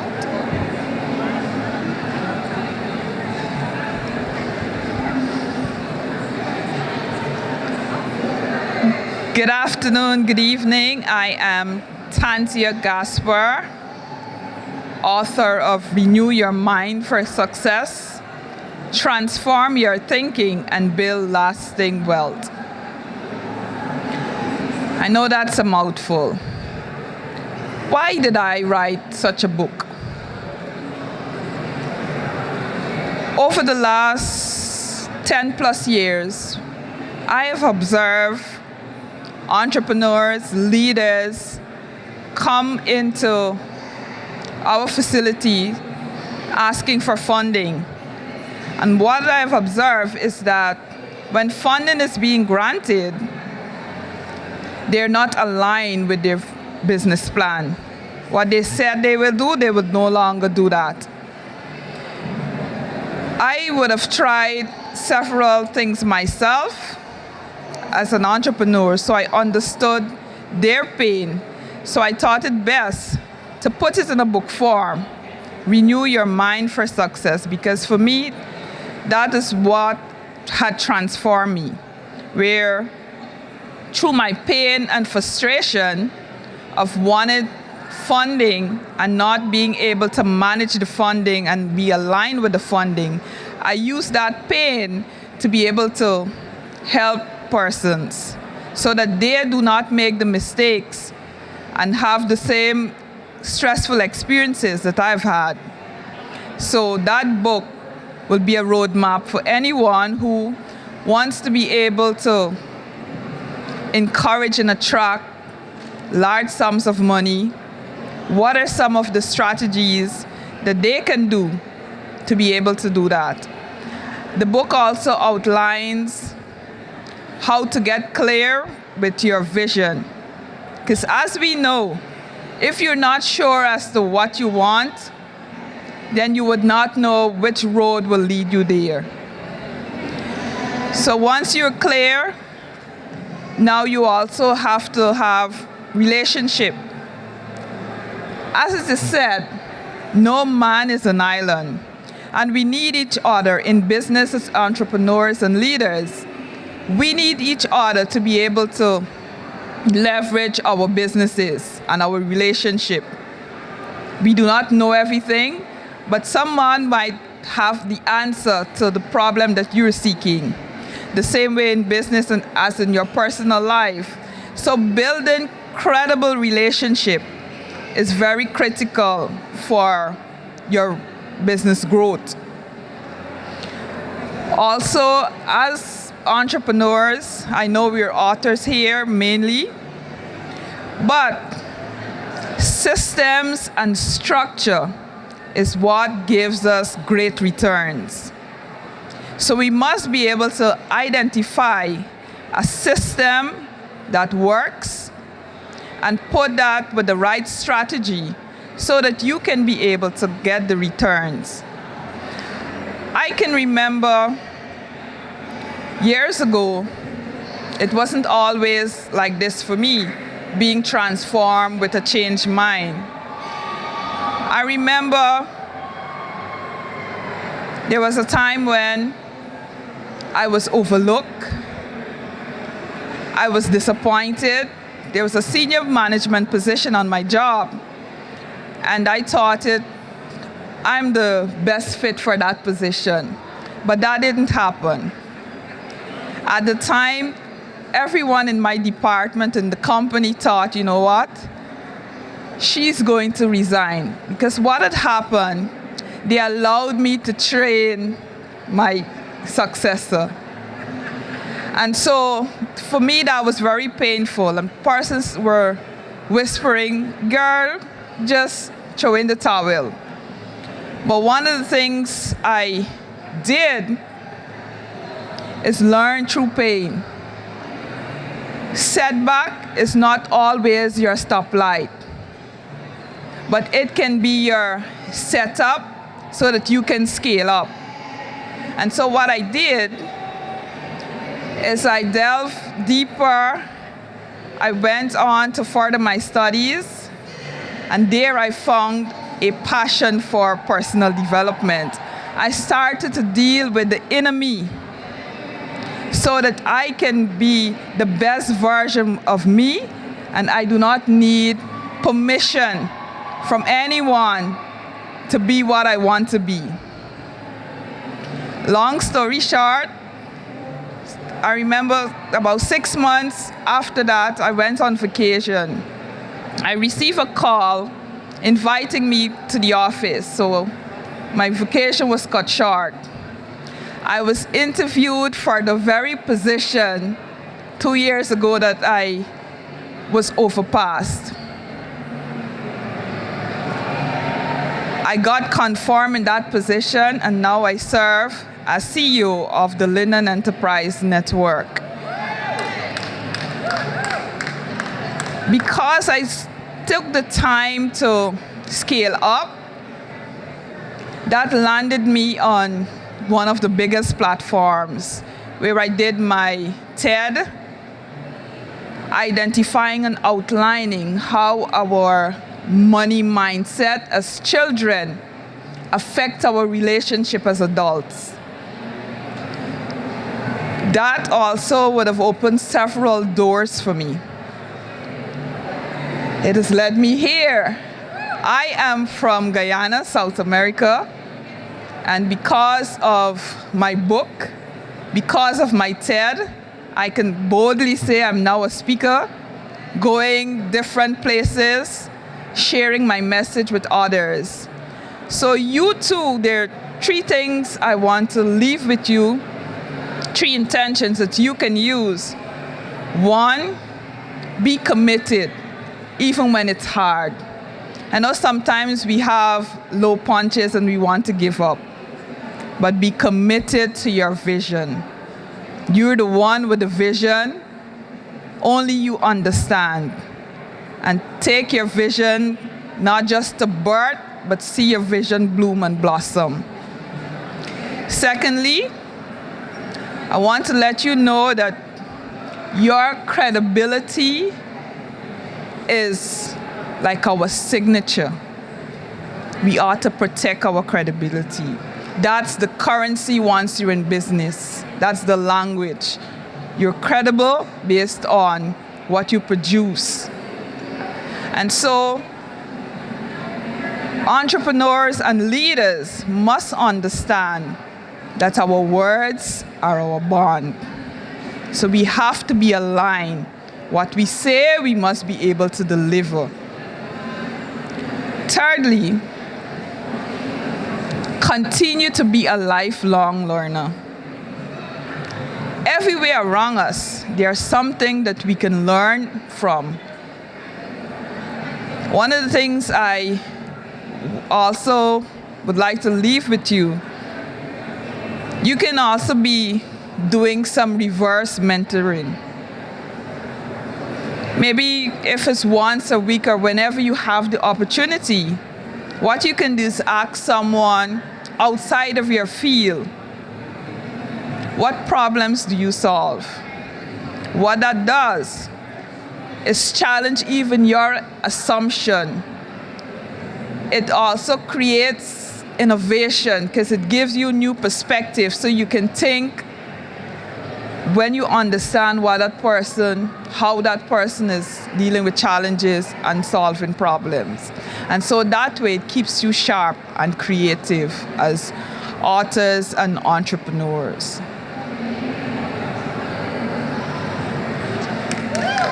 Thank you very much. How can persons meet me? I'm gonna spell my name. It's a bit funny in pronouncing and spelling. So it's TANNIZIAGASPER.com. That is Tanzia.com. Also, one more time, TANNIZIAGASPER.com. That's my website. I'm also on Facebook and Instagram. I'm at booth A32. So you can check me out where I have a free book, The Cash Framework, where you can use to be able to transform your thinking to build lasting success. I thank you once again.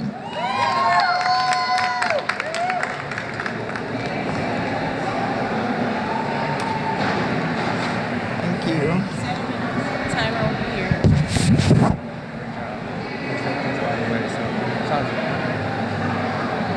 Appreciate you.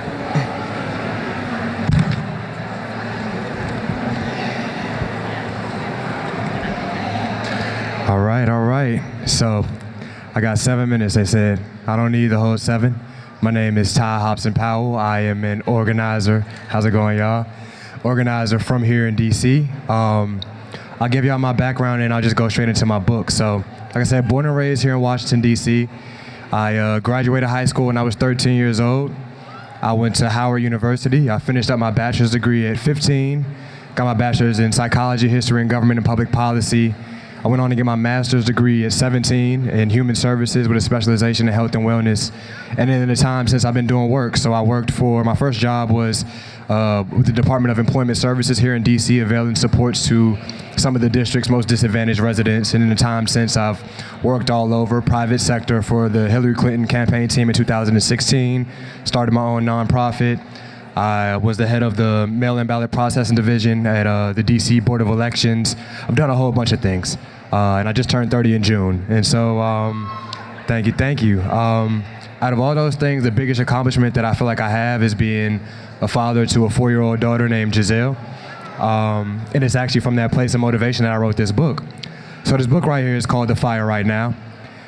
It's an homage to James Baldwin's The Fire Next Time, which basically speaks to the idea that, you know, if we don't have this moment of racial reckoning to truly understand what's going on, we're facing destruction, and destruction at a scale that we've never seen before. Not a flood, but a fire. And we're seeing some of the signs of that fire, some of the smoke, if you will, from that fire around just even some of this political sensitivity around Charlie Kirk and this and that, right? We're seeing the signs. We're seeing how they're occupying D.C. We're understanding that we're in a different political time. And so, like I said, my book is just an honest commentary on that. If you look at the front right here, you'll see that we have a couple Klansmen hanging from a marionette-like hand. And the idea behind that is that white supremacy is not fixed. It's not immovable. It's something that we can change the second that we decide that we want to, and that we actually wield a lot more power than what we think that we do. And so just talking about this book right here, this book actually started off as 143 pages.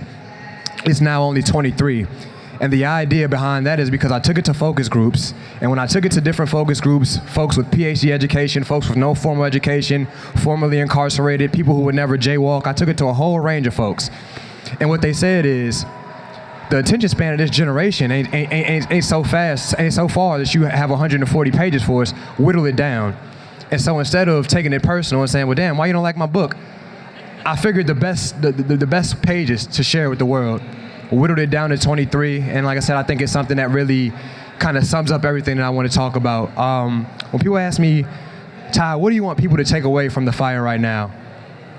Obviously, that there's a fire right now that is burning, but that we're all firefighters, that we all have a role in putting that out. I know that for me as an activist, I do a lot of frontline stuff. I'm doing a lot of leading protests. You'll see me speaking at the March on Washington. I might be getting arrested. I might do this, that, but everybody doesn't have the tolerance for that. Some of us are going to be the folks that are just sharing stuff on Facebook or reposting, sharing information, donating to organizations that are embedded in communities and actually doing that work.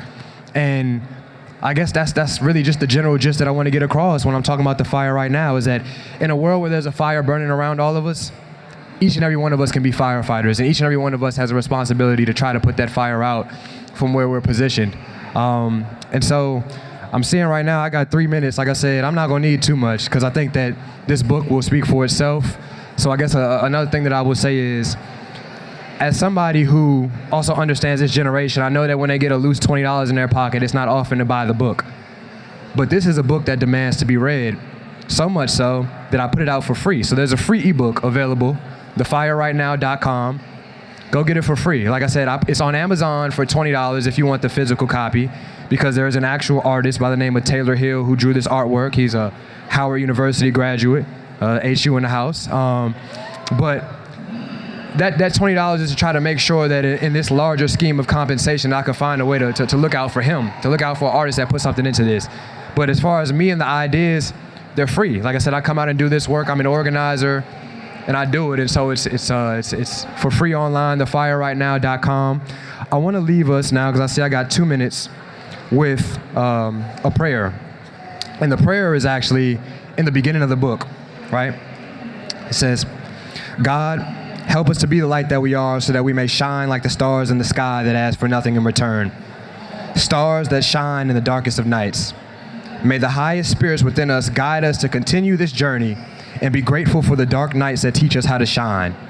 In the depths of our existence, let us embody the resilience of those celestial bodies, casting our brilliance across the canvas of challenges like stars in the midnight sky. Like the constellations that weave tales in the cosmic tapestry, our actions too tell stories of strength and perseverance. As we navigate the vast expanse of our shared journey, may we find solace in the understanding that even in the darkest of moments, our collective radiance can dispel shadows and illuminate the path forward. Let the lessons learned under the cover of night be a testament to our growth, and may our commitment to shining brightly endure, a beacon for others to find their way in the vastness of life's mysteries. Amen. And so with that, y'all, like I said, The Fire Right Now, available right now, thefirerightnow.com. Amazon, $20. I have I think maybe 2 or 3 copies left with me in person right now. So if you want those, feel free to get with me. And then just to keep up with me as far as socials and things, Ty Hobson Powell DC, TyHobsonPowell DC. And like I said, a lot of my background is in education. This is not even a fight that I wanted to inherit, right? But when I saw that I was shaping up to be a father, it felt like something that would have been irresponsible to not try to inherit. Like I said, we all have a part in this fight, and I realized that my part in this fight is planting trees for the shade that I might not sit in the shade of, right? And planting those seeds and really just doing it for my daughter, doing it for a generation that didn't ask to inherit this political discord that we're dealing through right now. And yeah, just fighting to make the world a better place. So y'all, the fire right now, that's my time. Thank you. Appreciate it, brother.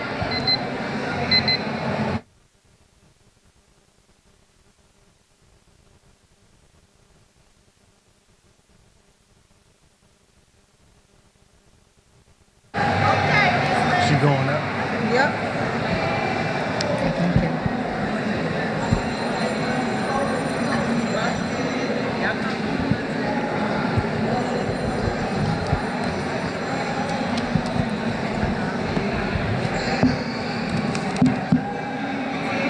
Okay, how's everybody feeling?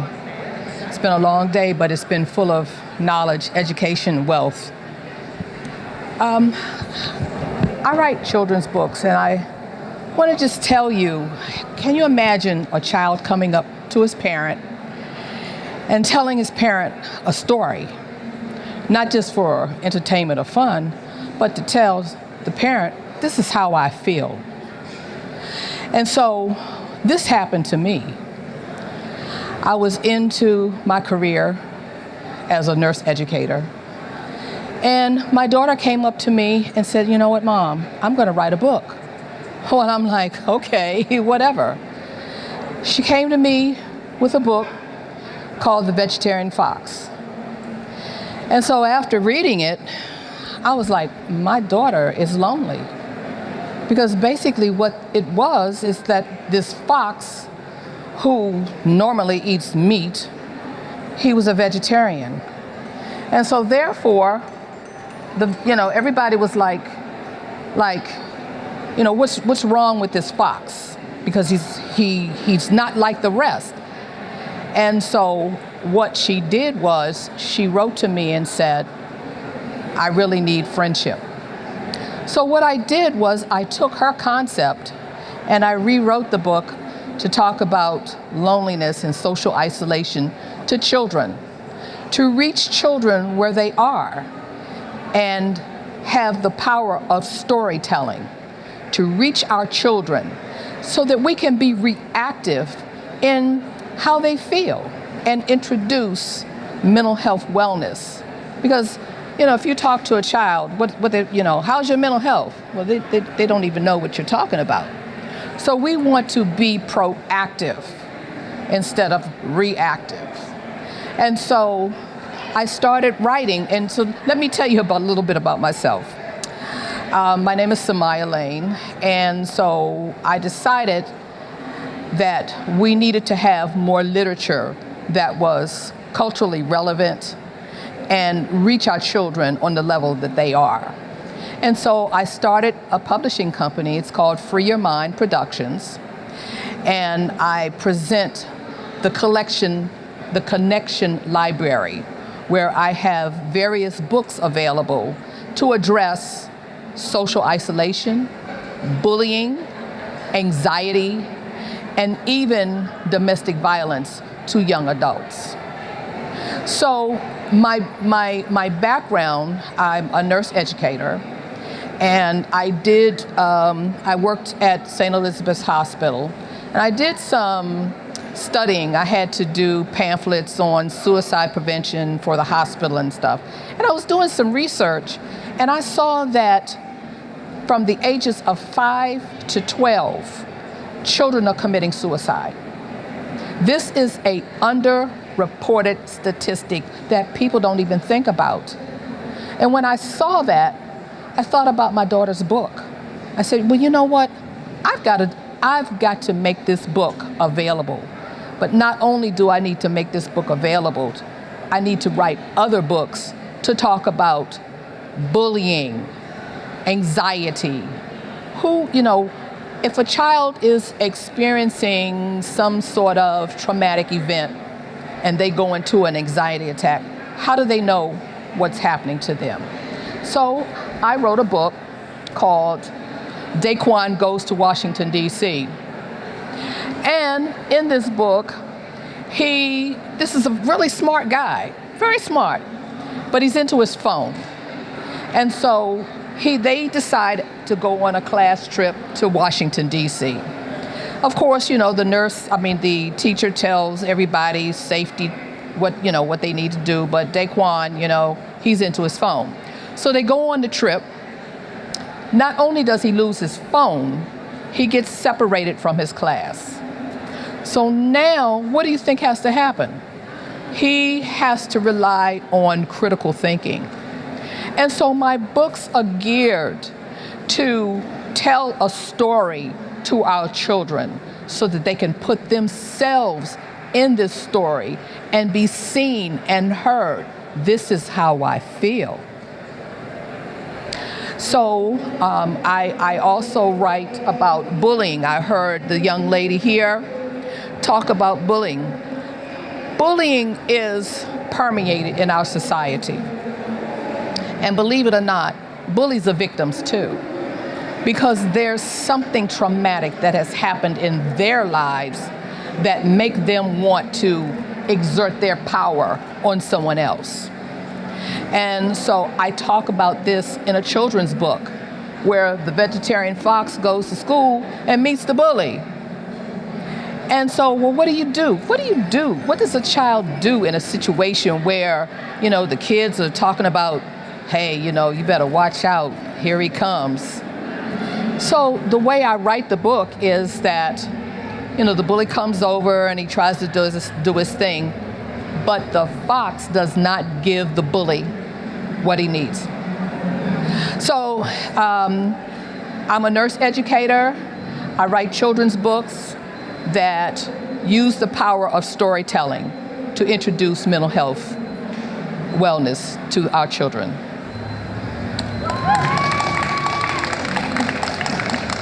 Do I have any questions? No time. I'm sorry. Free Your Mind Productions. I'm over there. So, and I have a website, and check me out.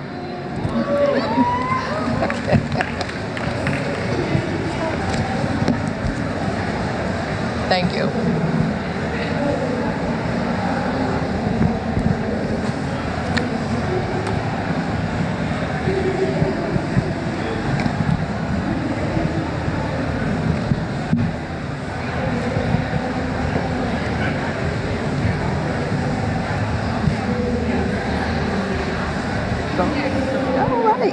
Hello, everyone. I know it's late in the afternoon, but I am Dr. Shirley Clark, and I'm from Texas. Y'all cowboy wearing hat with Beyonce now. Hey, we started it before all of that. So I'm here to tell you that greatness is in Texas and greatness is in you today. Hello, somebody. Listen, I know that many people are striving to get their dreams out and do great things in the earth. You want to give $10,000 away. You want to be able to give $20,000. Those that love God want to be able to sow into the things of God. Well, I come to tell you, you can't do it. And the thing is, I grew up in gross poverty. My daddy was an alcoholic and he was illiterate. My mother had a 6th grade education. I was the youngest of 7. For 3 years, we were in foster care. We were all damaged, but God. And so nobody else in my family has ever been able to achieve the things I've been able to achieve. We have 4 generations. No one had a higher educational degree in 4 generations. They didn't even know what education really looked like. When I graduated from high school, my mother was there sitting with me and my sister, and there was only one sibling that had ever graduated from high school, and that was the sister there with me. I'm the youngest. But what they did not know, that I was tormented in the inside. You know what, Mama? I didn't know they gonna call my name or not because I failed the first semester in English. And I needed the second semester to pass. So I'm sitting there scared that they're not gonna call my name, but they did. But for over 20-some years, they called my name, and I felt like a fraud because nobody knew that day that I graduated that Dr. Clark could not write a complete sentence. All I could write was a run-on sentence. I was 35 years old in the lab learning what grammar was and the word was. But now God has elevated me to become a millionaire. But it was in 2000, let's say, when I married my husband, let me just say it this way. I married up, bottom line. And I married into a family that had all these guys, I say educated, they had degrees. I never knew what that looked like. That was my first time ever seeing people that was lawyers and doctors and teachers. And here, there's a girl, I walk in, I'm a minister of the gospel. I didn't have no degrees. So I had to learn a new language. I didn't know what that was, how to navigate in a family that had degrees. But God, again, I found out they have problems just like the people that were broke like I was. See, we didn't know whether the water was going to be on when my mother got us back. We didn't know whether the lights were going to be on, but every day I opened my eyes up, I didn't know whether we were going to eat or not. But I come to tell you that God is able to do exceeding abundant above everything that we can ask and think today. So 35 years old, so all that time I was walking around as a fraud. Nobody knew I was guessing how to write a sentence. But God will restore the years, I promise you. And so when I married up, we found out about the American dream. And I found out the American dream in 2009 was a dead dream. Bottom line is, we ended up in debt. And then God, our attorney said, file bankruptcy. And at the midst of that, God said, no, you're not. You're getting ready to become a millionaire. How many want to become a millionaire? Well, I said, well, God, I don't know what I'm doing. So I've got to listen to you now. Everything, you know, we have the sum total of everything that we have heard, listened to, people we hang with. So I got with God for 4 years, and when he said that, I came a millionaire. So for the past 15 years, I've been making millionaires. So that's why I said this room, I'm here today to make some millionaires. We have 11 millionaires. So I have a book today called Rich Mind, Rich Life. And we've been making millionaires based on seeking God. Not just money, but seeking God. Because God said we should be producers and not consumers, according to Deuteronomy 18:18. So who wants to be a millionaire? Come to my table. I'm ready to make you a millionaire. How many virtual millionaires want to be in here today? See me at my table. That's my story. I'm sticking to it. I'm all over the internet. You can Google me, baby. Hi.